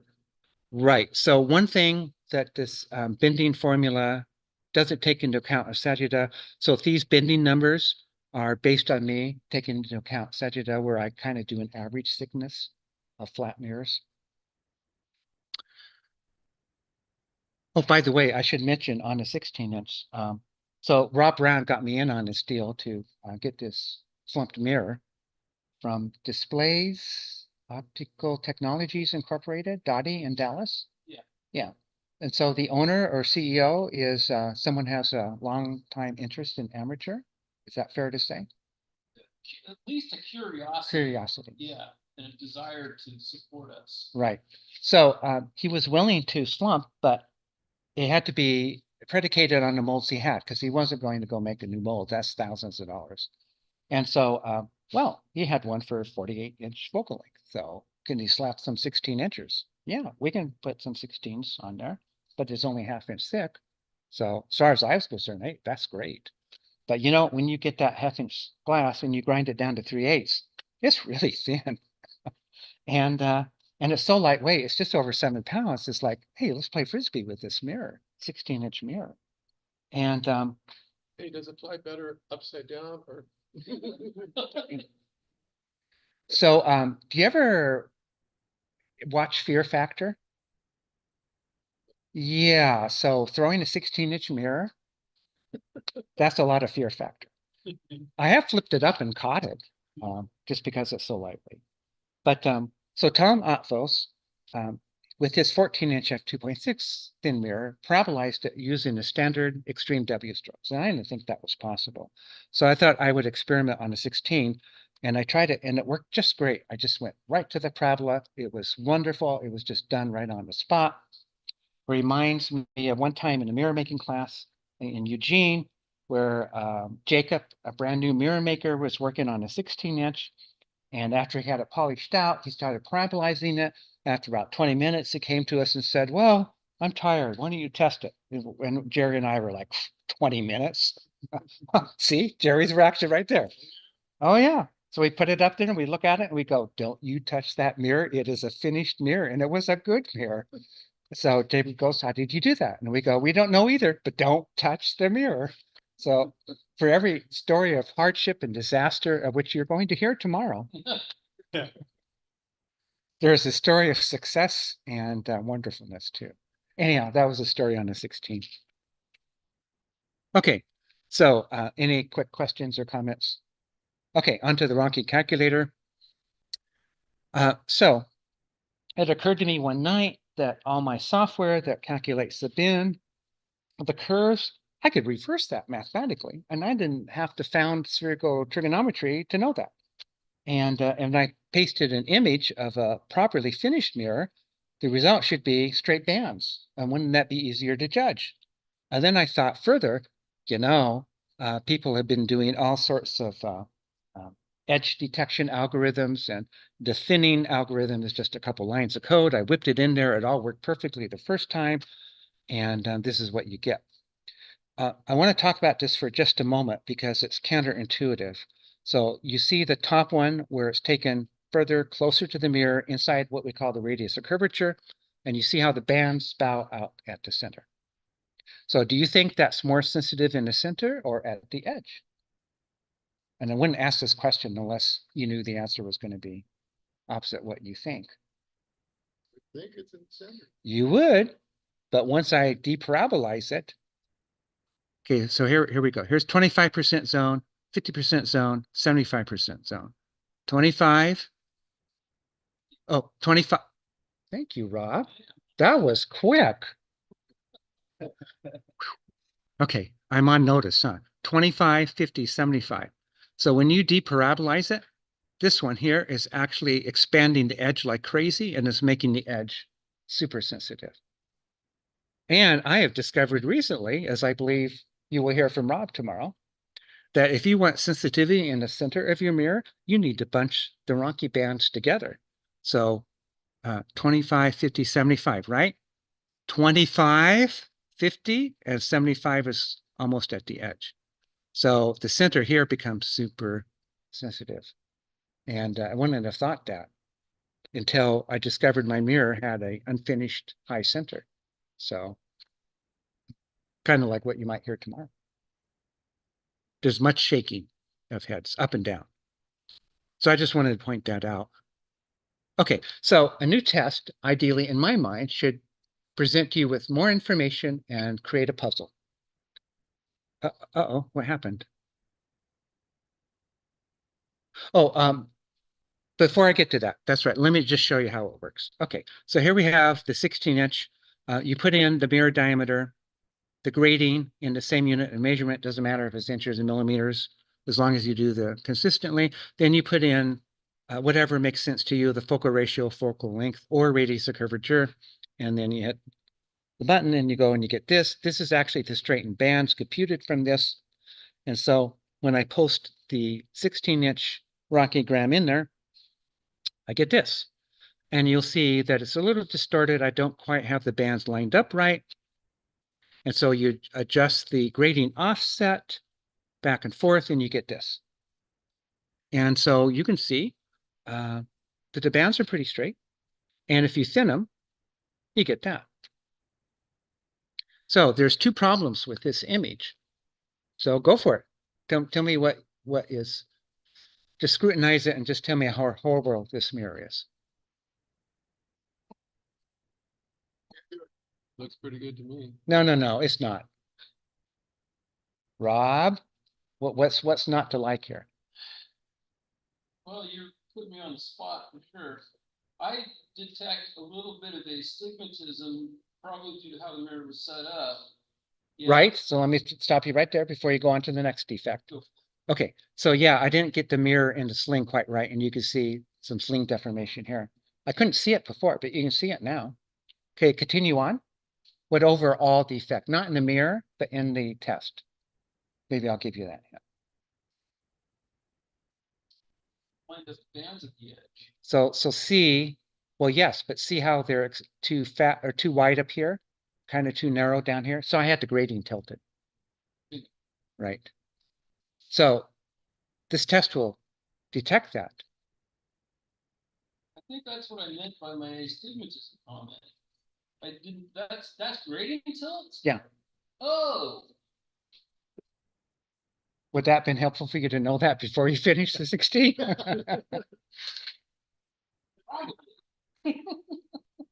Well, so you put the mirror back in and you turn it 60 degrees and you look again and you go, it's still off. So anyhow, how sensitive is this? So you're saying this. Yeah, I'm saying, what I'm saying is that the grating is not face on to the mirror. That the top of the grating was further away from the mirror than the bottom of the grating was. Remember, we're talking f2.9 mirror, 16-inch, so maybe a couple 10,000ths of an inch. So, one hand, the Rocky is wonderful. You just get it aligned. You take your smartphone up there, you take the picture. Watch out for smartphone distortion, though, because you better get it centered and keep it relatively small. Otherwise, you're going to see stuff from the smartphone that shows up now. Can surprise you for a while. So how sensitive is it? Here's the 1/5 wavefront error, and you can see that you can detect 1/5, and you can easily detect half of that, and that's more than accurate enough for me. All right, so I started to allude to this slide a couple of slides too early to teach us something. So I can resolve tiny errors now. Great. My previous mirrors test pretty good. I guess because I worked on smoothness overall. We'll wait for the truck to finish backing up here. Squeaky brakes. Okay. So we're talking about my previous mirrors tested really well, but it reveals a psychological defect in me because I got used to working on a mirror till I could not see any more defects, and now I can see them, and it frustrates the H out of me that I cannot fix every issue that I can see now. And that is really harsh to take. These errors are like a froth, you fix one and then it bubbles up somewhere else and you just can't get them all down. And so I've never really had to face when is good enough. I've always just made it as good as I can, but then it serves up a mystery. So you don't see this so much in finished mirrors, but when you make a mirror, you get it closer and closer, and pretty soon it's like, oh, let's go star test it and see. And you put it under the stars and you can see it has a snap focus and you go, yay, it focuses. And then you do the star test and you go, boo, it's a bad star test. Then you go back to the Ronchi software and you can see mirror looks pretty good. The Mi-La-Croix criteria looks pretty good. The wavefront looks pretty good, but the star test looks pretty bad. So what the heck's going on? And that was the mystery. So after much thought, this is how I think the answer goes. So let us start with the graphic on the left-hand side, the so-called perfect mirror that I would like to make that I can't. And you see that the light rays all pass through a mythical point. But we know that when they come together, they actually form an airy disk with a ring or two around it. If you want to really see this beautifully, go make a mask for your big scope, do a 1-inch unobstructed off-axis mask, and look at a bright star. And it'll be the most wonderful series of rings you've ever seen. It's just a wonderful view. So the Mi-La-Croix criteria say that, well, if the light rays pass geometrically through the airy disk, then the airy disk will be not materially different than what the perfect airy disk and rays would be. So you often see this is called slope test. Where's my mouse cursor? The idea is once the light rays pass through the airy disk diameter, and you can see that once they do here, and then they expand back out. So anywhere between these 2 points, the focus depth, the mirror will give a snap focus and will be sensibly acceptable. That's a perfect mirror. But before you get to that point, you're going to have, let's say, a high center, unfinished center. Now, if we look closely, if you bear with me, you can see the edge of the mirror still determines the focus depth, right? But the center focuses up a little high. Everyone see that okay? But look, the center still barely makes it through the airy disk. So this one is okay. You can see this as an uneven diagonal breakout in the star test. All right, so that would be okay. Now look over here. This is where the conundrum happens, where the star test looks bad, but the numbers look good. So here the center is focusing so far out that I have to move this inward focus depth where it first matches the area diameter. I have to move it much closer to where the center focuses outward. Okay, so the focus depth is only half as much here. All right, everyone believe that? Okay, well, you're nodding, even if you don't, so that's very polite of you. So now think about when, well, I'll talk about as eye focus. So I look through the eyepiece and I see this disc of light, right? And I go, that's not focused. So I take the focuser and I move it to where it becomes a dot. Then I move it beyond where it becomes a little disc of light. Then I go, great. And I move it back through the dot, back to where it expands. I go back through the dot where it expands. Then I come back to the middle point. And then I check and make sure that there's no halo, that it's as tight as possible. And I call that focus. But what did I just do? That, which I don't know if you can look at me, but that ring of light that the out of focus, slightly out of focus star disk is, what does that edge of light represent? It's the edge of the mirror, right? So what I'm really doing is focusing the edge of the mirror. And this is a zillion times more on big fast mirrors than it is on solar mirrors. And you can see on the first example and the second example, it's all about focusing the edge. And that's what we do when we focus, or at least I do. And the reason that the third one is compromised is because when I try to focus the edge, the center is not focused. So the star test is not very good. But if you play numbers and you put your idealized Mille-Croix envelope right in the middle here, and you adjust your wavefront, you can actually make the mirror look pretty good. But when I focus it and I focus on the edge, the center looks bad. So that's my answer as to why I'm coming across mediocre star tests despite. And so I took a look, just kind of editorial comment, through every telescope making book I had, through every online article and graphic I could find, everyone floats the edge. And for these large fast mirrors, don't do that. You got to lock the edge in right at the perfect spot and then see where the rest of the mirror goes. And if it goes out of the Mille-Croix criteria, it's out of the criteria. You can't push it back down to try to get the center right because you come across this edge focus problem. So that's what I've learned from this test and why crappy star test mirrors can look good on paper, but not perform good, at least in my world. Okay, so that was some rapid thinking comments. Anyone care to argue vociferously? Pretend like we're having an online discussion?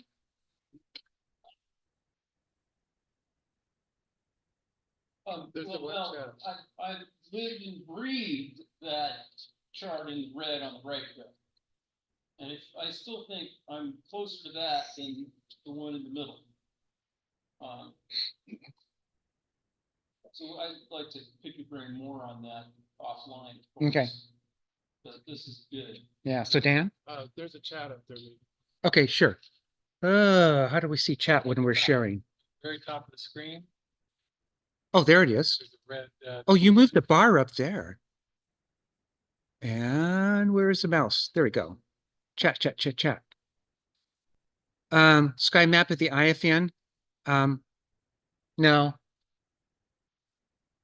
So I began to make an sky map at the spring IFN because I wanted to see if there were large structures out there because it seemed like, well, first of all, there's a story here.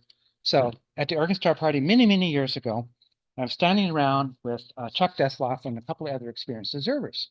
And we're talking about the beauty of the Milky Way with the unaided eye. Never mind that we have 20-inch and 24-inch scopes. We're sitting looking up there because it's all about the beauty, right? And Chuck and a couple of others say, well, no, you can see that the Milky Way stretches to Polaris and even beyond that. And I go, I didn't say anything because I couldn't see it. Well, I can barely see it now. And that extension is naked eye IFN. And I don't have the graphic here, but I was finally able to see that. There's one other IFN that I've seen. It's this gigantic circle below the handle of the Big Dipper that involves a whirlpool, goes all the way down to M106, back up. I've seen that structure. So you can see these IFN. So I was making this all scheme map to see if there were like gigantic structures out there. And the more IFN I began to see, the more it just became speculated, like there's no structure that I can see that's really super large scale. So I kind of stopped updating that map. I have to get back here. So, excuse me, Mel. Yeah. If I could ask a question. So, how do you separate out these effects that you've just talked about from your figuring and from thermal effects? Yeah. So if you know what the focus depth of an f3 mirror ought to be, you can tell that. The other way, oh, and I should say, oh, yeah, I forgot. So the whole point here is that the question comes up, and I had the question, and people have asked me, so how do you align your rockograms? Well, you align them out here at the edge, not in the middle, not in the center, but you align them at the edge, and wherever the bands go, they go that way. Because you can align them in the middle, and then you can adjust the Lacroix criteria, and you'll get not a bad wavefront or ML number here. That I don't think is representative, particularly on large fast mirrors, of how that mirror is going to perform. I think it can fool you. So, so my long-winded answer to you is you take a rockogram and you put it in here and you line it up on the edge and you go, that could be better. Or you look through the eyepiece of other f3 scopes and you see they have a deeper focus depth, which admittedly at f3 is not much, but it is at least a couple of breaths on the fine-tuning knob. Yeah. Okay, so start by aligning the edge, and this taught me that mirror making, at least mine, could actually start at a closer look at what it means to focus and mirror. So you have this mirror that's some wonderful number out there. What are your odds that you're going to put it right in the middle to where the mirror will perform at that rated number? Remember that Lacroix criteria is another way to look at that criteria is when does the airy disk and bands deform to a quarter wavefront? So your mirror is, if you're within that, but you just by chance end up on one edge of the focus zone, well, you've just added a quarter aberration to your mirror, this wonderful mirror that you paid all that money for. So you have to watch out for that. And I should mention there's a whole series of focus depths and arguments about them, but we'll just leave that alone. So, and then the focus depth is an interesting issue too. Now that you brought up the question, you can focus inward and your eye will compensate going to a near focus position. It's a little tiring, but you actually get a slightly magnified view. So what I do is I go in and then my last, not that my focusers rack out, but the last focuser movement is outward. And that puts my eye into the most distant viewing perspectives, and my eye is most relaxed. But as you know, trust tubes shrink, mirrors change unless you have a zero expansion glass, and you got to refocus all over again. So, oh, I know, Howard, I can answer your question. Okay, so something I do in the STAR test is I put zonal masks on the mirror. So I create a mask to where just the middle 50% of the light comes through. And I put it on the mirror. So the outer annulus of the mirror is covered, right? I put it on there, and then I look through the eyepiece at the STAR test. This is after I have the scope focused. And what do you think that center zone looks like? It looks like crap. It's not anywhere near focus. And you're sitting there ramping up. This is a huge exaggeration. Ramping up until the center focuses, which is way up. And you go like, no way is this mirror this bad. But that's what it is. Now you take that ring off and you go, yeah, nowhere close to the edge being focused, nowhere close. So yeah, I should have remembered that. That's how I tell I'm stuck in this position, this third graphic here. Now, if I put that ring on there and the center looks, I could tweak it, but it still looks like a snap focus, then I'm in the second position. Thanks for the question. I forgot the whole point. Okay, so how are we doing on time?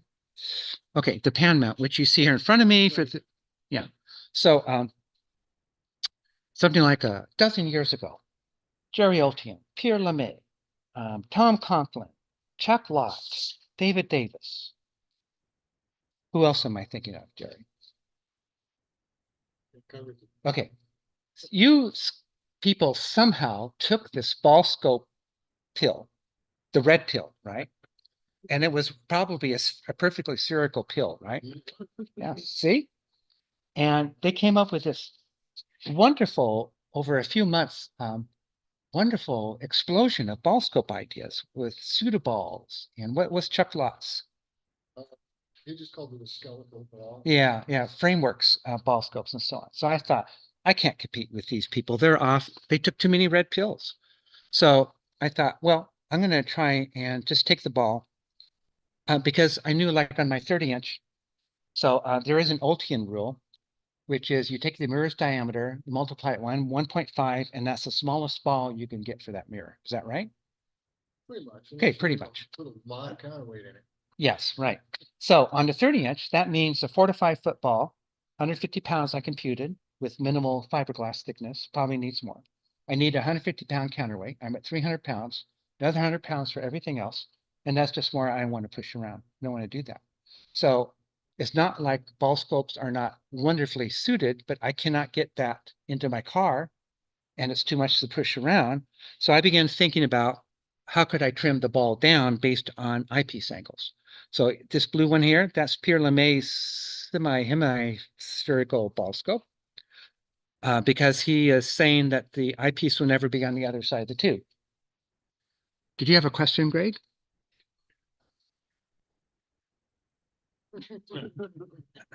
You know, I've been going to the gym for the last couple of years, and I'll say my scopes have been getting a lot lighter. And so this one is predicated on cutting back the part because you're not going to put the eyepiece directly underneath the scope and look up. Hey, Mel. Pierre, do I hear your Pierre voice? Yes, Mel, this is Pierre. How Hi. are you? Good. How are you? How's Canada? It's warm, very warm.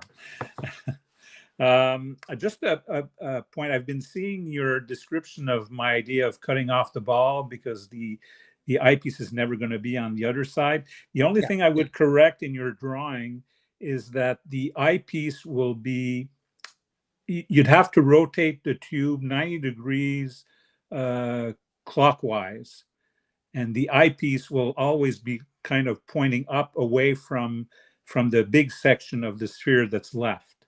Right now you have it on the side, the eyepiece, but it should be turned upwards with the eyepiece pointing away from the large section which hasn't been cut off. Okay. And then you can rotate the tube sideways to observe the way you're pointing it now. Okay. Well, and the other thing I should mention is that I believe, Pierre, that you offset the tube assembly so the mirror is pushed further back into the hemisphere. No, what I do is the idea is that I cut away the, you can see it on my website. I explain why I did that, but I cut away the tube because it wasn't necessary. Like you said, the eyepiece will never, you'll never observe upside down, kind of breaking your back. You'll just rotate the tube to have the eyepiece in a comfortable position. So you never need that part of the hemisphere. So why have it? So just get rid of it. And what happens is this shifts the center of gravity of the hemisphere. It shifts the center of gravity towards the part that's still there.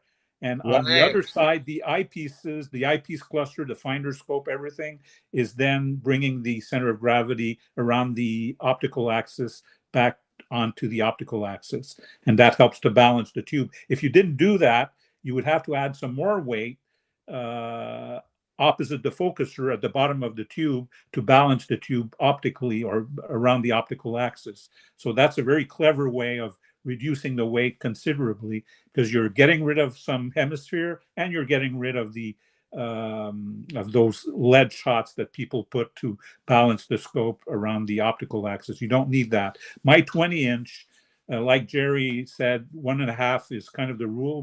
My 20-inch has a 30-inch diameter hemisphere, and I just added 2 pounds of counterweight, but I basically have 8 pounds of counterweight down there, and that's it. Oh. And the mirror is a conical mirror, so it only weighs. It's a 20-inch. It only weighs about 32 pounds, and that's the main counterweight. Plus maybe 6 pounds of. I just added some more stuff up there, so I added some 2 pounds of counterweight behind the mirror. But basically, at 30-inch, if you're careful with a 32-pound mirror, you're basically don't need counterweights with an f4 mirror. Right.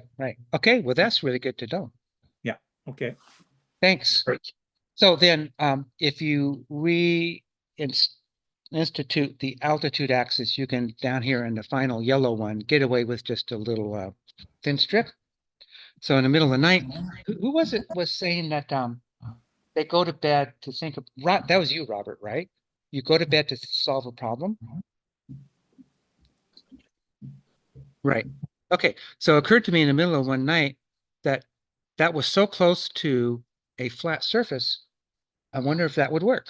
And I did the math. It's a very simple thing in your head, and I realized, yeah, the tracking rate only varies by 0.5%. And that would take a little bit more math in my head late at night to realize that it would still fit onto a pixel of a CCD camera that didn't have super tiny pixels. So I thought, oh, could even work on tracking for imaging.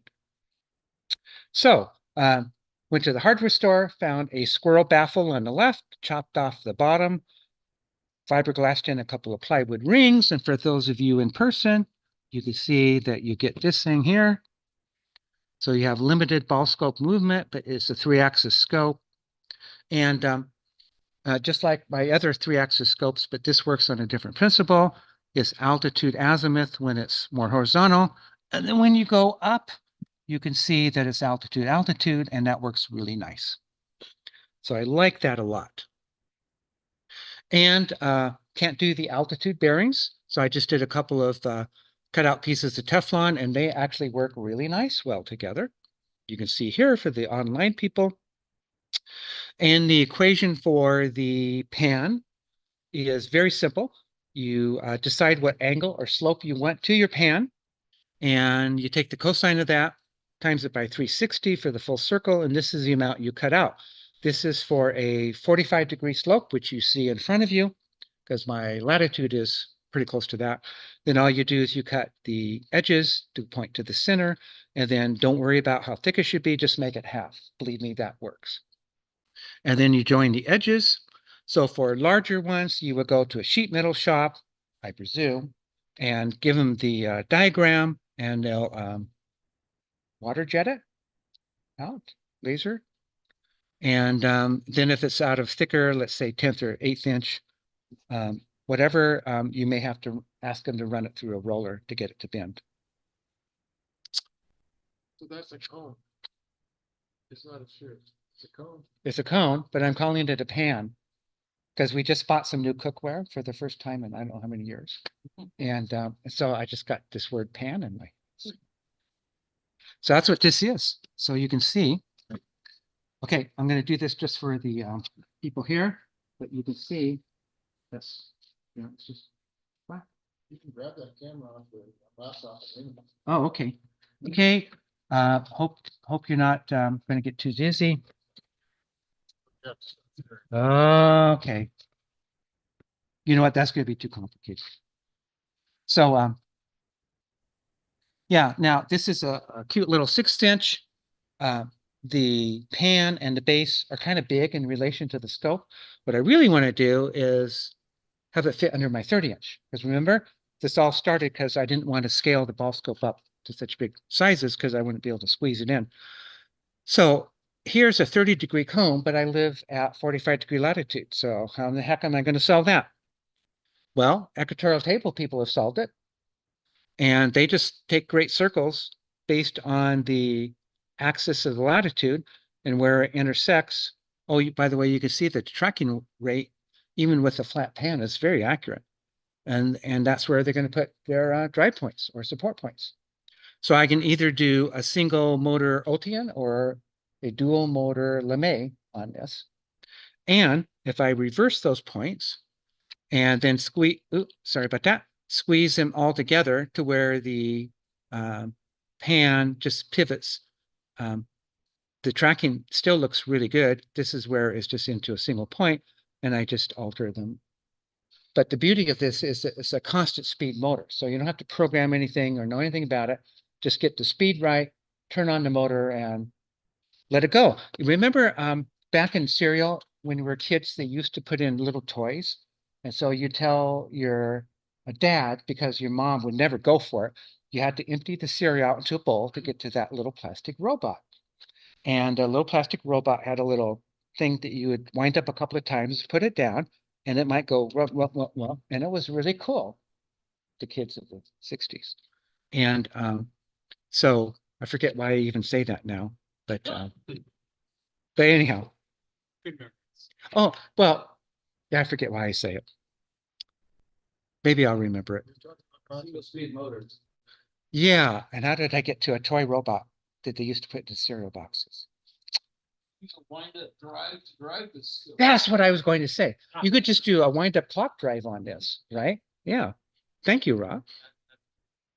Bring one down. Turn slower. Okay. Minor engineering detail to be finessed later. All right. That's my presentation. Taking you down through a rabbit hole. I'll say that there have never been so many rabbit holes as there are to amateur astronomy today.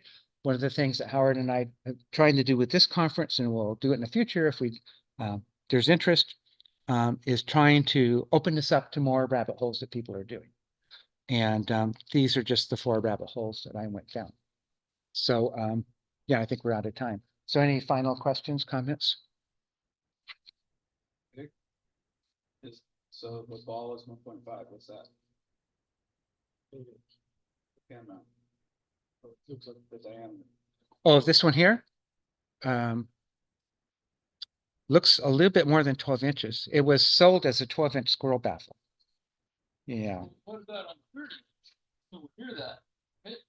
Well, so the pan on a 30, yeah, looks to be maybe 35 inches. Right. 30-degree angle.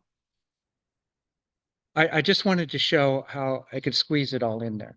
So, okay. More comments, questions? Okay, that's it. Oh, there was chat. Right. So the answer, Cindy, is yes. Okay. Thank you, Mel. Okay, so we'll stop the share. There we go. Okay. Next up is Jerry Oltion. And if you received the November issue of Sky and Telescope magazine, some of the things he's going to show you will look familiar. Right now, I'm going to pull up his presentation.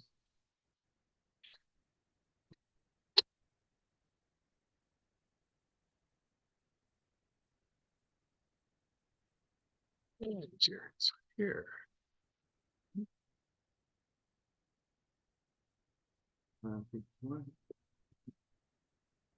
Jerry's getting all of his props ready. He's going to make use of the mobility of the camera we're using. It's on the end of a 10-foot cord.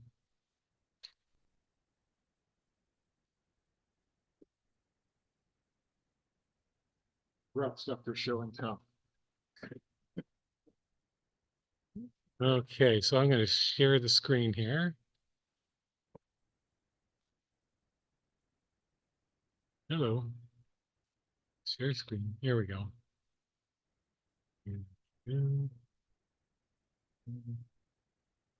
Share.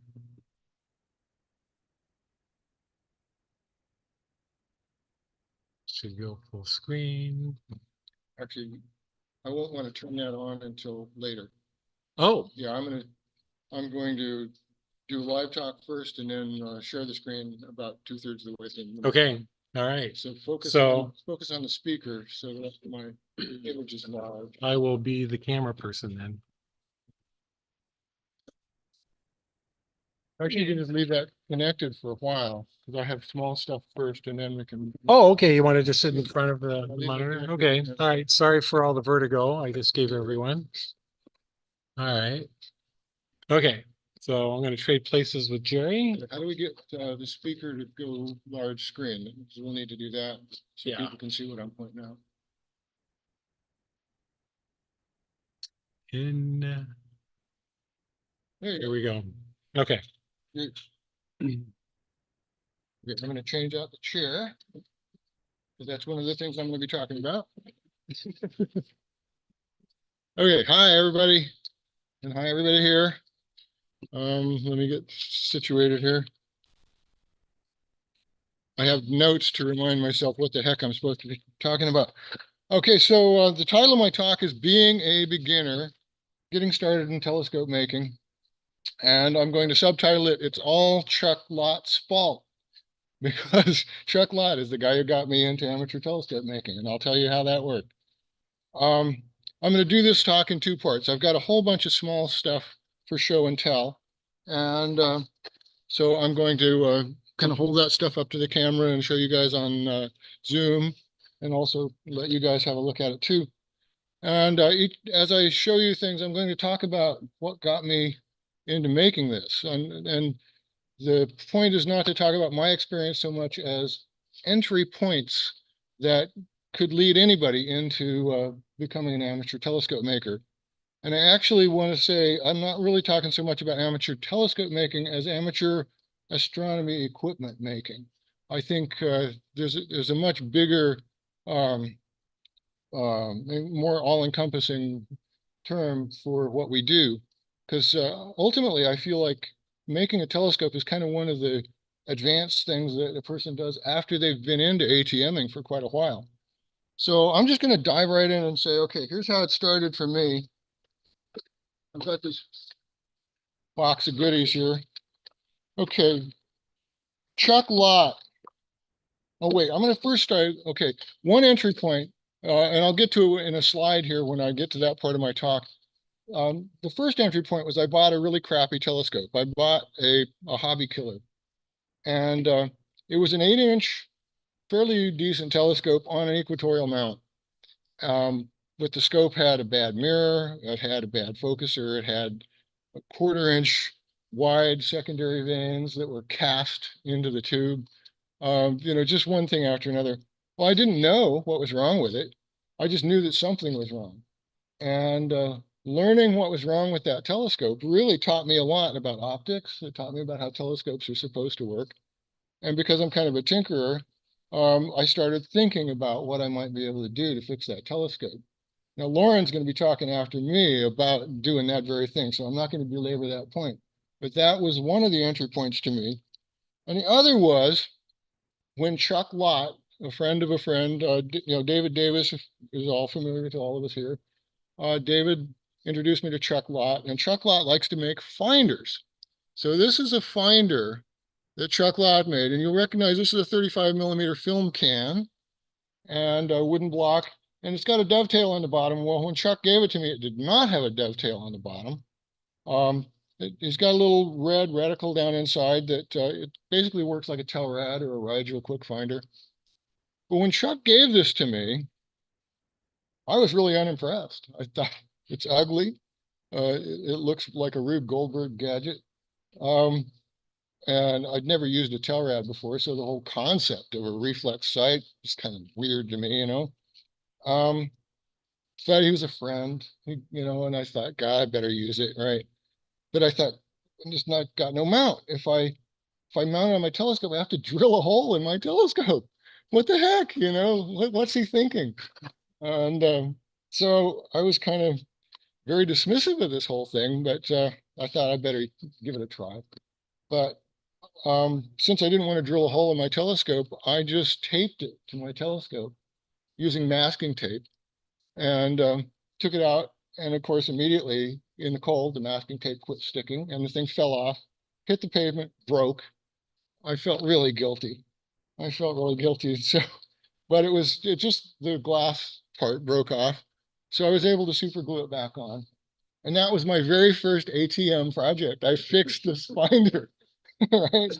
And I stuck it on the scope. I actually went ahead and drilled a hole and stuck it on the scope, and it worked pretty well. And, I was suddenly realized, it doesn't have to be beautiful in order to work. It can be a kind of an ugly thing, but, over the course of years, I've gotten really fond of this thing and I still use it. This is one of my favorite finders right here. And I've made a remote switch for it, a remote cable, so that I can push the button here and the reticle will turn on.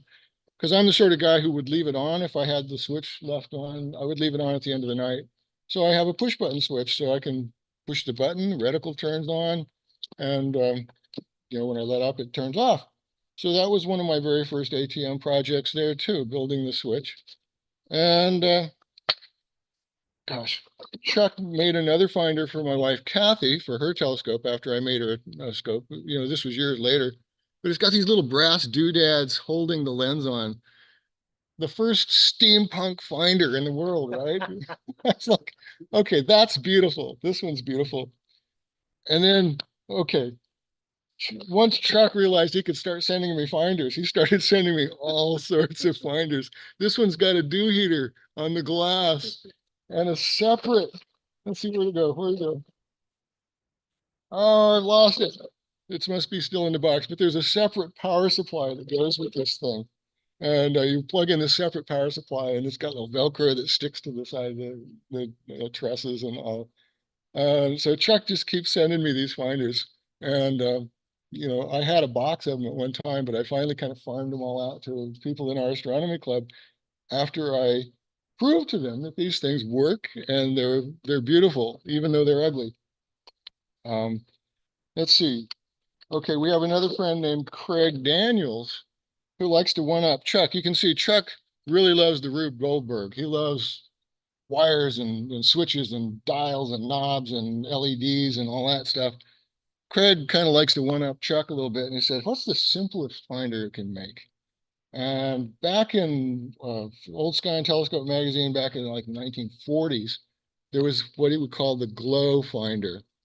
This is glow in the dark tape, making a little arrow, and there's a lens, and the tape is at the infinity point of the lens, at the focal point. So when you look through the lens at the arrow, and I'm going to aim this up at the camera, so you look through the lens at the arrow, the arrow stays put when you move your head around. It's probably the simplest finder in the world. And so Craig Daniels made this, and I use this on my travel scope. You can see there's one on my travel scope here, and I will get to the... So do you have to use two eyes? Oh, no, one eye. You close one eye, and you look through the lens at the arrow, and you look over the lens at your target. And that's why it's called a split pupil finder. And that's why the top of the lens is cut flat, so I can look over it at my target. So, that was another one. And that led me to think, well, I kind of like lasers. I like I'd seen people using green lasers, but the mount is kind of expensive. And I thought, you can put a laser in a piece of PVC pipe, drill and tap some threads. So this is probably one of my very first projects where I just designed it myself. And okay, I kind of forgot to talk about entry points. The Chuck and Craig stuff, I would say the entry point is when friends will give you stuff and you have to modify it a little bit to make it work, or you have to decide to modify your scope to make it work. This entry point was just simple economy. I couldn't afford a mount and a laser, but I could afford a laser. So I made my mount. And it's a PVC pipe. You cut this notch with a file, and you get the nice University of Oregon O. And you put your finger where the O is, and lo and behold, laser beam. And you know what? The beam doesn't show up in the, oh yeah, it does a little bit. Anyway, so that's something I built. And they're cheap enough. I build one for every scope and I just label what scope it goes on. And that way the adjustments are accurate. I just pop the laser in, stick it on the scope. I don't have to align my finder. Oh, you know what? Oh, here it is. Here it is. Okay, you're talking about economy as an entry point. Well, I certainly couldn't afford a laser collimator, so I made my own. Cheap little cat toy laser, piece of plumbing pipe off of a sink, cut a notch in it to make your target. Put a screw thread where the okay, I hope I don't kill the camera. But there's the laser beam. All right, okay. So yeah, I'm not going to kill everybody's eyes. It's up on the ceiling. So my own homemade collimator. And it's not, at this point, I was still not building things because I thought it was really cool to build things. I was building things because I didn't have the money to buy a laser collimator. And I learned how to align it by rotating it in a notch, a V-shaped notch. And that's what these screws are for. And, you know, I finally did buy a commercial one to see if it was any better, and it's not. This works just as well as the commercial one. So, again, you know, it doesn't have to be beautiful. It just has to work. So, okay, economy again. Oh, right, by the way, also, you can make your own Cheshire. You need a piece of plastic tube. You need a piece of underwear with some of the elastic that's sticking out, because that's what you use for the crosshairs. And the bottom of the film can that you cut off to make a just a peep sight collimator, right? Another film can with a little hole in the front. That bottom of the film can became the eyepiece of my Cheshire. And because I later on built a shorter focal length, focal ratio telescope, I made a shorter Cheshire. So, you know, you can make this stuff and save yourself. That would have been $30. I made it for about 12 cents. Okay, what's left? Let's see, on my list. Oh yeah. A red flashlight. And Steve Gottlieb yesterday was complaining he could never find a red flashlight that got dim enough, you know, commercially available one. It's because they don't exist. They still don't. So I took this thing, which is the handle of one of those little sports fans that you see people in football games. They got a little switch here that turns on a fan and it runs for about 30 seconds until the batteries go down. But it was just enough room to pull out the motor and put a variable resistor right here, just a little potentiometer, 2K pot, and the LED in front. And it goes from bright, I'll show you guys on screen, bright to dim, and it goes to very dim. So I can hold this in my mouth and I can sketch with this variable flashlight. And so for here, it was economy, but also the fact that I just simply couldn't find a commercial version that worked. And you know, if you can't find the handle of a variable of a fan, you can get one of these cheap little LED lights that you can get for $1 at Harbor Freight Tools, and you can just simply wire your 2K pot to the outside, and look at that, works like a charm. Dims it right down, brightens right back up. Ugly, but it works, kind of like a Volvo, right? Okay, what's next? Yeah, another entry point is to see things that other people have done and envy them, and so you make it yourself. I'm sitting in a chair that I stole every aspect of the design of this chair from Frank Skapansky. He would go out observing and he would have this chair, and he was comfortable observing, and I was sitting on like a camp stool, and one time I tried to take an office chair, and Frank was just laughing at me, and it's like, all right, dude, I'm building your chair. So that's another entry point, a little bit of envy. Yeah. Would you like me to weight test it for you? Oh, well, you sure? I have a friend who weighs about 250 pounds and he sat in this chair, so I think it's probably good. Yeah. And let's see. Oh, yeah. another entry point is just simple absolute curiosity. I wonder what would happen if, well, in 2010, it was the 400-year anniversary of Galileo creating his telescope. And I thought, I'd like to make a Galileo telescope. And here, let me back up a little so you guys online can see this guy. And this is as close as I could come to reproduction. My objective lens is a 1 diopter lens camera, macro lens. And so it's over 2 times the aperture of Galileo's scope. The back end is just a reducing lens. This is 1 diopter, so this is a 10 centimeter reducing lens, so I get 10 power out of it. I'm going to hand this out. People pass it, I'll pass it around, let you guys play with it a little. That is, in fact, the eyepiece end, and you're not going to believe it when you look through it because the field of view is smaller than your little finger nail held at arm's length. It is insanely small, and it gave me a real appreciation for what Galileo accomplished with that tool. And that entry point, just a simple curiosity, can lead you to all sorts of cool things in amateur telescope making. Let's see. I think the next big thing that I did was I did a rebuild. My hobby killer telescope, as I mentioned, it came on an equatorial mount, and I hated it.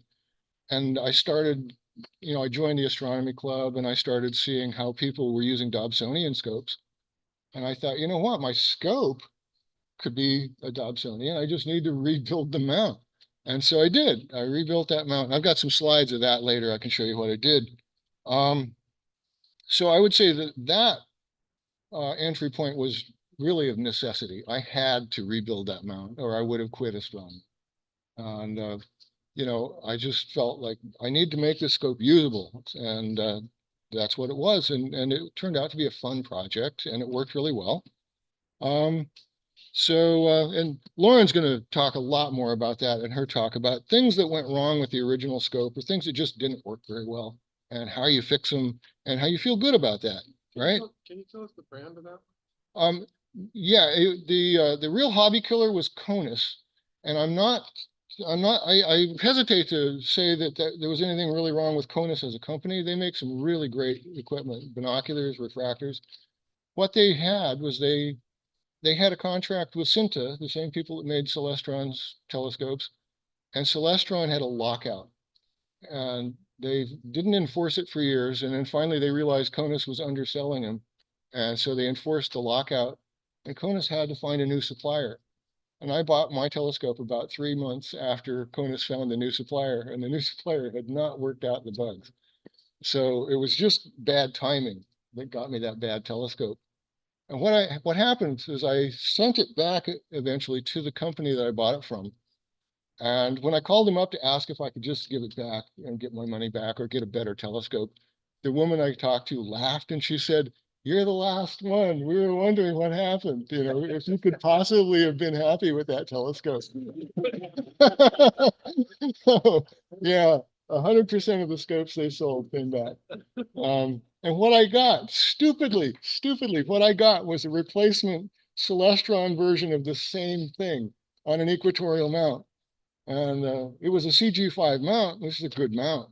But good God, nobody wants a Newtonian scope on an equatorial mount. It's rotten. But I didn't know that at the time. So, it took me a while after that to learn that I really needed a better mount. So anyway, that was the Dob rebuild. I'll talk a little more about that when I get to the slideshow portion of the talk. Let's see, what did I do with the other? Here it is. Here it is. Okay, I'm going to talk about opportunity here. Oh wait, that's the wrong one first. Okay, opportunity is when you get a deal that's too good to pass up, you're going to have to build the telescope to go with that. Okay, here's where I'm going to take this camera loose. And I'm going to talk about this telescope right here, which if you've got your November issue of Sky and Telescope yet, I've totally messed this up. Here we go. It's in the November issue of Sky and Telescope in an article about how to build a refractor. Well, I bought the 5-inch lens for this telescope for like $120 from Surplus Shed. it was on sale for half price. And I thought, well, I have to have it, right? It's a 5-inch lens for 120 bucks. I have to have it. But that meant I had to build a telescope. And, you know, it turned out to be really easy. I just used galvanized tin for the tube, and I riveted the bottom, put a dovetail mount on it to hide the rivets. I bought a commercial focuser and just stuck it on the back. Built a mount for it. And here's a cool thing. Gene Texero's How to Build a Telescope, 1951 edition. I think I've got the second edition in the 1980s. I had pretty well thought I had mined this one out, that there wasn't much left in here that I hadn't already either done or figured out. And then I found this page here showing how to make an alt-azimuth mount for a refractor. That's exactly what I wanted. I built this very thing. And, you know, this book turned out to be useful years after I thought I'd mined it out. Okay, so opportunity led me to that. Well, Surplus Shed had Maxitov optics on sale for $30. It's only 3-inch Maxitov, but 30 bucks. Of course, I'm going to try this out. All right. Well, then became the question of, what am I going to put it in? I'm going to put it in a Bush's bean can. That's what, because the diameter was exactly right. And, you know, you can't have a beanie something without a weenie to go with it. So it's the beanie weenie telescope, the itty bitty beanie weenie telescope. And the fun part about this was I wanted to make it focus the way a Maxitov focuses by moving the primary mirror. And I've got some slides about that, so I won't belabor that until we get to the slideshow portion of the talk. But the little beanie weenie telescope was purely an object of opportunity. I had no desire to build a Maxitov telescope until a friend of mine pointed out that the optics were on sale for 30 bucks. And it's like, I have to have it. So there we go. There's that one. Okay, what is left in my little box of magical farts? Okay, mirror make. Let's see. Wait. One more thing. Design. I want to talk about design as an entry point. Some people, there's two kind of builders in the world. There's the kind that sketch everything out and figure out exactly what they're going to do, and then they go out and they do it. And then there's the other kind that goes out in the shop and stands there and looks around and picks up something out of the pile of scrap lumber and thinks, yeah, I could do something with that. Well, I'm that kind. Robert is obviously the other kind. Robert's the design kind of person. And I think, you know, how to put, if you're a design kind of person, then 3D printing is exactly the sort of thing that you want to do, because everything that you build is designed first and then printed. Okay, what is this? Well, this is the lens cap for an Astroscan. A friend of mine bought an Astroscan off of Craigslist, but the lens cap didn't come with it, or the dust cap. And so I looked online. Thingiverse had an Astroscan dust cap. I didn't even have to design it. I just downloaded the file, printed it, and now my friend Dan has a dust cap for his Astroscan. And what's this guy? This is a little gadget that creates diffraction spikes on a C-Star 50mm automated telescope. Like, cool. Friend of mine bought a C-Star, and I saw this online, and it's like, I got to make this for him. And the cool thing about 3D printing, this cost me 6 cents, according to the program that calculates how much plastic I used and how much electricity I used and all that. This was worth 6 cents. So, you know, I'll make these for anybody who's got a C-Star who wants one. Give me a shout. I'll make you one. Okay. We're at the point where I have to talk about what everybody thinks about when they think about amateur telescope making, and that is grinding your own mirror. You know, here's a tool. This is a tool for grinding a 10-inch. I think the last time I used it, I ground the mirror for my travel scope, which I'll get to in a minute. And so I used it for a 9.5-inch mirror. Focal length here says Actually, this is a radius of curvature of 90 inches, so focal length 45 inches. Um, you know, grinding mirrors is a lot of fun. I really enjoy doing it. I've made a dozen or so mirrors in my life. I'll probably make some more. But I have to say, if you're thinking about getting into amateur telescope making, I sure wouldn't start by grinding a mirror. Parabolizing a mirror is a really frustrating thing. It can take you as much as 100 hours. That's what it took me for my first parabola. I was 100 hours on that thing. It was really frustrating, and I almost gave it up. I would say if you're at all interested in getting into building your own stuff, build a laser mount, um, buy a lens, put a tube around it, build a refractor, have a little fun. Don't feel like you are really, how to put it, don't feel like you're obliged to start from scratch. Start from some convenient point and move onward.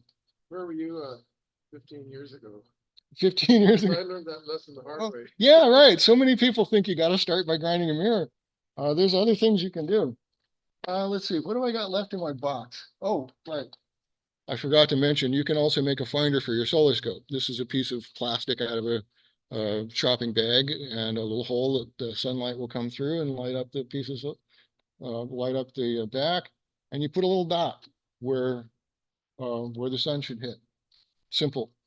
And let's see.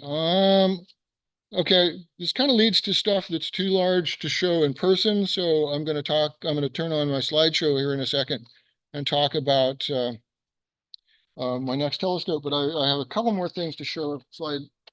When I did start my first mirror grinding project, I started with a 10-inch mirror that was already pre-ground to F5, or no, it was pre-ground to F4. And I thought, I don't want an F4 telescope, coma, I don't want coma. So I tried to flatten it to F5. And because I didn't know what I was doing, I wound up with F3.8. And I had a 10-inch F3.8 mirror, and I thought, all right, what kind of lemonade can I make with this lemon? And I thought, this is where the concept of the ball scope came in. I thought, what if I put it down at the bottom of a ball and lay the ball up against an axle that turns, and when the axle turns, the telescope will track. And the neat thing about having a short focal length mirror is I won't need much counterweight. So this is my prototype of my original trackball, which I thought I had invented until I found out that Pierre Lemay had come up with the idea 10 years earlier. But I was very proud of myself for inventing it again. And Pierre was very gracious in telling me that, yes, okay, I had invented it, but only for the second time.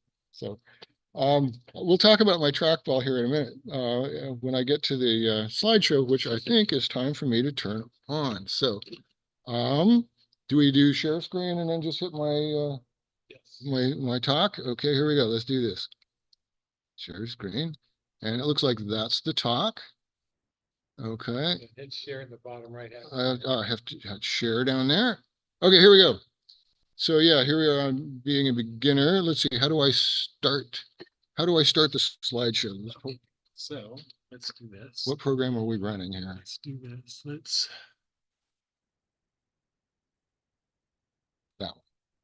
That should get us to full screen. There we go. There we go. Cool. Then just use the arrow keys and page up. Okay. All right. So first, I'm going to do a little recap. Here's my hobby killer. This is my Conus telescope. You can see how proudly I am looking at this brand new telescope. This is before I realized I bought a lemon. The color should have warned me, right? Okay, how are we doing on time? Oh yeah, okay, we're not running too late. This is the close-up of the truck lot finder when I finally had the courage to actually bolt it to the trackball, which I'm going to talk about. Jerry? Yield. So was it you who said that telescope isn't really yours until you drill a hole in it? That is now my philosophy. Yeah, what Howard said, in case you didn't hear this on the Zoom, yeah, I'm the guy who says the telescope isn't really yours until you've drilled a hole in it. But that was a revelation that I came too late. At first, I was, Chuck gave me this finder back when I had that Celestron Newtonian scope that replaced the Conus, and I really didn't want to drill a hole in that scope. Now, man, let me at it. You know, it's my scope now. I can do what I want. But at the time, yeah, I was a little concerned. But by the time I built my trackball telescope, this is the top end of my trackball. By then it's like, yeah, fine. I just drilled a hole, stuck the finder on it. I did eventually put a dovetail on it so I could move the finder from scope to scope because I like the finder so much. To this day, Chuck will not put dovetails on his finders. He still sends me finders without dovetails. So I have like mass produced a couple of dozen dovetails that I can stick on those things. Okay, I showed the chair. This is also, this is the same chair. I did experiment over on the right here. You can see I experimented with a flat surface so that it would be more infinitely adjustable. And it turns out if you do that and you bump the seat, it goes bump, bump, bump, bump, bump, bump all the way to the bottom, kind of like one of those little monkeys that we used to get on a pole when we were kids, little toy. There are ways to mitigate that, but I realized, you know what, Frank Skapansky is a pretty smart cookie, and I think that's why he had slats rather than a smooth surface. So I took that off and put the slats back on, and I'm much happier with it that way. Okay, this is the Dobsonian mount that I built for the Celestron that replaced my Conus hobby killer. And the Celestron scope, the OTA, is a very good scope. It's weird. It doesn't star test very well. It star tests overcorrected, but it gives pinpoint star images up to about 200 power. So for an 8-inch scope, I think that's okay. I leave this out in the front of my garage right next to the door. So when I need to look at something real quick, I just grab this thing and take it outside. So in that regard, it's probably the scope I use most or almost as often as any other scope I own, just because I can take it outside so easily. And here's another split pupil finder on top of the regular finder, because it came with this optical finder. And as anybody who's done a little astronomy comes to realize, you can't find your way around the sky with just an optical finder. You have no idea where the scope is pointed at to begin with. So this split pupil finder, looking through this lens at that little glow in the dark tab, it gets me within a degree or so. And then my finder's got a 4, 5, 6 degree field of view. Yeah, Howard. So on that split pupil finder, the lens, the flat part is on the bottom. I built it wrong. I built it wrong. So how do you use it this way? Well, the thing is, it still sort of works. It's, it still gets me in the ballpark. I really should have cut the top off of this lens. And every time I use it, I think, yeah, I should cut the top off of this lens, but it does actually work. It works fine. And that's the thing. Good enough is good enough, right? That's my philosophy now. So, onward. Yeah, here we go. Oh yeah, and check this out. I found my original drawing. This was my drawing on how I'm going to draw it, how I'm going to drive the trackball with this polar aligned drive axle. And the drawing was about 1 inch tall. And so you can see it pixelated when I copied it in. But that was my drawing, and there's my prototype. And, this is what became probably my most cherished telescope. I love the trackball. I love what it does. I love how it does it. I love that I did come up with it on my own, even though Pierre came up with it first. It's just, I'm really proud of the trackball, and I love the way it works. And I mentioned I'm not really a designer. I'm the kind of guy who goes out in the garage and looks at the pile of lumber and finds a piece that might work. But when I was trying to figure out how to make the mount for this trackball, I realized I really don't know. I had no idea what it would look like. And so I started making all these paper cutouts, and they're all the right size to put a ping pong ball on. What CAD system did you use to make those? What? What CAD system? Oh yeah, right. My CAD program was called the Oltion scissors and pencil program. And you can actually see I use scrap paper. These are cut marks for some galley proofs of one of my short stories. So yeah, it's like, I'm not going to waste good paper on some of these. They're not going to work. But, I had things like, okay, what happens if you set the ping pong ball just in a cylinder? Well, there's no place to mount the drive, right? So I started thinking, you curve it a little bit, there's a place to mount the drive. And I kind of like this guy. This one really looked cool, but I thought, yeah, that's going to be wobbly. I really like this. I wish I could have made that work because to me, that just looks really techy. It looks like 23rd century or something, you know? But this one kept coming. I kept coming back to this. This one kind of spoke to me because I could put the drive axle on a little carriage that would move up and down there for different latitudes. And I could put my idler bearings over on these guys. And so ultimately I decided, okay, I'm going to set up and do that. And here it is. This is the actual gadget right here. Turned out to be wobbly as hell. Anybody tell me why it's wobbly as hell? It's because all the junctions, all the wood-to-wood junctions are 90 degrees. And it rotated when I tried to sleeve the scope, and it just wobbled. It had like a 30-second settling time. I tried turnbuckles between the legs and the base, and it helped quite a bit. But it turned out, and I don't have a slide of this, but I put triangular pieces of wood in between the legs and the base, and that stiffened it right up. So, you know, it was one of those things. My original design was kind of cool looking, but it didn't work very well until I modified the design. And that's the story of telescope building. You know, you're going to come up with an idea, you're going to find out what doesn't work, and you're going to fix it and move on. This down here under the ball is my prototype to see if the actual full-size version would track. I just by hand moved that little rubber axle to see if the scope would track, and it did. And oh, and I'll point out, I did this the hard way. I put fiberglass over a kid's rubber ball, and then I had to sand that fiberglass smooth and then fill the low spots and sand it again and fill those low spots. And, you know, I spent hours doing that. And it turns out you can, I think it was Mel's idea to tape sandpaper around the edge of a bucket, flap the bucket up against the sphere, and that circle going over a sphere is going to give you a perfect sphere eventually. And that's what I did. But I found out later for like $70, I could have bought an acrylic sphere. And for all my subsequent trackballs, that's what I've done. And they're not stiff enough, so I put fiberglass on the inside. And then I leave it rough, and I spray paint it black, and it becomes this beautiful, light baffling material on the inside. It looks like I intentionally did that. Okay, this is the scariest automatic amateur telescope making thing I've ever done. That little cutout right there. And you know why that's the scariest thing? Is because this is the focuser and the secondary cage of the 20-inch telescope, the Tridob that Mel built. And I bought it from him. And I didn't care for the focuser that he had on it. It was an electric focuser that had push buttons for focusing. And I'm the kind of guy who racks back and forth through focus all the time. And so I was like, no, I need a mechanical focuser.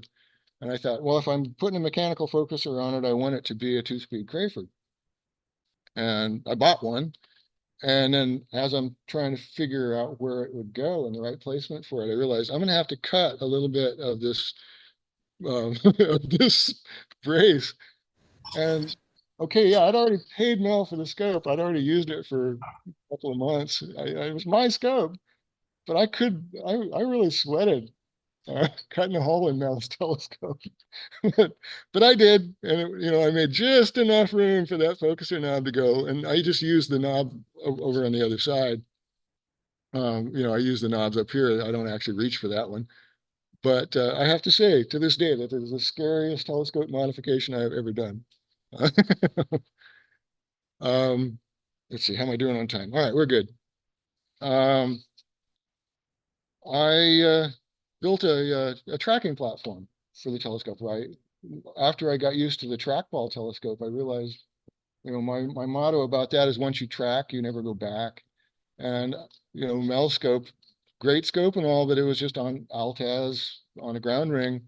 And I got really tired of pushing, tracking it by hand.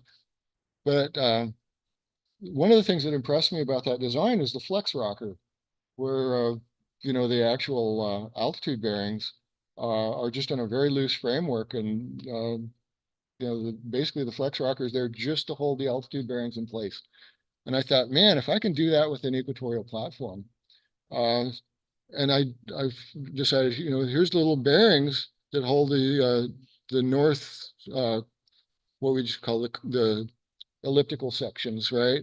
There's the drive motor here, and there's an idler bearing here, and just a little pin in the back to act as a pivot point. And it added about 4 inches to the height of the telescope as well.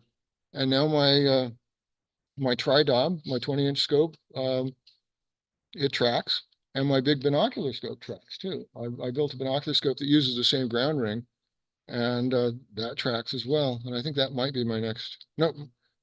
My next slide is, okay, doing stuff just purely for the fun of it. People kept telling me my ball scope sort of reminded them of astro scans.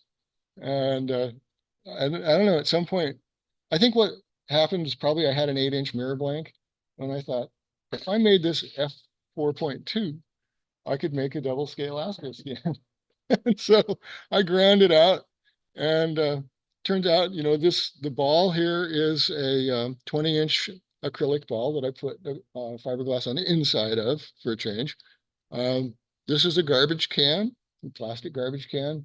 It was tapered, so I had to cut a triangle out of it and bring it together to make it cylindrical.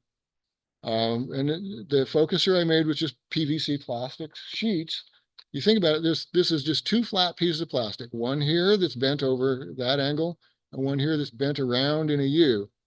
And it turns out that focuser is really easy to make. I was really surprised. And it's not quite double scale because I wanted to use 2-inch eyepieces. You know, the Astroscan uses 1.25 inch. I don't have 2.5-inch eyepieces. So I made the focuser 1.25 to 2.5 scale, but it doesn't really look much different. You know, it looks like it fits. I built the same shaped base, but there's a little trackball motor down inside there, and this base lets this thing track. So this was one I just did for the absolute pure fun of it. And I think that ought to be at least part of everyone's entry point into amateur telescope making. It's like, good Lord, if you're not having fun, why are you doing it? Right? So, you know, look for a project that you'll enjoy doing. Okay, so yeah, I wanted to talk about the Maxitov focuser. I came up with all sorts of different designs. The one that I actually thought would be really cool would be this little guy here, where you have a disc that's got this little wavy cut made in it, and you glue one part to the mirror, and you put the others, you leave the other one free. And you know, since the Maxitov's got a hole in the middle, you run a pipe through that. And if you move this lever over here, you move this lever in a semicircle, the 2 different parts of that disc would ride up on each other and would push the mirror upward and downward. Well, it turns out that is a really hard cut to make. I was never able to make that cut. I don't know how many wooden discs I cut, and I could not make that cut. Nowadays, of course, I would just 3D print it, right?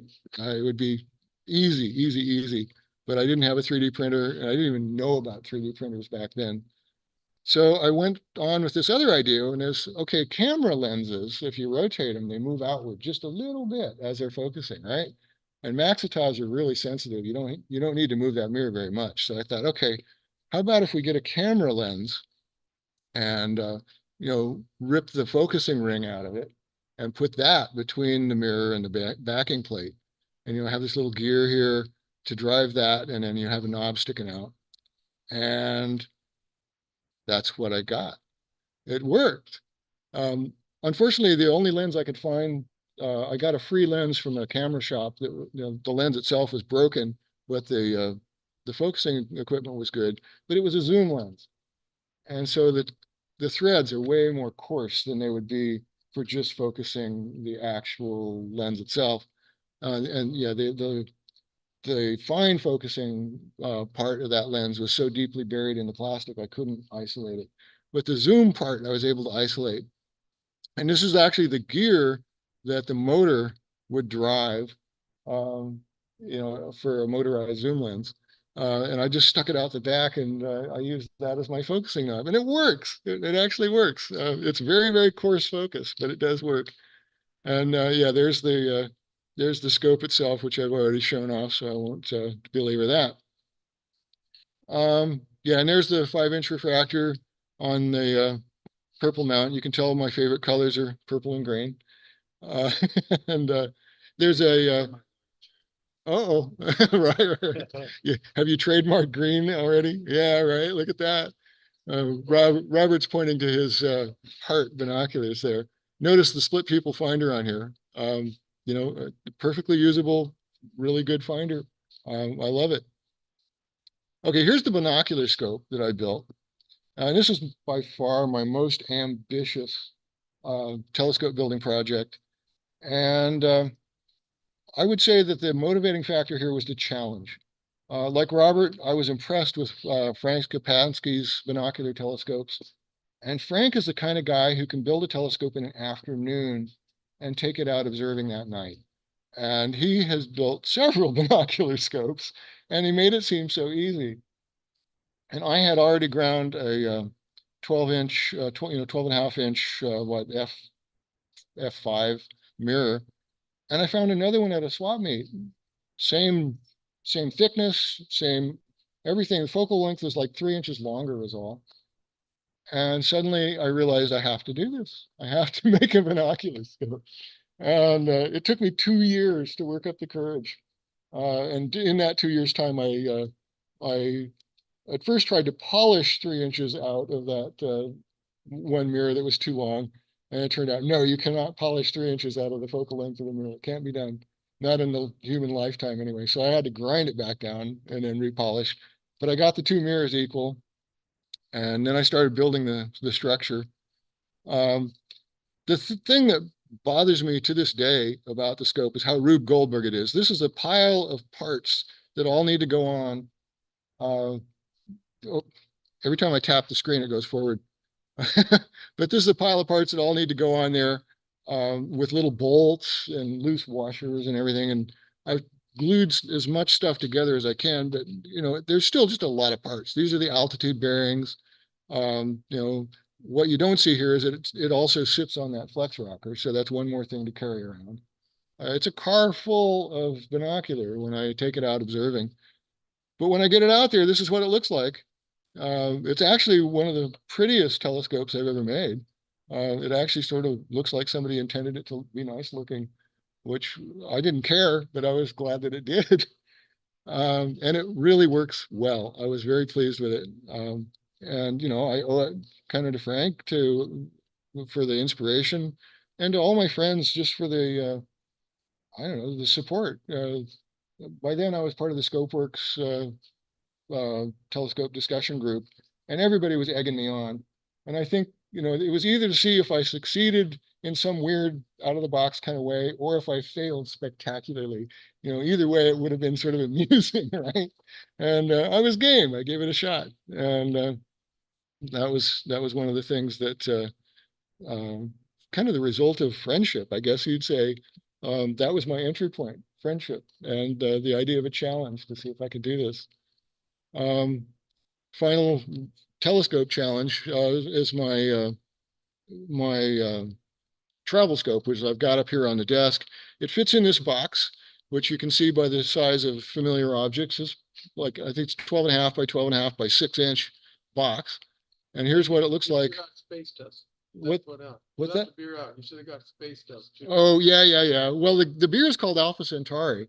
Yeah, I know. And astronomy space dust. We have some in the fridge. Oh, okay. Well, there's Starburst. I've got Alpha Centauri and Starburst. So, okay. Here's what it looks like out in the wild, minus the shroud. I have a little shroud or, you know, a light baffle that goes around on the backside behind it. This wound up in Sky and Telescope magazine. I was very proud of that. You know, even though I work for them, this wasn't one of my columns. This wasn't anything I was contracted to do. This is one of those that's like, hey, could I write about my telescope too? And they kind of said, sure. I sent them this photo and they went, oh yeah, do. Because this photo really, I'm proud of that. I think it makes it look really cool. Okay, let's see what's left. One last thing. Okay, this is clearly not a telescope project. This was one really cloudy winter when I didn't have a telescope project in mind. I had an old globe though that still had Sri Lanka listed as Ceylon, and it had Russia listed as the USSR, and but it wasn't worth anything. It was just an old globe. So I painted it black and I started drawing stars on it.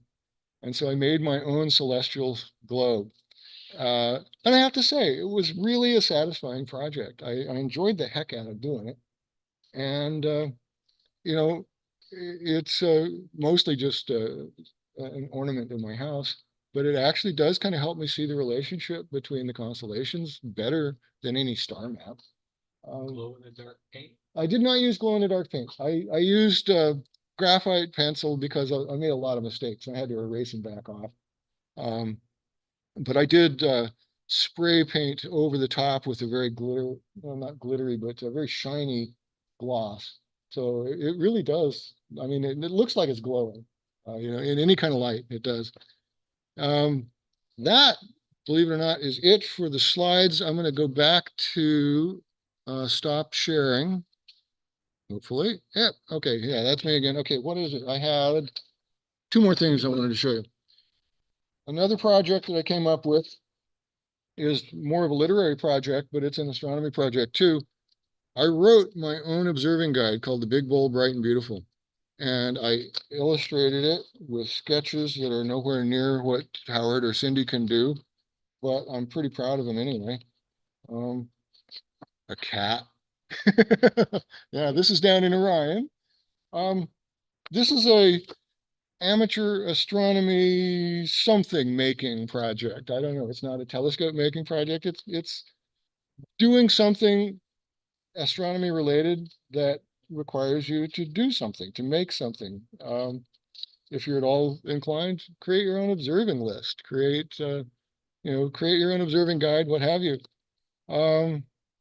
And lastly, I will say I am actually a columnist for Sky and Telescope magazine, and I get to write about other people's ATM projects. This is Rob Brown's. He's sitting about 10 feet away from me here in the room. I wrote about Rob's telescope. Thank you, Jerry. Oh, thank you, Rob, for giving me something cool to write about. So I have now talked all the way to 3:30. I don't know if there's time for questions. Sure, let's take a few questions. Okay, if there's any questions, let's lay them on, but let's not overshoot because Lauren is going to talk to you about some cool stuff too. I have two chats. Okay, let's go to the chats and see what we got. We have, we have a good vendor to purchase small and large, up to 69-inch diameter, thin and thick acrylic spheres. Okay, and it's easytopsworldwide.com. Okay, yes. I'm going to take note of that. Definitely. Let's see, what was previous in the chat? Cindy Krach says, Jerry sent me a split pupil finder. Worked great on her binoculars. Right.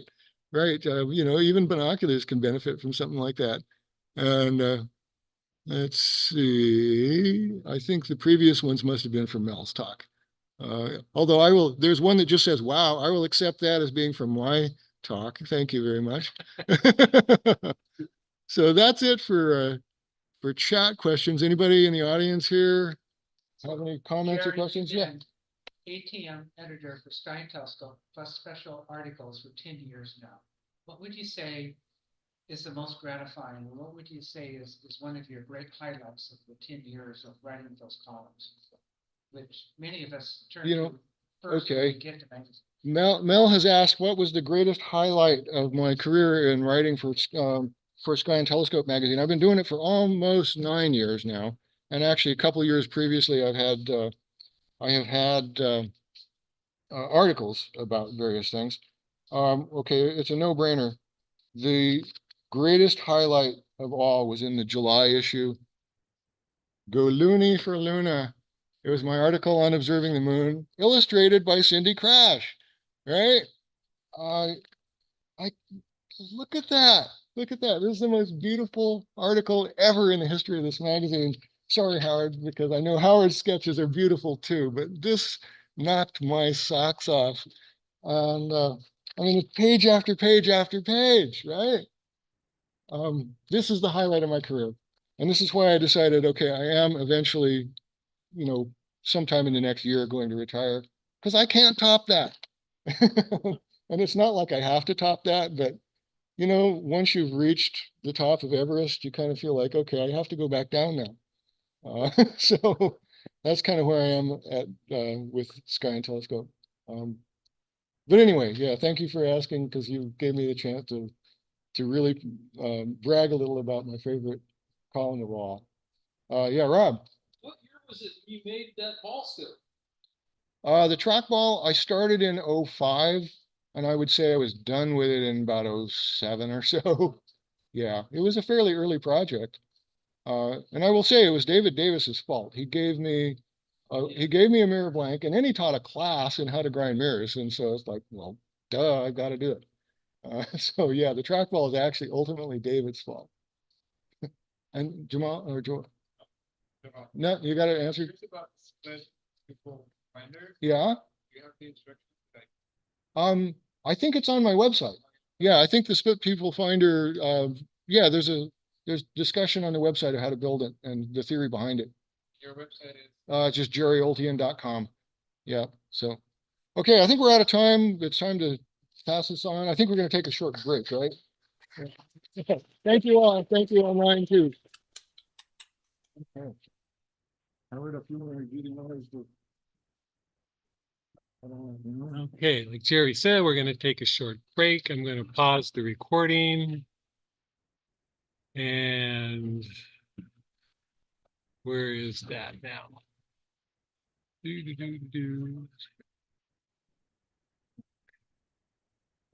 here.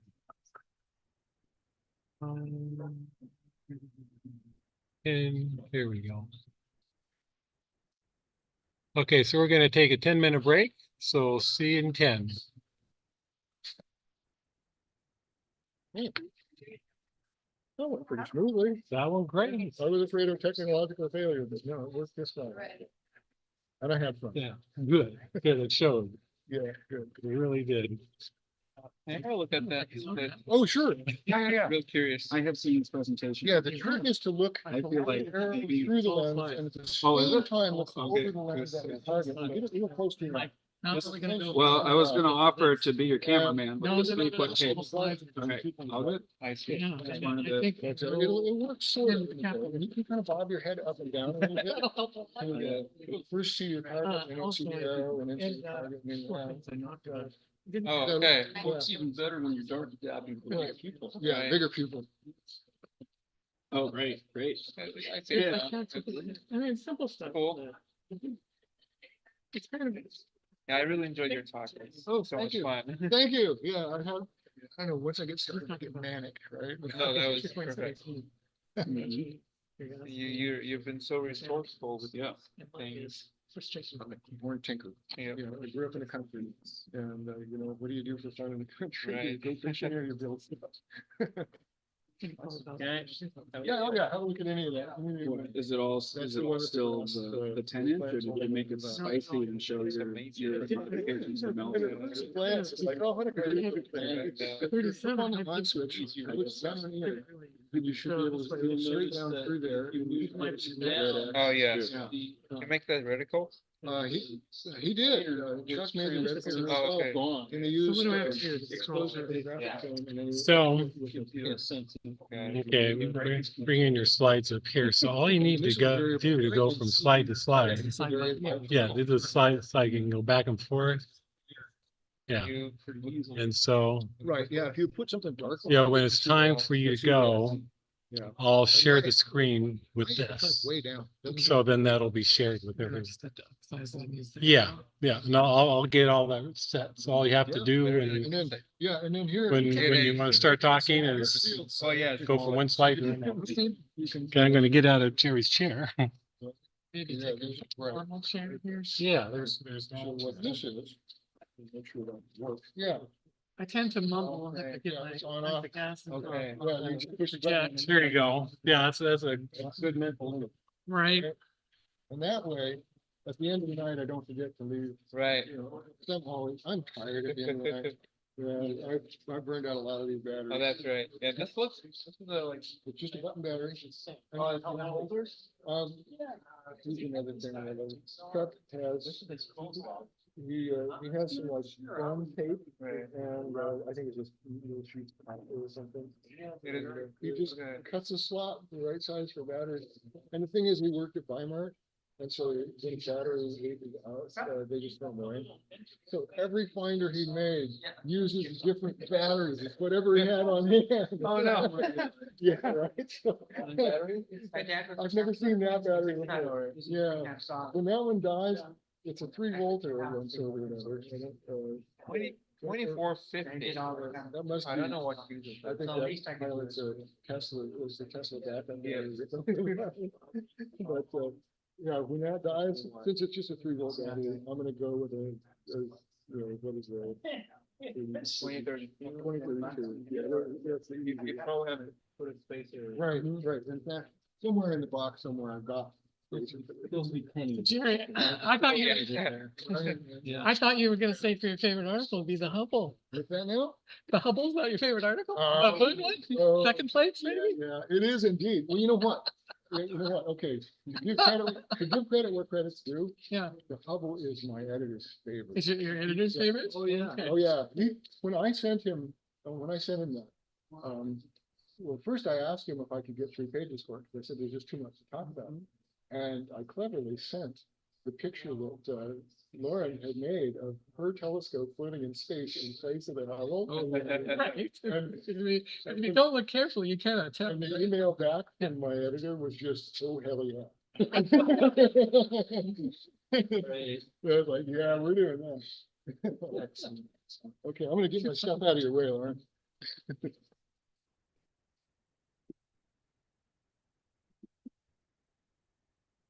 You know, honestly, Lauren, it put me on the spot because I would have said your article too. I would have if I thought it. I'm so sorry that I didn't, because yeah, that article. As far as an article of the chair, as far as an article about somebody else's, about somebody else's, that is it. You need something to slide over the back. Okay, let's see, did I get all my stuff? That's why I like my chair. Oh, yeah. That's just an office chair, isn't it? It is.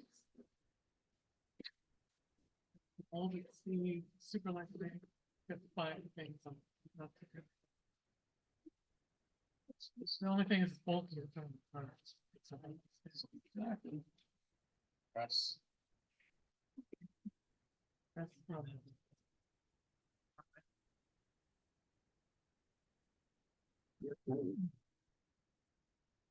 You could have back. Yes. Stick up.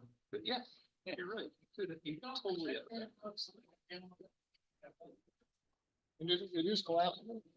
Yeah. That front brace comes right off. Yep. And it screws right to the side of one of the braces, so ours out of the way.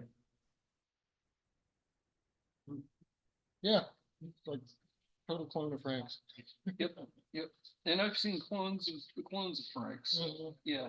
And the thing is, you know, things like the Denver chair, you put this in front, and then it bangs into your telescope.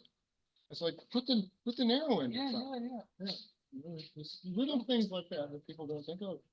It's a combination of ply and solid, isn't it? Right. This is oak. But I wasn't Oh, sure. yeah. It was weird. I wasn't sure if plywood was strong enough, and it turned out it's probably stronger than it. But you know, I figured plywood, half the grain is going around one. Boom. It'll be on forever. With plywood, so.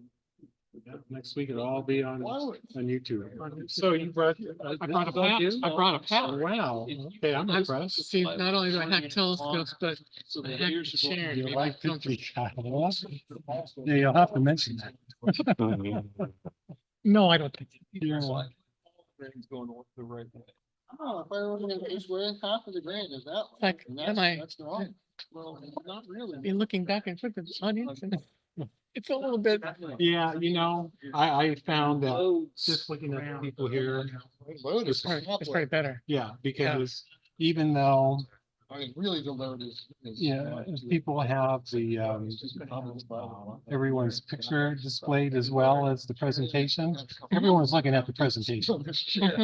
So they're looking up there as well as on screen. Yeah. Okay. And the people at home. who are I have, looking- I'm gonna have to face this way because I don't project very well, so. Yeah, yeah, and then Yeah. the microphone and the laptop will Never pick it cut up. something Okay. this way and have a 2-inch strip with the grain in it. You never do that. Of course not. Because that, you of course break that over your own. So that's what I mean by the grain. But it's. So Lauren, don't be offended, but I'm gonna be taking my telescope apart while you're talking, but I'm gonna be listening. Okay. But we have to leave after Okay. a couple more times. So. Right. Yeah, you got gear to pack.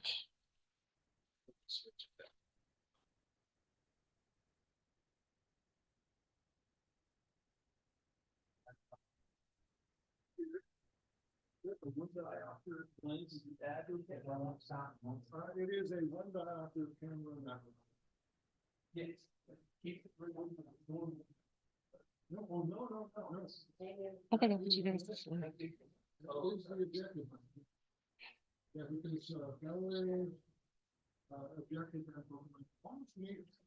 it's not exactly a meeting, so I thought,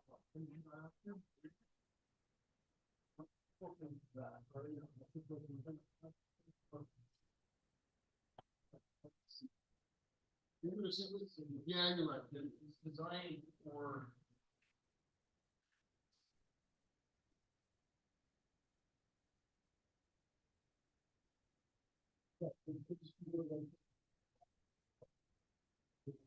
Yeah.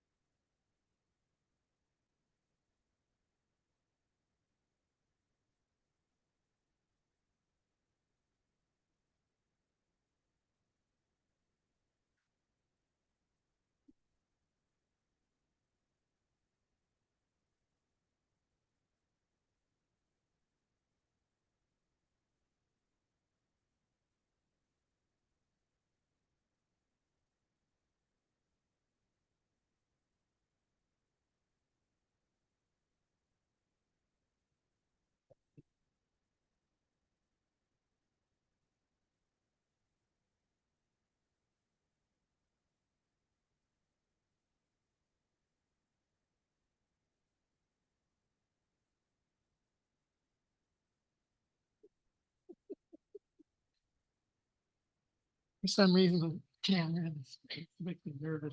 Oh, yeah, all those secret people watching. Secret people watching.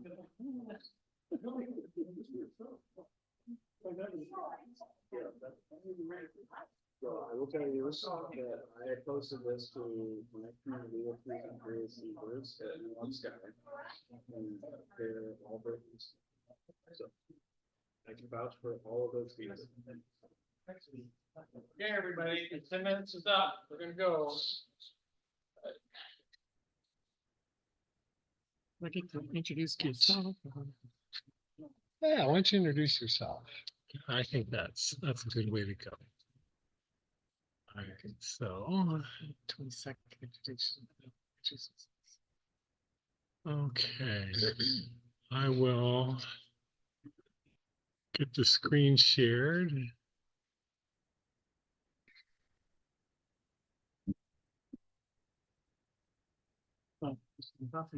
Okay. And no, I don't want to do that first thing. I stop that. I want to, okay, we're going to get the recording.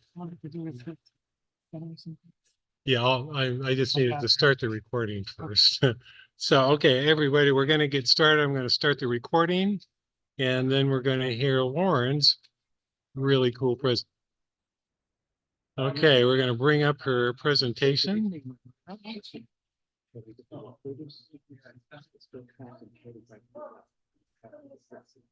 Okay. All right, and screen sharing. So yeah, you just have to click the arrows here. Should we have to see my smiley face for a second first? Sure, if you want to. Do I just hit the share at the bottom to do that? Well, okay. Okay, we're gonna start off. Lauren's gonna say a few things before we share her presentation. And then when you're ready, we'll get you going there. Okay.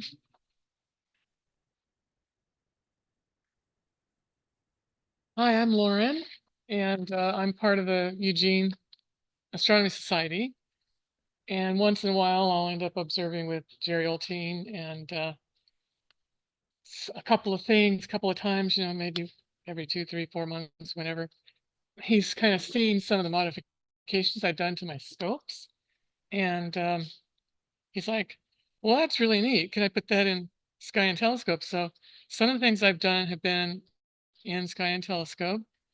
And, Jerry was talking about entry points to ATMing. I've never made a mirror. In fact, I just finished making my first telescope, which is kind of nerdy. It ended up being a replica of the Hubble satellite.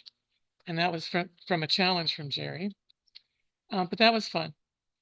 But so the entry point for me. I'm going to break in here and say that Mel put me on the spot because honestly, the best column I ever wrote was the one about the Hubble Space Telescope. Okay, I just want that on the record. Thank you, Jerry. Jerry was talking about entry points to ATMing. And so, maybe it's out of need or to save cost or the challenge of it. And so my entry point was, what is going on here? I don't like what this is doing. How can I make this scope work better? So this is I'm pretty new at astronomy. I'm got my first telescope in 2019. So in the space of 5 years, I've gone from rank beginner to seeing over 400 objects to actually making a scope. So I guess that's good progress. But this is all about, I'm going to tell you about the best kept secret in astronomy. And well, we'll get to that, but this is all about modifying my 10-inch. And it's basic stuff. It's stuff you don't, it's a combination of things that you can do, maybe things that you can buy, but the sad truth of the matter is when you buy a scope, they're mass producing them, they're trying to save cost. And so they give you a bare bones thing that, sometimes you need to do things to help it out.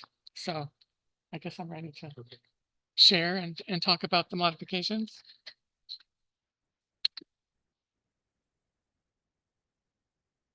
Where then you click on presentation. And then we share. And there you go. There's the arrow to move. Okay. So this is this is a couple of pieces of foam. And I'm like, well, what that is the I actually bought my XT10 brand new. And so what you want to do if you get a brand new scope, save your packaging material. If you lay these across the back seat of I lay them across the back seat of my SUV, throw the OTA in there, and you can go up windy, bumpy roads. Scope does not move around, does not roll around. So that's kind of a travel tip. And that's using the packing foam to help you in travel. And so here's another thing that I do. This is a garment bag. And so inevitably even if you have the dust cap on, somehow magically dust still gets inside the telescope. And so I use a garment bag over the top of that. You got to cut the bottom off the garment bag. But this will help keep dust out of your scope if you've got a daub. Use a garment bag. And then the other travel hack that I do is I'll get the scope up off the ground. I use a hollow block, and that gets it up off the ground and away from dust. This is a grip cloth here, and that kind of forms a seal so that the bugs can't get in, things like that. So this is just stuck in a corner in a hallway of my house. So I thought I'd just share travel and a couple of storage ideas.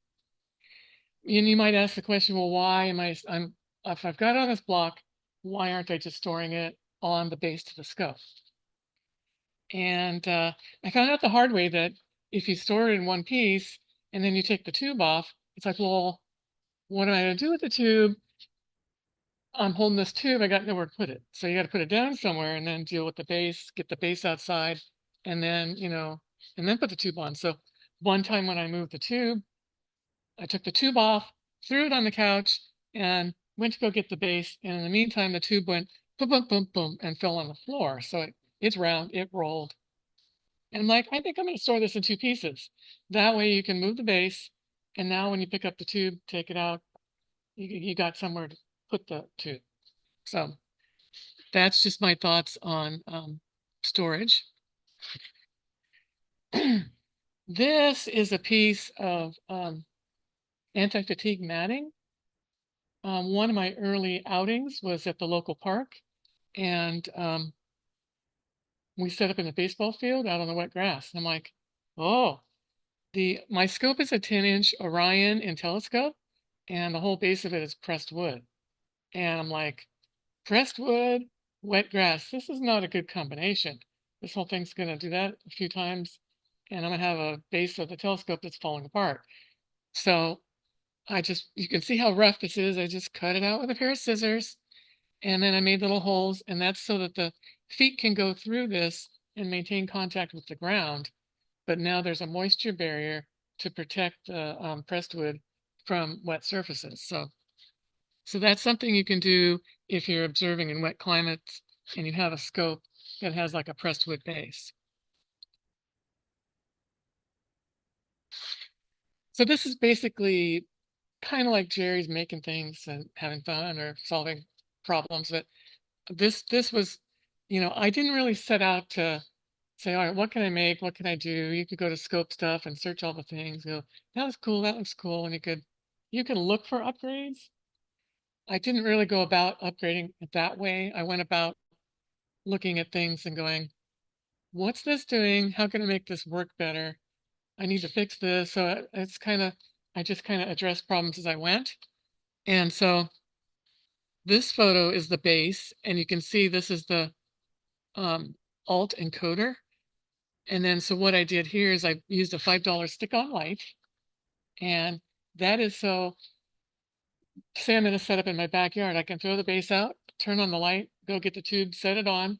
I can set up so much faster than rather than hunting around for my headlamp or a flashlight. So this light is always here. It's always available to turn on quickly so that you don't bump this encoder thing when you're setting the tube on. You have to be very careful. The XT10i has an encoder and the alt one is kind of exposed. So you do have to be careful not to bump it. So I just added a $5 light. So I am actually up to over 30 modifications. So I've got a slide for each one, but the sheer number of them surprised me when I put together this list. So yeah. What's that cork thing? This here? No, the cork. Oh, no, that's the crust through the hole of this. Okay. That's yeah, this is the that's that pad that I was just showing.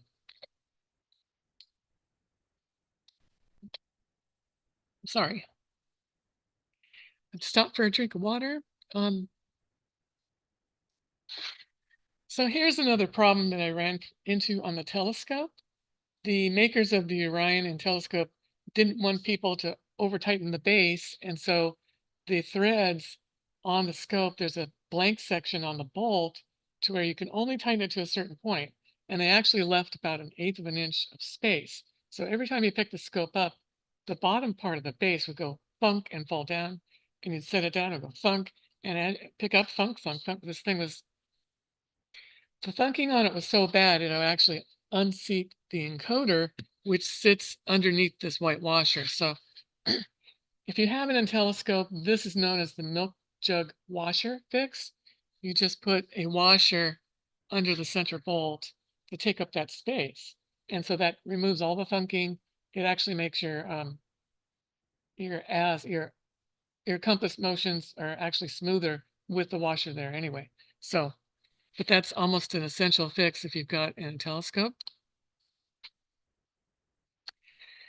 This is just a fun little fix. I went observing with a friend. He also had a telescope. And so on the scope, on the alt axis, the up and down, on the sides, one of them holds the encoder in place and the other bolt running through the side, it becomes the brake. And so you need that brake so that the nose of the scope stays stable and you can tighten it. You know, you might need to tighten a little bit more when you're horizontal. When you're up at 45 degrees, you can loosen it. But so you have a brake control on one of the knobs. So we're both kind of getting all set up, and my observing buddy looks at me and goes, Lauren, I gotta go. See ya. We're out in the middle of some field. I knew it was his location. Didn't even know where I was really. My first time there, and he left me for an hour. Why? Because he forgot his bolts. He had to go home and get his bolts. So just I attached a little nylon bag, and anytime I take the scope apart, the bolts go right into this bag. And, you know, maybe you could have a spare 9-volt battery for your hand controller, you know, a couple essential things. They're now attached to the base so that they've always got a home and you can never leave them at home and leave your observing buddy stranded by themselves. So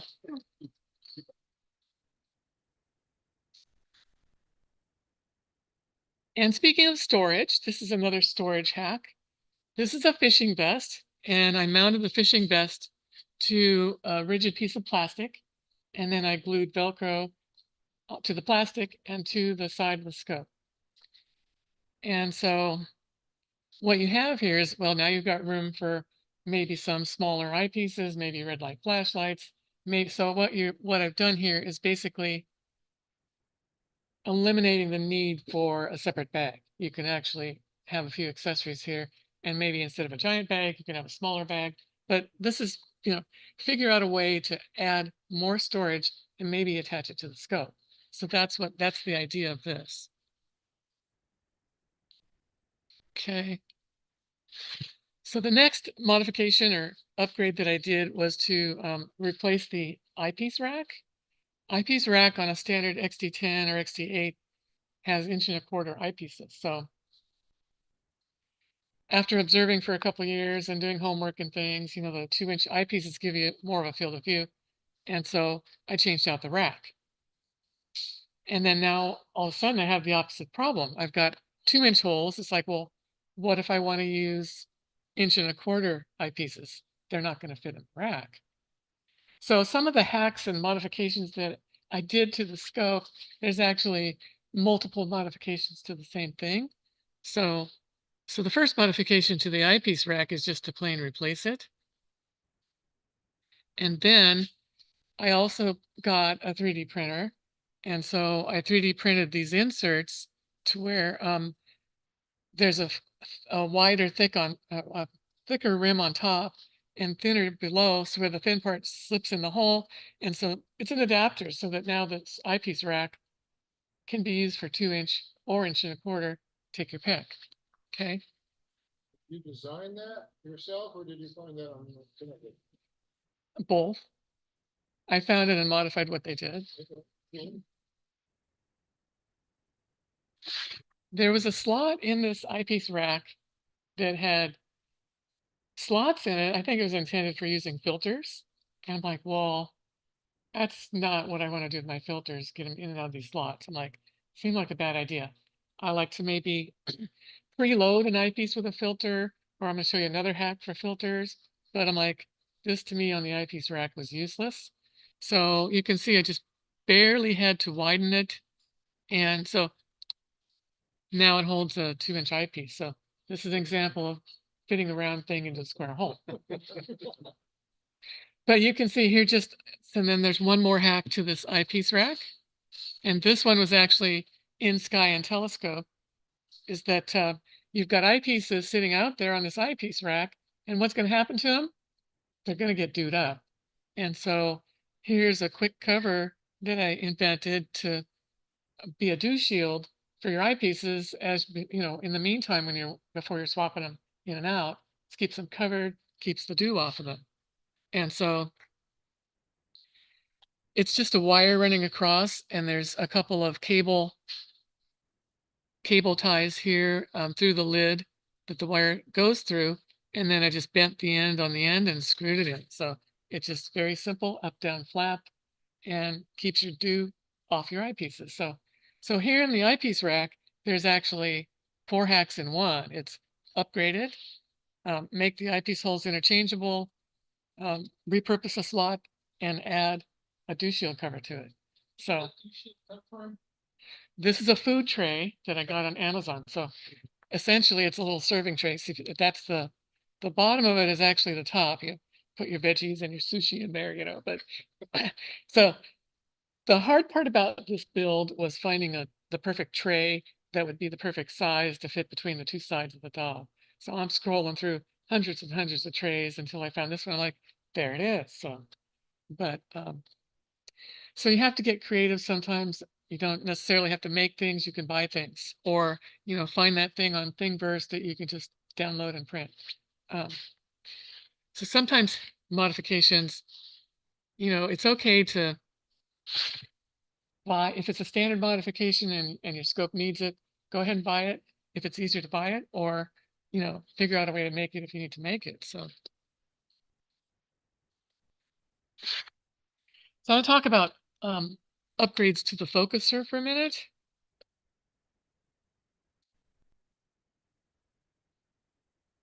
Most telescopes come with the focuser cap is the cap on the left. And so, of course, you have a collimation cap that becomes a collimation tool. So I say, throw away the one on the left and use a cap that's a collimation cap. And now you can take a look at your collimation quickly. You don't have to go searching for tools. Put it right there in your focuser. This is an upgrade that everybody probably ought to do. Your standard telescope, mine came with this adapter. This is a 2-inch, 2.25-inch adapter that comes with a scope. And it has a single thumb screw through it. And what ends up happening is that as you tighten that thumb screw, it throws the eyepiece a little bit off center. You know, it's not so great for your collimation. And if you don't back that all the way out, you try to remove your eyepiece, it can scratch your eyepiece barrel. It's generally a good idea to get something different. So the one on this one on the right is probably a $20 upgrade. You have the compression ring, which is going to center it a little bit better. And you don't have the risk of scratching that barrel on the eyepiece. So the other thing that happens when you get this upgrade is that you can see on the bottom of it, the old one here is completely flat on the bottom, and the upgraded one is threaded, and you can thread a 2-inch filter on there. And so then what you can do is go ahead and use your 1.25-inch eyepieces, and you can swap out different eyepieces. And by adding a filter at the bottom, your filter's already in place. If you're looking at nebula, you can change your field of view, look at different nebula, and not have to mess with filters in the dark. So a lot of these adapters, look for the one that has threading on the bottom. But I didn't really have a problem with my, I mean, the upgrading that focuser adapter wasn't really an issue. It was just something that I ran across and like going, yeah, I think I want to get a different one. So that one I did research to see how I could make it better. Same thing here. When I upgraded to the 2-inch eyepieces, then of course now the focuser doesn't have enough back focus. So what are you going to do? You're going to go buy a new focuser.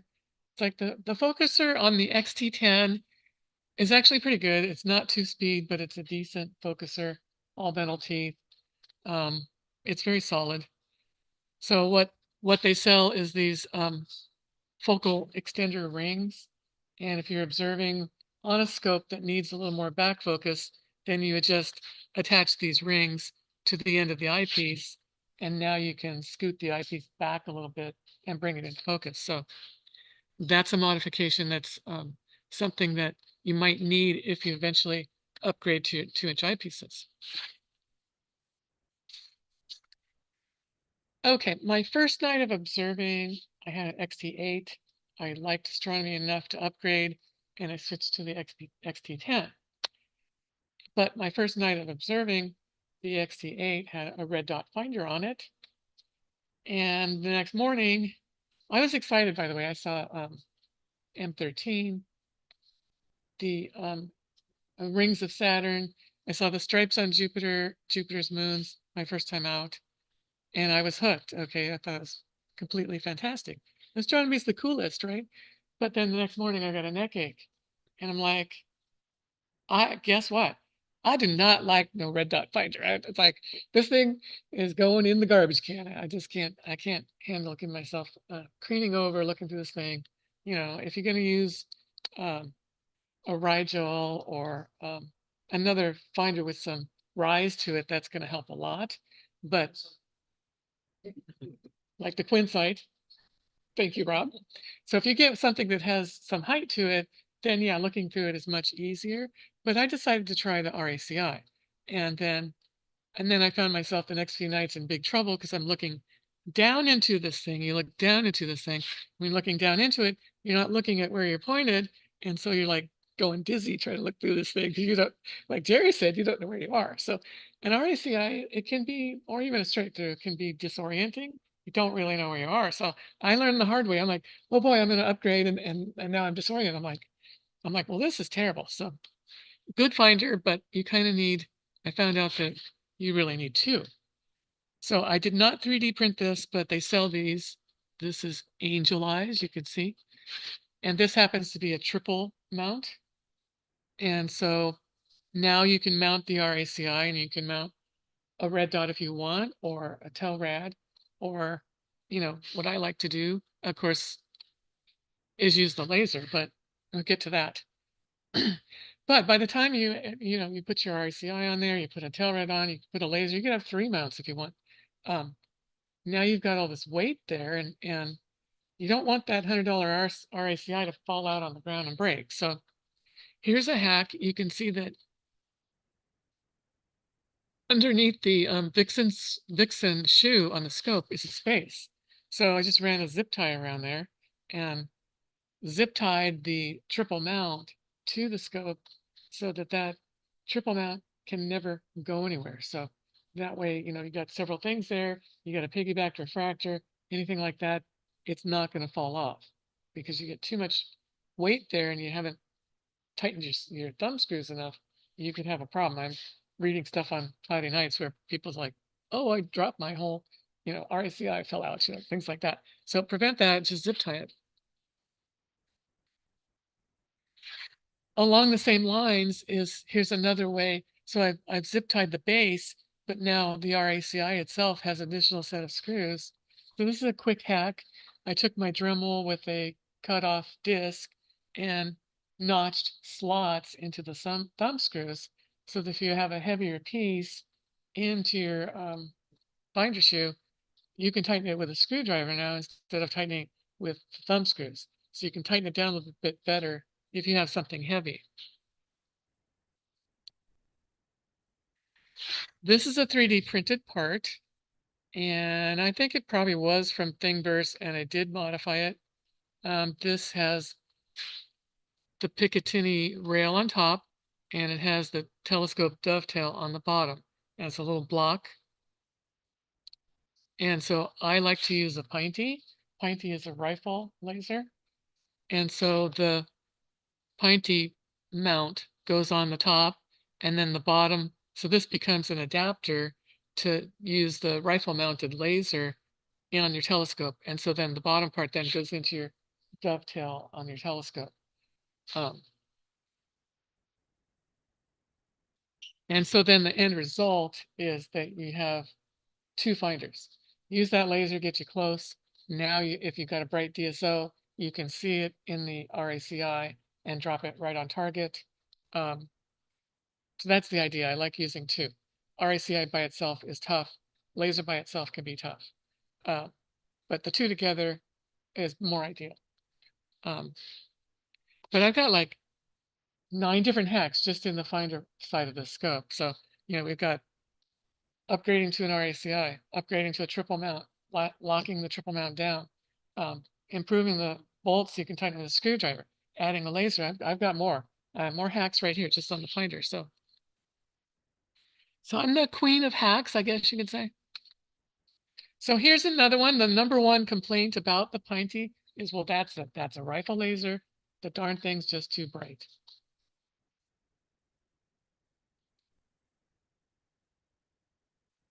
And guess what? The same size battery, this is a 3.5 volt battery that goes inside the Pinty. You can find the same size in a 3 volt. And the other thing that you can do is use rechargeables. And so they're a little less powerful than a standard battery. And so what that actually does is dim down that too bright laser to where it's more tolerable when you're in a group. And so you're not the person with the brightest laser on the field. Tone it down by changing batteries or using rechargeables. So Thank you. you're welcome. So then, of course, you can piggyback a refractor, but okay. So that's how many? So that's 6 or 7 hacks just on the finder part of the scope. So this is an illustration that you see here that I was using. This is an 80 millimeter refractor. It does weigh a couple pounds. And so when you do that, of course, you're going to need some counterweights in the back. And so a very easy thing to do for counterweights, you've got the metal tube. These are welder's magnets. It's made, you're grinding, and these will hold your metal that you're grinding. You stick them on there. Bingo boingo. Okay, so easy way for counterweights is welder magnets. So that's my counterweight hack. Back to the front. I did have one time where, several times actually, where I was observing, and of course the 9x50 finder fogged up. I'm like, finder's fogging up. It's like I can't find anything. I can't find anything without a finder. So, so for the back end, I end up just leaving the cap on all the time while I'm observing and just pop it off every time I want to peek in there. But for the front part of the finder, and this one I designed and printed myself. That's a 3D printed finder dew shield. That was trial and error. You measure it, you print it out, and then due to the shrinkage of the plastic, it's like, doesn't fit. So then you do a little bigger, a little smaller, and on about the 4th try, it's a perfect friction fit. Really tough to do, but eventually, this one I sell on eBay because it's a perfect friction fit for a 9x50 finder. Okay, so I'm still on finder hacks here. So here's another one. I had a night where I was observing, and I'm like, where'd my laser beam go? It's gone. So it's like, well, there's actually a little plastic piece in the front of the laser. It had dewed up and was blocking the beam. And that's only happened to me one time. And I'm like, I do not want to lose my laser beam. So this is actually a dew shield for the laser. So this one is, sometimes it's the path of least resistance. Like Jerry says, go out in the shop or the garage and find some piece of junk that maybe will work. This is a piece of bicycle intertube, and it's got like a ring here in the front to hold it round, and nice friction fit right over the end of the laser. And it's just a cute little dew shield for the laser. So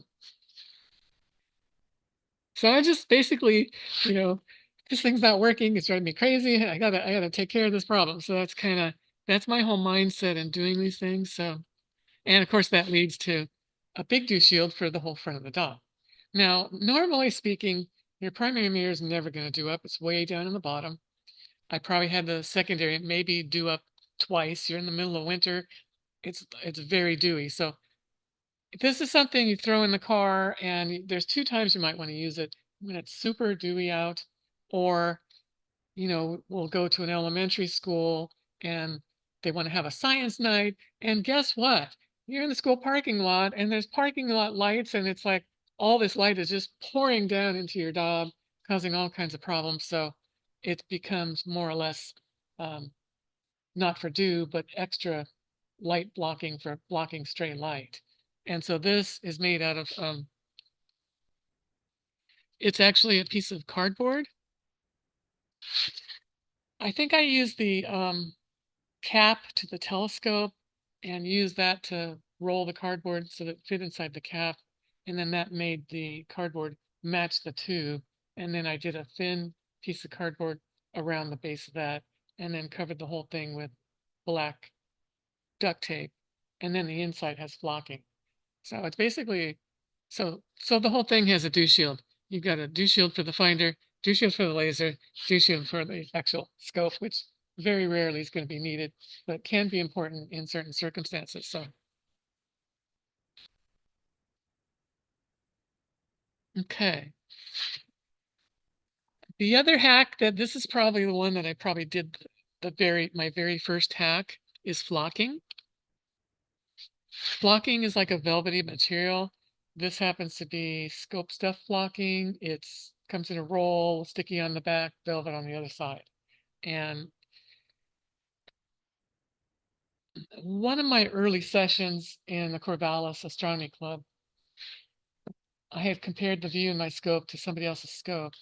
And I'm looking at his scope going, why does yours have more contrast? And he said, well, I've got flocking. I'm like, really? What is flocking? So he told me what flocking was. And I'm like, I was like an instant flocking believer. And then another time I was out observing with Jerry and I had this scope that was flocked side by side with Jerry's trackball. He was using it without a shroud. And sure enough, side by side, the objects, every single object we looked at was just slightly brighter in the XT10i versus the trackball, same size mirror. Jerry went home, made a shroud, did some blocking. A few months later, we observed side by side, and the view is the same. So flocking does work. Now, a caveat to that is don't take your SCT apart or your refractor apart and flock them. This is more of a Daub thing. I mean, those are sealed. You don't want to, get your corrector plate out of alignment. You're just in trouble. So, and also you want to flock behind the focuser, opposite the focuser is most important, and take the primary cell off and flock maybe a foot above the primary mirror. And you don't really even need to flock the whole tube, just the top part, maybe the bottom part. But you can see here in the Orion, look at this gray streak. I put the flocking in pieces. And so that gray is the Orion black paint, which you can see is not black. And so some scopes, if you read online, some people say, oh, flocking doesn't do anything. Well, they've probably got a scope where the manufacturer used actual black paint. Here, Orion uses the worst paint ever, and this scope benefits a lot from flocking. If you've got an Orion XT8, XT10, XT6, and it's got this gray paint, get yourself some flocking, you'll get a better view. And you don't have to take the spider off. Don't take the focuser off. Don't disassemble. You don't want to bend your spider, putting it back together. It's basically put it in pieces. Here, I've missed a spot. We're not painting a room here. We're killing light. So if you missed a spot, not that important. You've killed 98% of the stray light. Use flocking. It's actually works pretty well in some scopes, but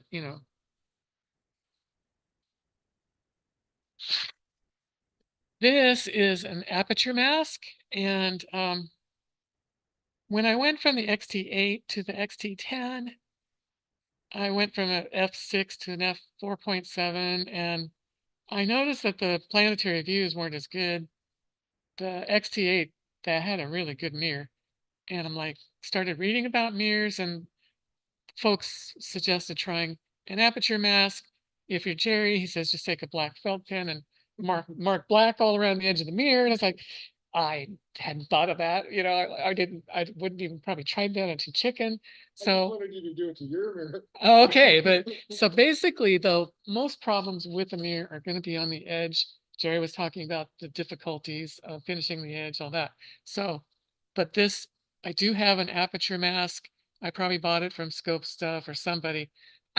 My XT10 is now an XT9 3/4, but it did improve the focus and just the image at high mag is much better. So I do believe it's going to help a lot of those commercial mirrors that aren't the perfect Mel Bartels mirror. You might want to try an aperture mask if you think, oh, this mirror's not so good. Try an aperture mask and that might clean things up. So, and this is just, I have mine I think I have a bit of Velcro on the mirror clips and a bit of Velcro to the back of the mask, and it just kind of Velcros on there on top of the mirror clips. This one looks like it might be screwed into the mirror clips. I just did a Velcro attachment. Okay. So like I say, when you have a commercial job, they're going to cheap out on you, and there's bolts for a cooling fan, but they don't give you the cooling fan. They want you to pay $30 for a cooling fan. So I went online and I thought, I'm going to try the cheapy 5-volt USB computer fan, right? Believe it or not, the random one I picked, the bolts for the USB 5-volt computer fan fit exactly in the holes that were pre-drilled by Orion for their cooling fan. So, pretty much a standard fan will fit the pre-drilled holes. So I paid, $9 for a cooling fan instead of paying Orion $39 for theirs. So, and the other thing that you probably can't see here is that you cannot see the mirror. So this is 2 hacks in one. So I've added a cooling fan and I've added a fan baffle. And what a baffle does, this is just a piece of cardboard. Mine is cardboard, and it seals the back of the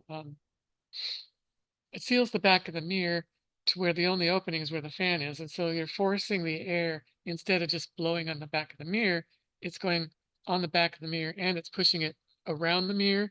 And if you put your hand up at the top of the tube when it's running, you can actually feel the air coming out. So it basically turbocharges your cooling.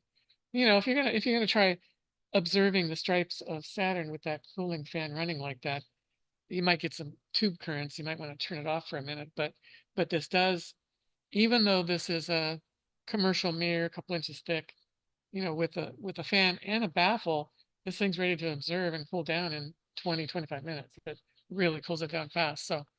So add a cooling fan. It's going to speed up your time waiting before your mirror settles, and add a baffle.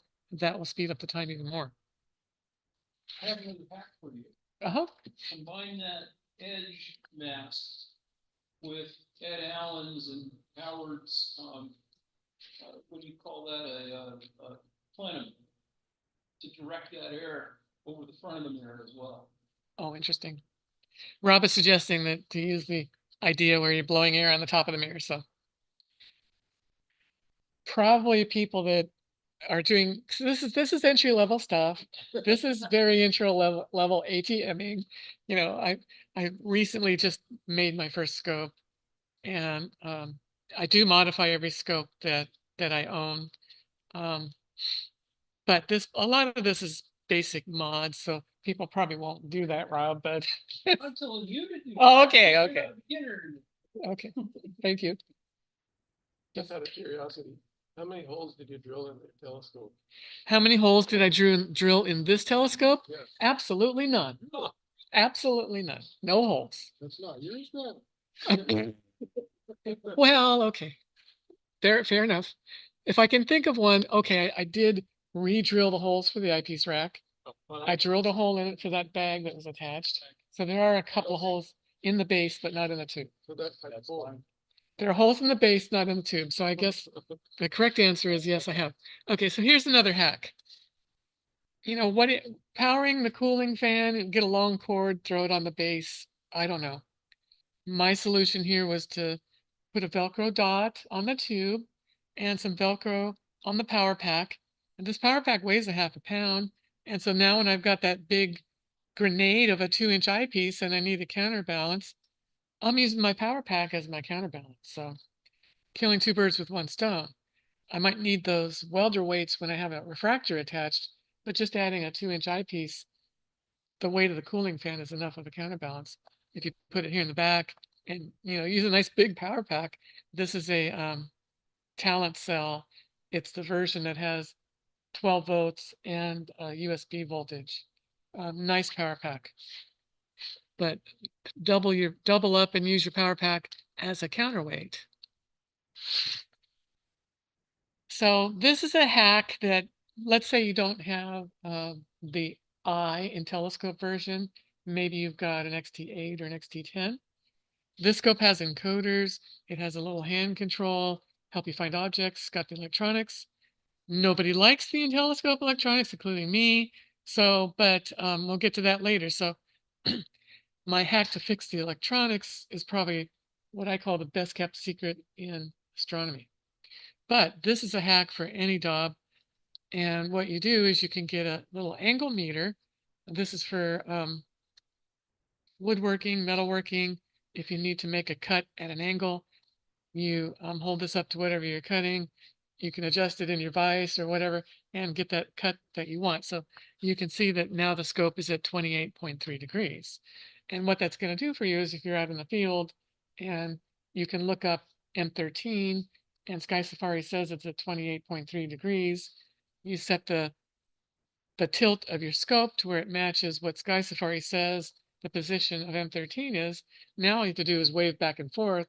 And because you've got the perfect up and down angle, you're going to be able to find that object way, way faster than just waving around randomly because you've got the perfect vertical angle set. So this is a $15 device. Buy it on Amazon. I did hack the device. More hacks. And I've added a magnetic strip to the bottom so it sticks onto the tube. And I looked for one specifically. There's different displays. Some have a black LCD. Some have, this one happened to have a white display. I'm like, I like the idea of white. And so I covered the display with a piece of red acrylic. So now I've got a nice bright display that's not messing with my night vision. Or if you have the black LCD display, you've got to get a flashlight to light it up. So that solved that problem. But this is a way to use a cheapo device to help you find things. So, and of course,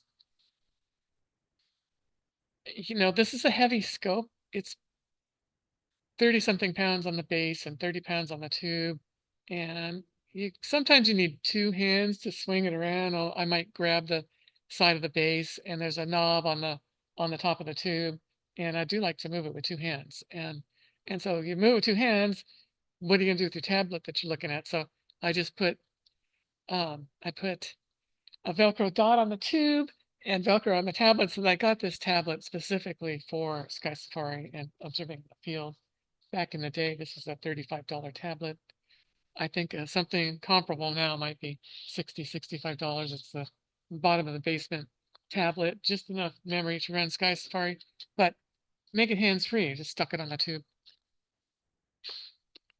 So that's a hands-free modification. Another modification to the tablet. If you know, and it has a button you can push and turn the screen red. And I look at that red screen, it's like, I can't tell the stars from the DSO. It's just the contrast goes away. I have a hard time reading the screen when it's in red mode. And like, so what I do is dim the tablet way down, but it's still leaking a lot of light. I don't like having it on the whole time. So take a quick look at it. And then what I glued, I actually found these very fine hinges and they're actually just glued onto the tablet. And I can do piece of red acrylic. So I've got red screen on, red screen off. I want the red screen. Sometimes on the DSOs, all right, I'm gonna move the scope to where it lands on my target. And sometimes I can see what that is through the red. So sometimes I want the red, sometimes I'll take it off. But this is a really fast way to do red screen on, red screen off without having to exit Sky Safari and, you know, push the control on your tablet. So I guess there's a button in Sky Safari for that, but never use that. I dim it down and I use my trick flap door. So yeah, I'm coming in on time. Pretty well. Yeah, it's 4:30. Right. I started at 4:45, I think. So I'm at 45 minutes for 45 hacks. So actually it's 37 official hacks and I didn't number a couple of them. So it's about 40 hacks, believe it or not. So here is your best kept secret in astronomy. And this one, I think actually came from my brother. He's the scope technician for the Seattle Astronomy Society. And he's a SCT guy. He likes EVOs. He has an EVO 8. He has an EVO. He had a 925. but he's in Seattle, and so he takes the Evo out and trying to run the thing, and his tablet kept wanting to connect to connections that had internet connection instead of the Evo connection. And so the tablet said, that connection's no good, don't have no internet. And there's so many Wi-Fi's going on in Seattle that he had a hard time connecting his scope to his tablet. And so he's like, well, I bought a Bluetooth unit, and he's connecting his Evo to his tablet to slew around and do that's a go-to. And so he was connecting with Bluetooth. And I told him I had the Intelliscope, and he's like, hey, why don't you try connecting that thing to a tablet with Bluetooth? I'm like, well, that's a cool idea. So I did a little research on it, and there is Sky-Fi, and there's a couple versions of there were a couple of versions of Wi-Fi connected solutions to connect a scope to a tablet. And $150, like, man, I'm gonna see if I can. I'm gonna do what my brother says, see if I can connect it with a Bluetooth. I was a smart ass. I went on I went on Amazon, and I found this a $15 Bluetooth. And I found actually what I did at first. So I did this by trial and error.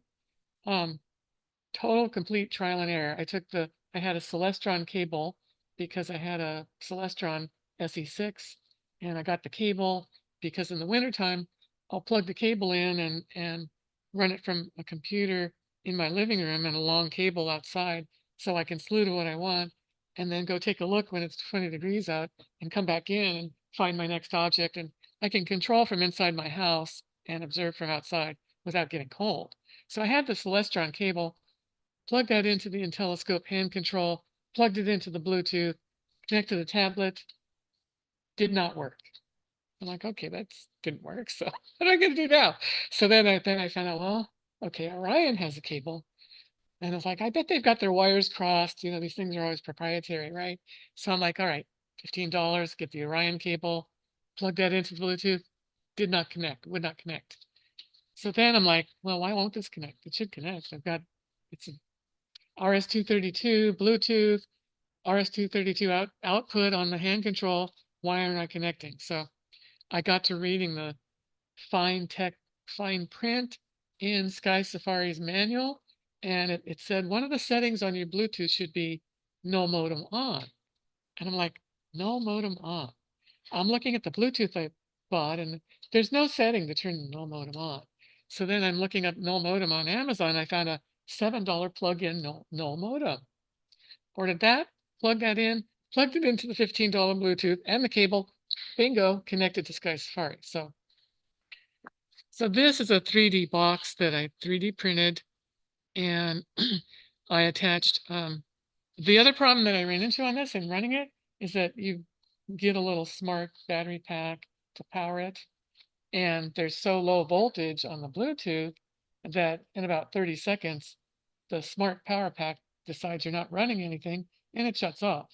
So I had to first I was using a hand warmer, and later I upgraded to a mount for a couple of, so I'm running 3 volts. It's a 5 volt Bluetooth, but it runs on 3 just fine. So I made a battery holder, and so the batteries are on the exterior, so you can change batteries quickly. I put a toggle switch. It's down on this side, you can't see it. So I made a box, attached batteries, added a toggle switch, basically built the Bluetooth connection myself because this doesn't exist in the real world, and the darn thing works. And so you end up with, so now you've got the tablet stuck to the side of your scope that you can look at hands-free, and you can watch this telescope icon. You do an alignment, you say connect and align, you point at a star and you tap the align button, you swing around to another star and you hit align, and now your telescope is aligned to Sky Safari. And as you point here at M13 and you watch your red circle here, telescope icon move over on top of M13, bingo boingo, it's right there in your scope. You don't have to use your finders. You don't have to use your laser, just look at the screen and use your setting circles, your encoder. So that's why I call it the best kept secret in astronomy. You can attach an telescope and have it Sky Safari controlled. And this hack puts it on the same level as somebody that spent $700 or $800 on Nexus encoders and a whole Nexus system.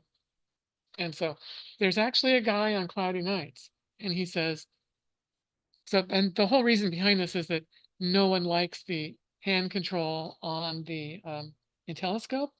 It's this little green with black letters display, and as when you do your alignment, it's kind of tells you a warp factor, which disappears. Like, what was my warp? I don't know.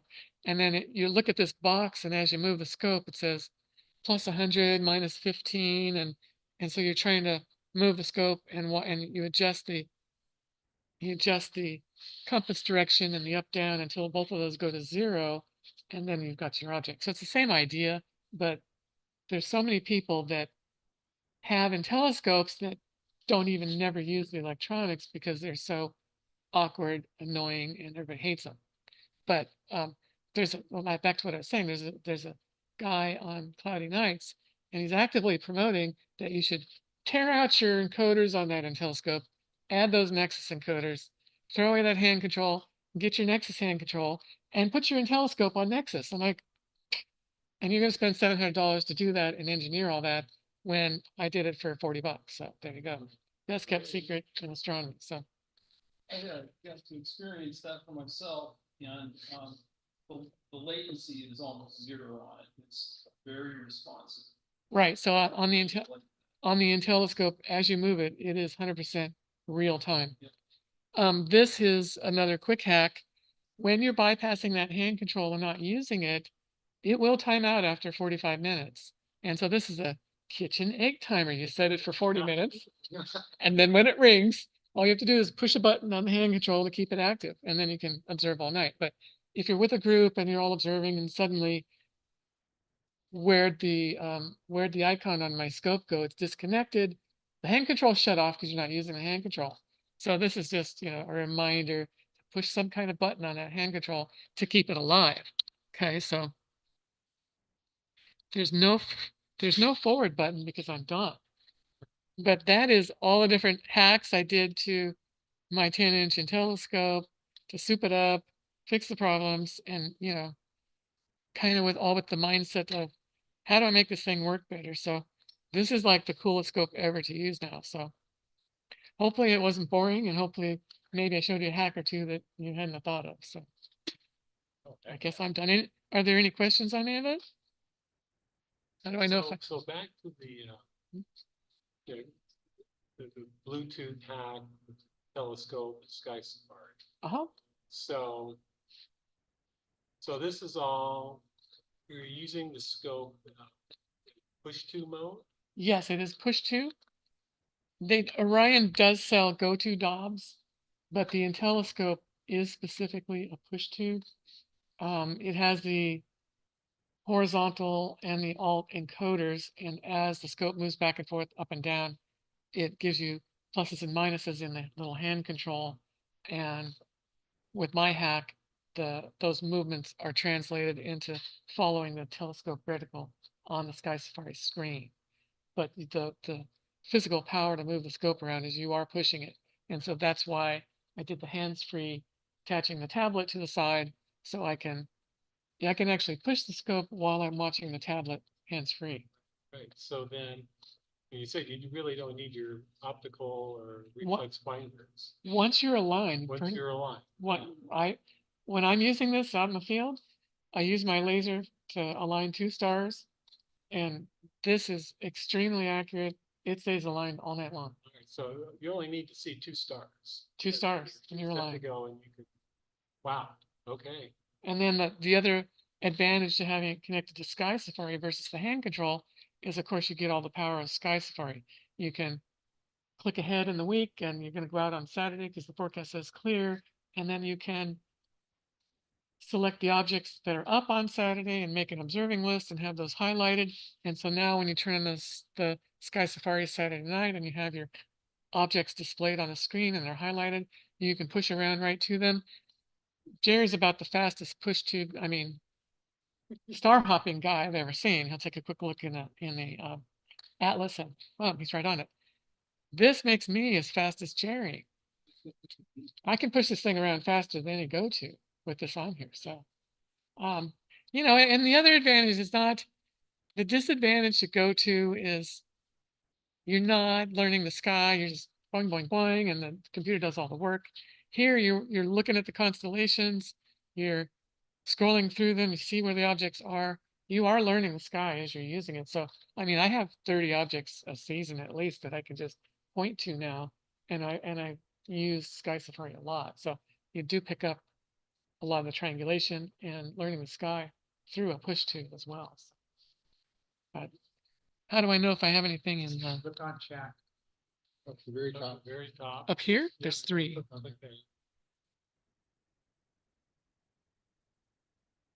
Okay, the question is, could you take the scope apart, paint the inside a darker black, or what is exactly does the flocking do? I wouldn't take it apart and do painting because the paint can flake off and get on your mirror. The flocking, it's specially made for scopes. It's like a velvety material that absorbs the light. So it has like a velvety type finish that is very light blocking. So it is a lot better than paint.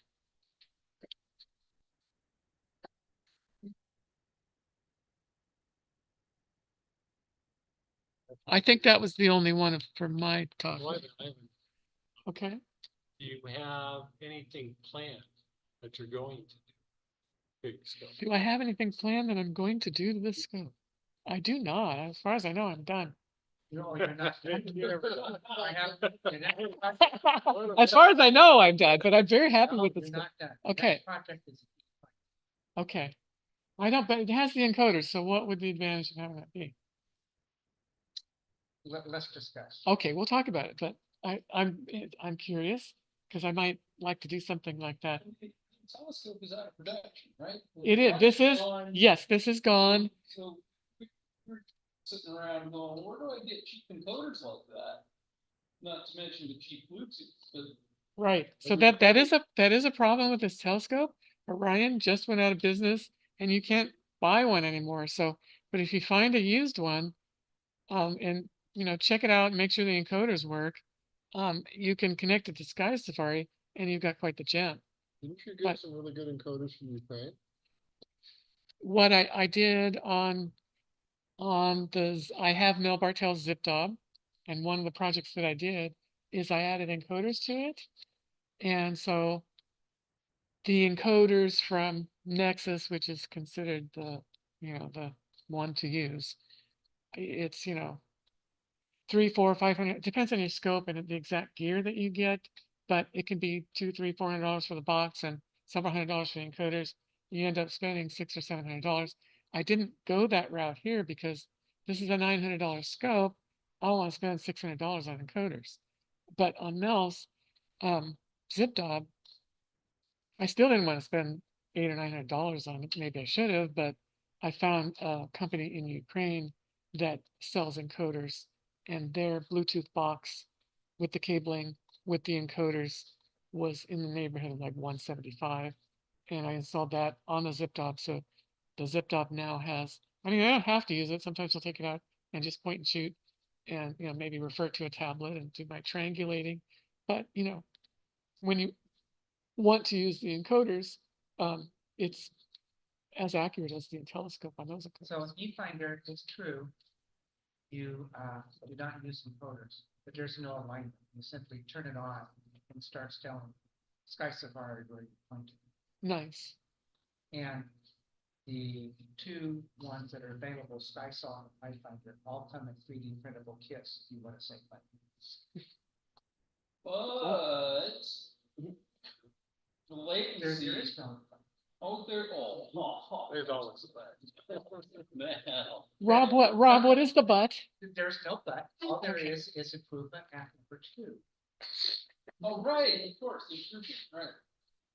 Yeah, I think what you've got on your telescope, and on your, I guess I experienced it on the zip dob. You did it. You experienced it on the zip dob, right? I had the latency was just zero. You just push it and watch the reticle move around, and it was just kicking butt over my sky saw. Yeah, no, So there. thank you. Yeah. So, but I do, that's my favorite way to observe is to use the encoders. I guess it came from my frustration at being a beginner, trying to point at things, and I was probably close and just missing it. You're not very good at it. You can be right on top of an object and not know it. So so the first thing I actually did was manual setting circles, the printed setting circle and the angle meter that I just showed. But you can print out setting circles and you put that on the bottom of your scope with a needle. And then when you look up the compass reading and the up and down reading, and get those to match. I did observing over a year using manual setting circles. And so going from that to digital setting circles was like, oh, this is just like a natural. It's what I've been doing and just spit things way up. And that's how I was able to do 500 objects in my first 3 years of observing was with the push-to system. So, okay. Thank you all.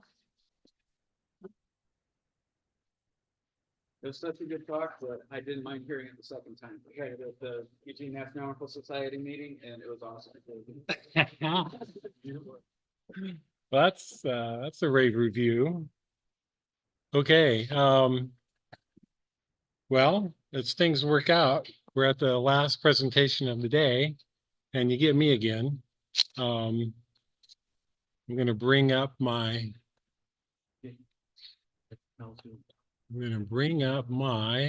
presentation. All right, and that would be in here.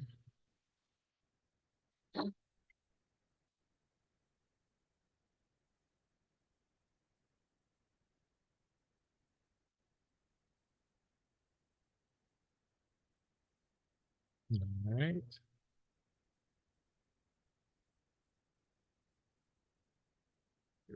Yes.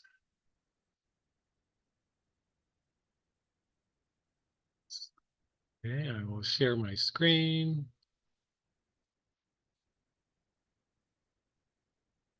Okay.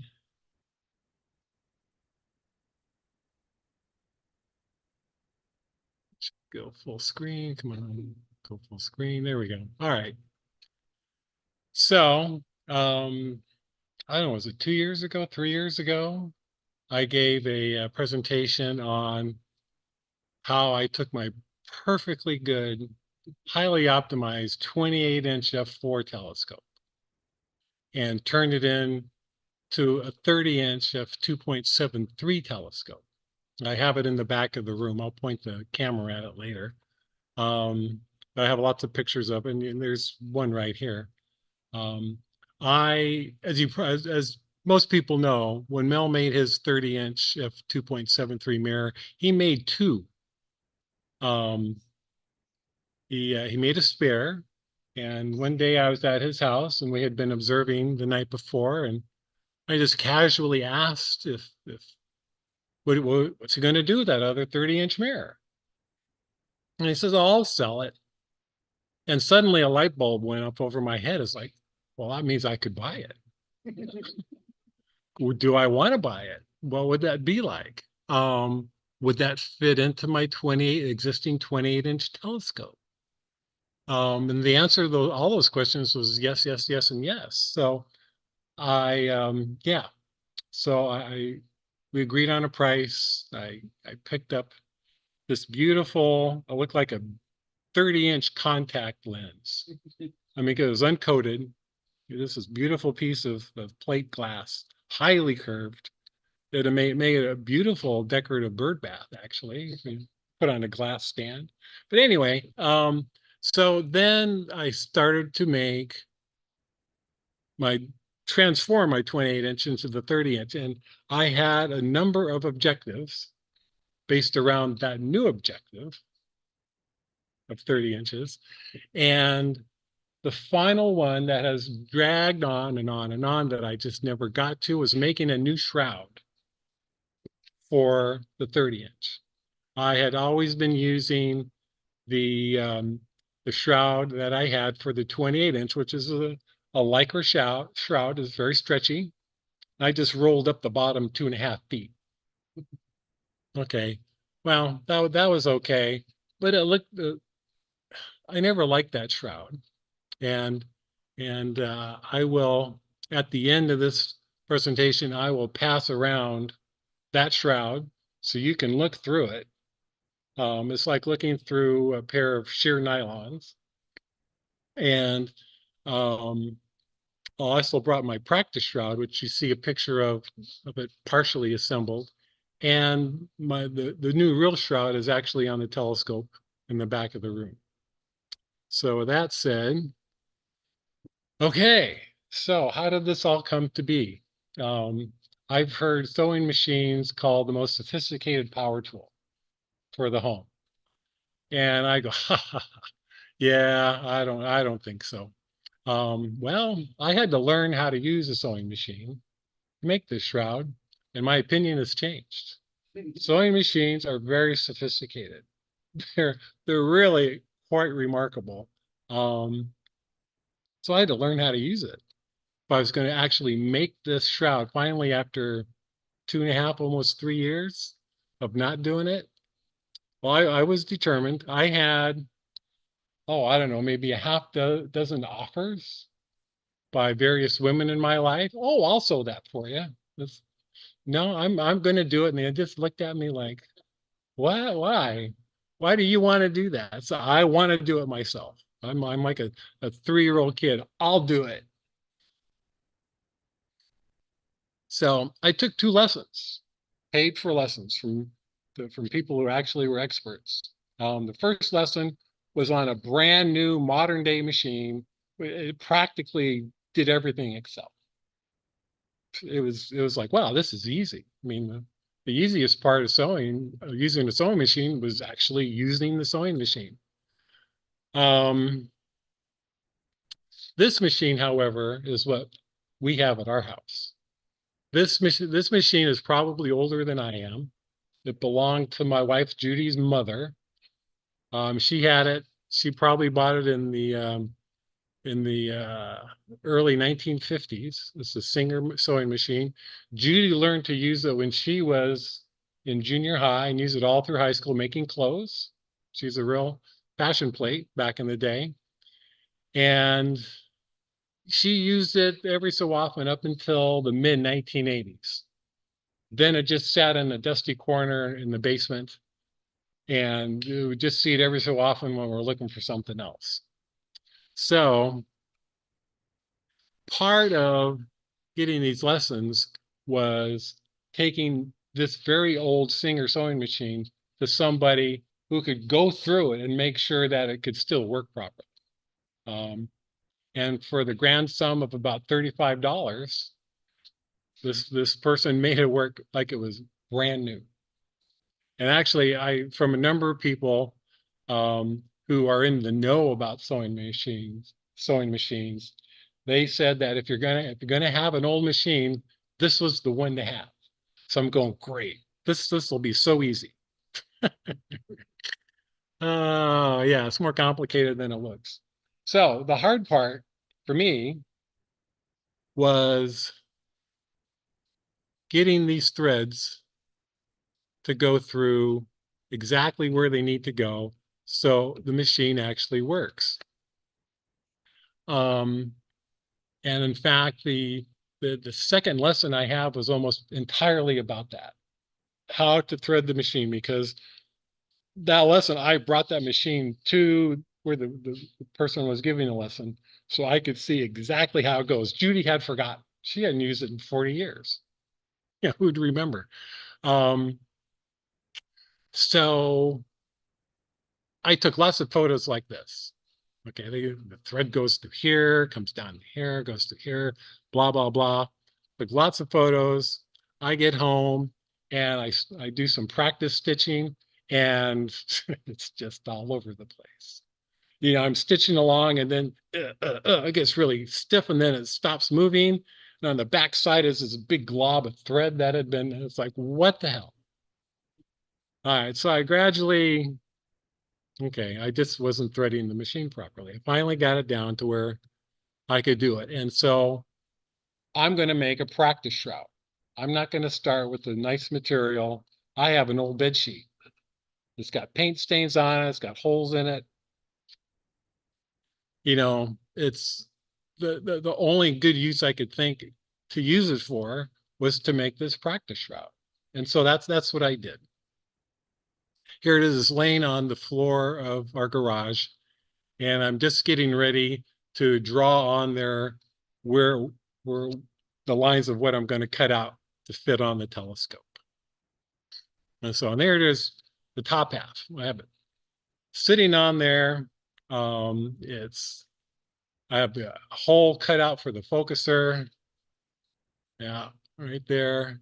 I got these little clips holding it in place on both ends. And I'm feeling pretty good about life here. Yeah, not so hard so far. There's a little close up.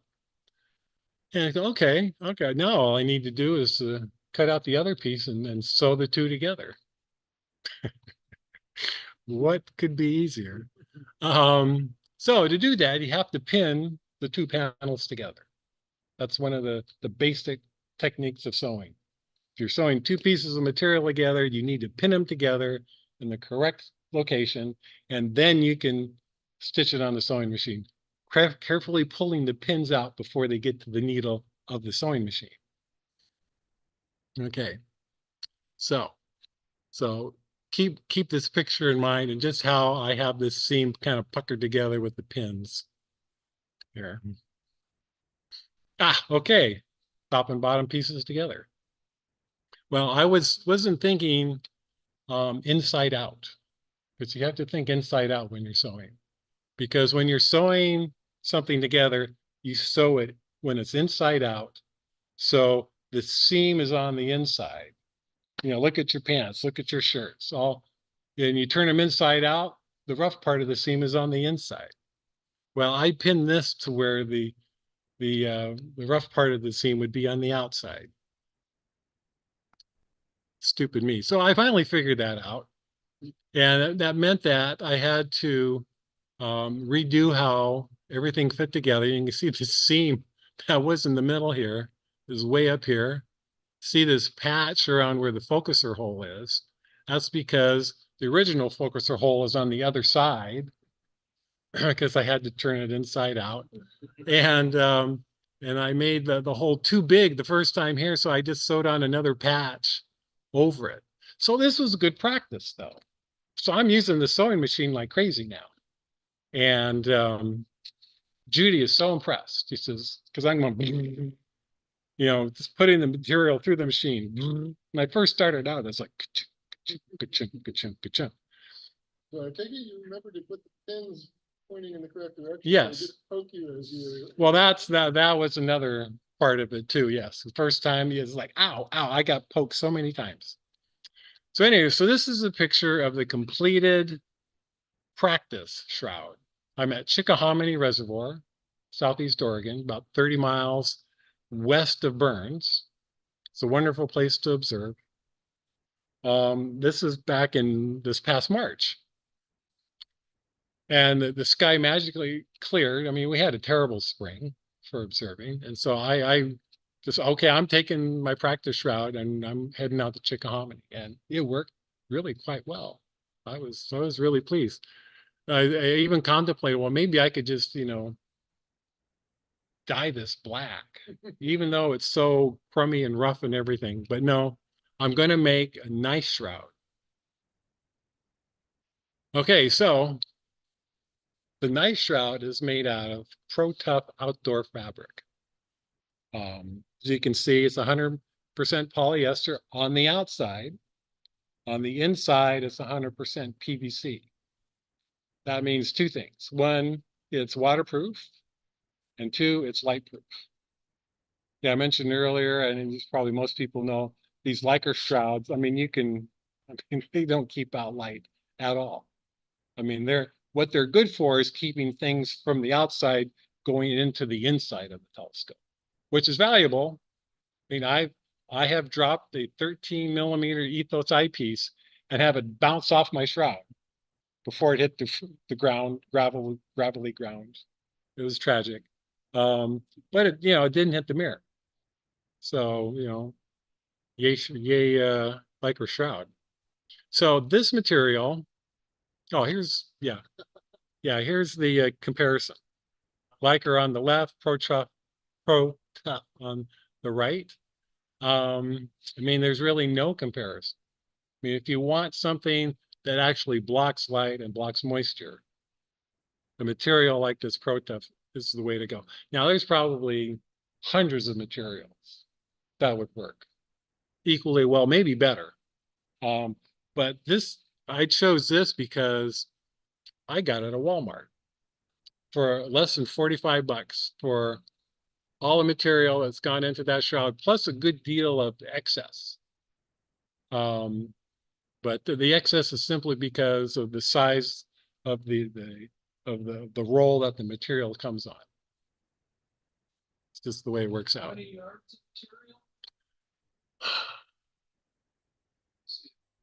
I think it's 4.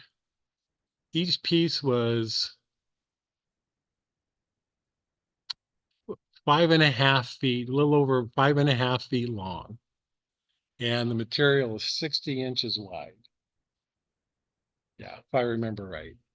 I couldn't, it's very likely I'm not remembering right, but it was the size I needed for length. Yeah. So it was a lot of material, and when they had to use 2 rolls because they finished one roll and then they had to start another one. And when they rolled it all up and they put the stickers on it and I'm carrying it to the checkout, I'm going, damn, this is heavy. This is going to completely unbalance my scope. And then I'm thinking, well, a lot of this is going to be cut away. So maybe I'll be okay. We'll see. So here I am. This is in my office at home. You can see the size of one of the pieces, but I've also cut out one piece already that you can see is a little darker black. It's kind of this trapezoidal piece. And I found the best way was to just line it up along the center where the material had been folded. And then I just drew a line around it, cut out the next piece, and I ended up cutting out 4 pieces. Because unlike the practice shroud, this material wasn't big enough where I could do it in 2 pieces. So I had to do it in 4. So no problem. It's just a little bit more sewing. Okay, and this is photographic proof. I actually did do the stitching. And it's fun, I have to say. Once I got it down, once the machine was threaded properly and things are going well, I said, Judy, come over here and take my picture. I want everyone to see this. I should have sketched it. Yeah. Damn, I didn't even think of it. Oh, well, I can go back and sketch. I'll sketch this photograph.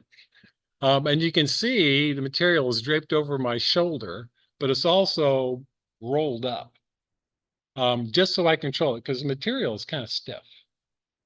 And controlling the material as it's being stitched is one of the main skills of using the sewing machine.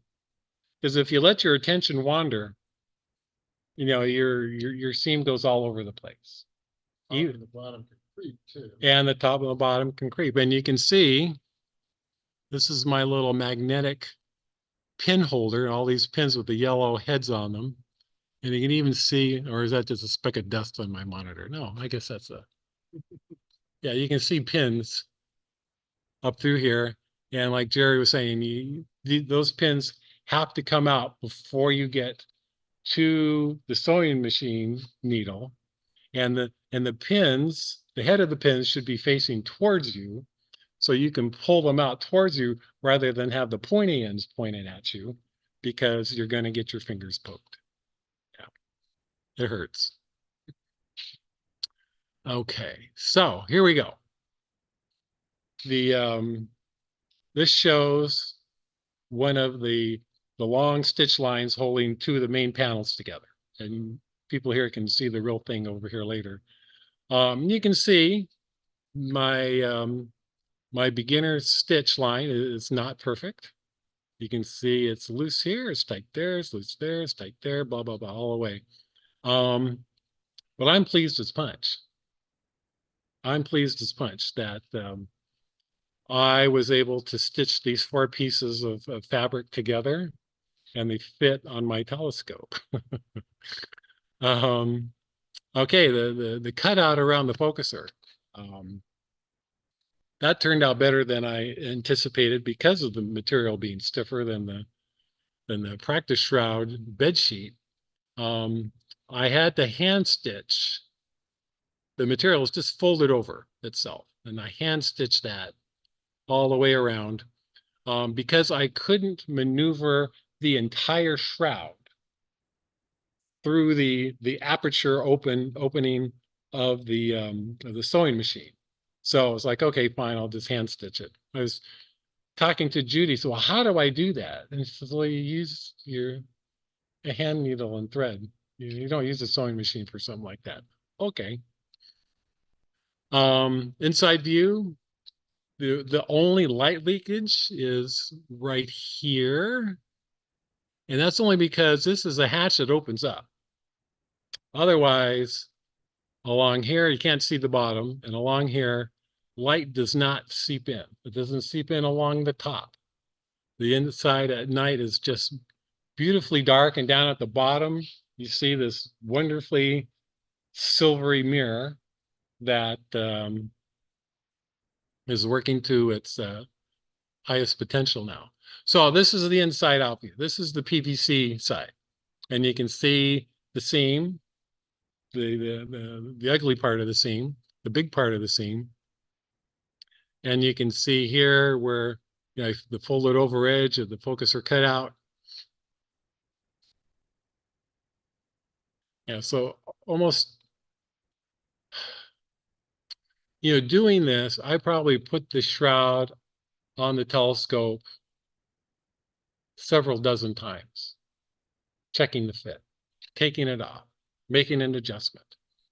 I started off intentionally making it fit loose with the idea that then I could take the original stitch line, which is like here near the cut edge, and just move it in a little bit, stitch that again to tighten it up.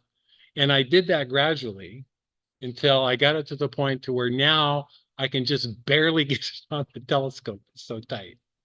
Yeah, I could have stopped at the previous one, but it worked. I was thinking inside out, and I like that. There's a drawstring at the top. I asked Judy, well, how do you do the drawstring? Do you just lay the drawstring around and then you stitch the seam and it's already done? Or do you have to stitch the seam and then kind of thread that drawstring through? So, oh yeah, you stitch the seam and then you put the drawstring in. That's the only way to do it. So I ignored her sage advice. And I stitched it in, and miraculously, I didn't stitch the drawstring to the shroud. Yeah, I was kind of surprised, but I was using the machine, and there's a foot pedal that controls the speed for those who don't know. And so, and then just one of the cultural idiosyncrasies of our age, the owner's manual of this 70-year-old sewing machine was written for the housewife of the 1950s. And it shows these line drawings of how you use a foot pedal. And there's this woman's foot in a high heel shoe. And as it turns out, the foot pedal was made to be used wearing high heel shoes. Well, I don't have any high heel shoes. And so I had to use it barefoot, which worked out because basically I just used almost just my little toe to control the speed. And but doing this seam, I was going very slowly, ka-chunk, ka-chunk, ka-chunk, ka-chunk, ka-chunk. And that's why it worked out. Okay, the bottom grommets, these roughly rectangular patches here are a synthetic leather. You know, most of the shoes we wear are made from synthetic leather, even though they look and feel very much like leather. I happen to have some from my career in the athletic shoe business. And then these metal grommets are crimped through this material, which has a lot more tensile strength than the actual Pro Tough material. Because I did some practice crimps in just the material itself, the Pro Tough, and the material stretched away from the grommet when it was under tension. So I reinforced that with these pieces of material, and that's worked out well. Okay, I've already seen that, but this shows the folded over edge better.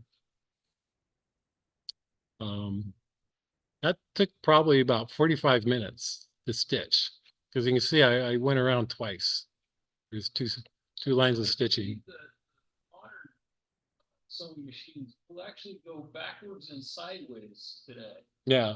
Oh, this will go backwards. This old machine will go backwards. It'll do all kinds of crazy stuff. But it's all levers you have to manage and change their positions. Levers, yeah. I didn't want to get into that. I just wanted to get some nice stitches, and doing this by hand was kind of fun. Do you have used glue? You know, I did buy some fabric glue, and I took some scrap pieces, and it wasn't even sticky. Yeah, it wasn't even sticky. I tried several different kinds, and none of them worked on this material. So it's like, okay, I'm just gonna have to stitch it. That's all right. Okay, so here we are, ready for action. This is in my backyard. And this was, I set the scope up just to take this picture for this presentation. As it turned out, the clouds were clearing, and it was quite a nice night. So I had fun observing with it from home for the first time. I had the shroud ready back in early June. And so I used it at the Golden State Star Party in Northern California. I used it out at the Death Loss place in August in lieu of the Oregon Star Party, which, as we all know, was canceled. So this works. The one thing I didn't point out, I think, that, yeah, okay. So these metal grommets clip over these short little bolts that stick out of each of the four corners, and that holds the bottom in place. And it gives the whole shroud some tension, so it doesn't sag into the pardon me, into the path of light coming through the telescope. That was an idea that, okay, most things that I make, I have one original thought, and this was it for this one, was using these metal grommets and these bolts to hold the bottom together. Originally, I was just going to do another drawstring, but you know, drawstrings really don't tighten things down that much, especially over such a large pull. So I came up with this, and yeah, I'm real happy with how that worked out. Okay, so there we are, and I think that's it. Yes. So there I am, very happy. If you look real close, I just finished setting this up, so my has some stomach sweat on my shirt. But so finally, all the objectives I had when I set out to transform my old 28-inch into the 30-inch have been met. Now, does that mean I'm finished? Hell no. I'm sorry that Mel is not here, because I had an idea I wanted to bounce off of him. But yeah, I'll just throw it out into the universe anyway. Oh yes, Rob. How many seams did you remove? Over seams. Yeah, there's a special tool. Yeah. The seam ripper. Yeah. I think I didn't remove complete seams. but I use that tool probably a dozen times to remove partial seams. Yeah, that's real handy. What words did you use as you were ripping the seam? Well, you know, a long time ago, I got into playing golf. And that's where I really learned to swear, but I was getting disgusted with myself. So I said, okay, I just, you know, this is not enjoyable. So I just said, okay, instead of swearing, I'm just going to say, God bless us everyone, instead of swearing. So I said that a lot, you know, especially when I'm poking my fingers with those pins or small sabers, I should say. So did you base this design on other shrouds that you'd seen, or did you more or less just make this up on the fly? Well, it was, I don't know that I made it up. I just made it to fit the existing telescope. So, you know, I'd been thinking about it for a couple of years and how it would go. So, you know, once I got started on the practice shroud, I had a good idea of where I wanted to end up. What I hadn't figured out was, you know, the grommets here at the bottom. Like I mentioned, I was thinking drawstrings at the top and the bottom. Drawstring at the top works fine. But I really wanted to make sure the bottom was as light tight as it could be. Because, you know, any light coming through the bottom just comes right up. The drawstring at the bottom just wouldn't have worked without something to grab onto.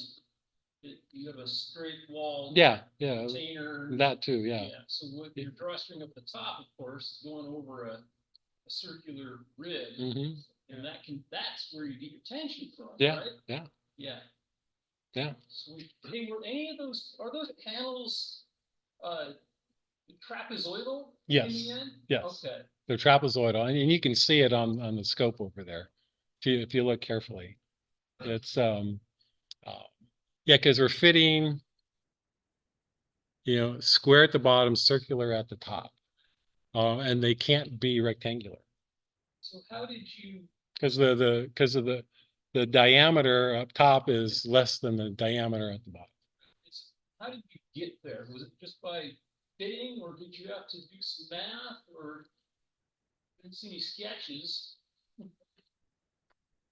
I'll show you what I did. Okay. You can see some faint lines that I drew along here, along the seam with a Sharpie. And those were lines that I drew by guesswork. The lines that remained were too far out. There were lines interior to those that I ended up stitching along. So it was all a matter of starting too large and gradually getting it to fit tighter. Wow. Yeah. So you iterated the angles on that trapezoid. Now the angle stayed the same. It's just that the interior seams just became, I would stitch interior to the last seam. Yeah. So the overall shroud would have less volume. What's baffling me is how you get the angle in the first place. Okay. Well, I just, you know, took the circumference of the top of the cage and divided by 4. So there's just four points, equal distance. And, you know, the corners down here, these are 36 inches apart. So. I see. Yeah. So you did do some math. Simple. Well, yeah, I guess you can call that math. But you can see, I mean, I had the seam come down below the corner here because, I mean, these seams aren't completely watertight. I didn't want to have a seam up here where it could, little water drops could fall down onto the mirror. How did the weight come out compared to the original material? It didn't affect the balance of the scope at all. Yeah, so. How much does it weigh? You know, I haven't actually weighed it, but it's probably a third the weight of the whole bunch that I bought at Walmart. Yeah. So one thing that we didn't see on Melscope, I think, is that he's made sort of a rigid shroud for his 16-inch. Yeah. You saw that, so. Oh, yeah. I'm kind of curious, is that something that you considered, and why was that in the mix of deciding whether to do a If fabric this shroud was a 16-inch scope, yeah, I think I would. But you know, solid panels would be huge for this size of scope. So, and you know, the fabric shroud, it just folds up. Put it in the van and go. Yeah, it's just more user friendly. Have you noticed any performance improvement relative to thermal stability and keeping the mirror in its proper shape? No, Okay. So Not the yet. previous Shroud did that job. no. Oh, No, none of the shrouds, none of my 3 shrouds have had any impact. And I'm really surprised that this new one has not. I really thought it would keep more warmth around the bottom, around the front surface of the mirror. And maybe it has, but it's not enough to make a difference in the apparent figure of the mirror. Yeah. I think I mentioned to you an idea of just doing away with fans altogether.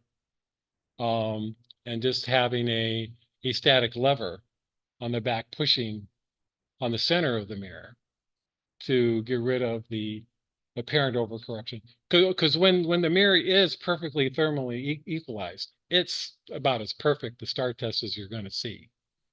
I can't believe that. Sometimes I can't believe that Mel sold that to me less than $1 million. But anyway, yeah. So that's something to be explored. We'll see. Okay, let's see this question. Beautiful job. Well, thank you, Alan.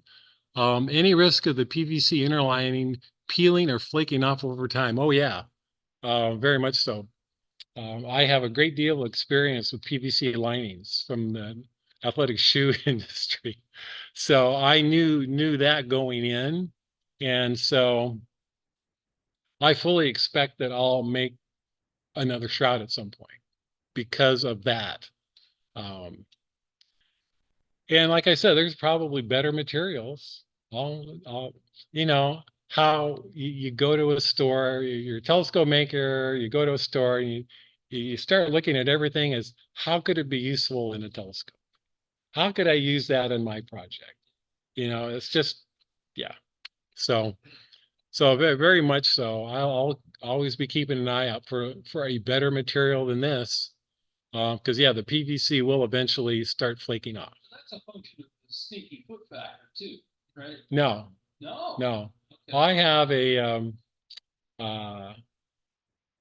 have in my office the original Nike Pegasus shoe that I developed in 1982. And it has a PVC lining around the heel. A PVC lining on a fabric. And it has never been worn. It has just been sitting on the shelf and it is just flaking to pieces. Yeah, and in use, it would just rub off. But it rubbed off at about the same rate as the rest of the shoe wore out. So, you know. Why did you put the PVC on the inside? Because it looks like the fabric would be more light.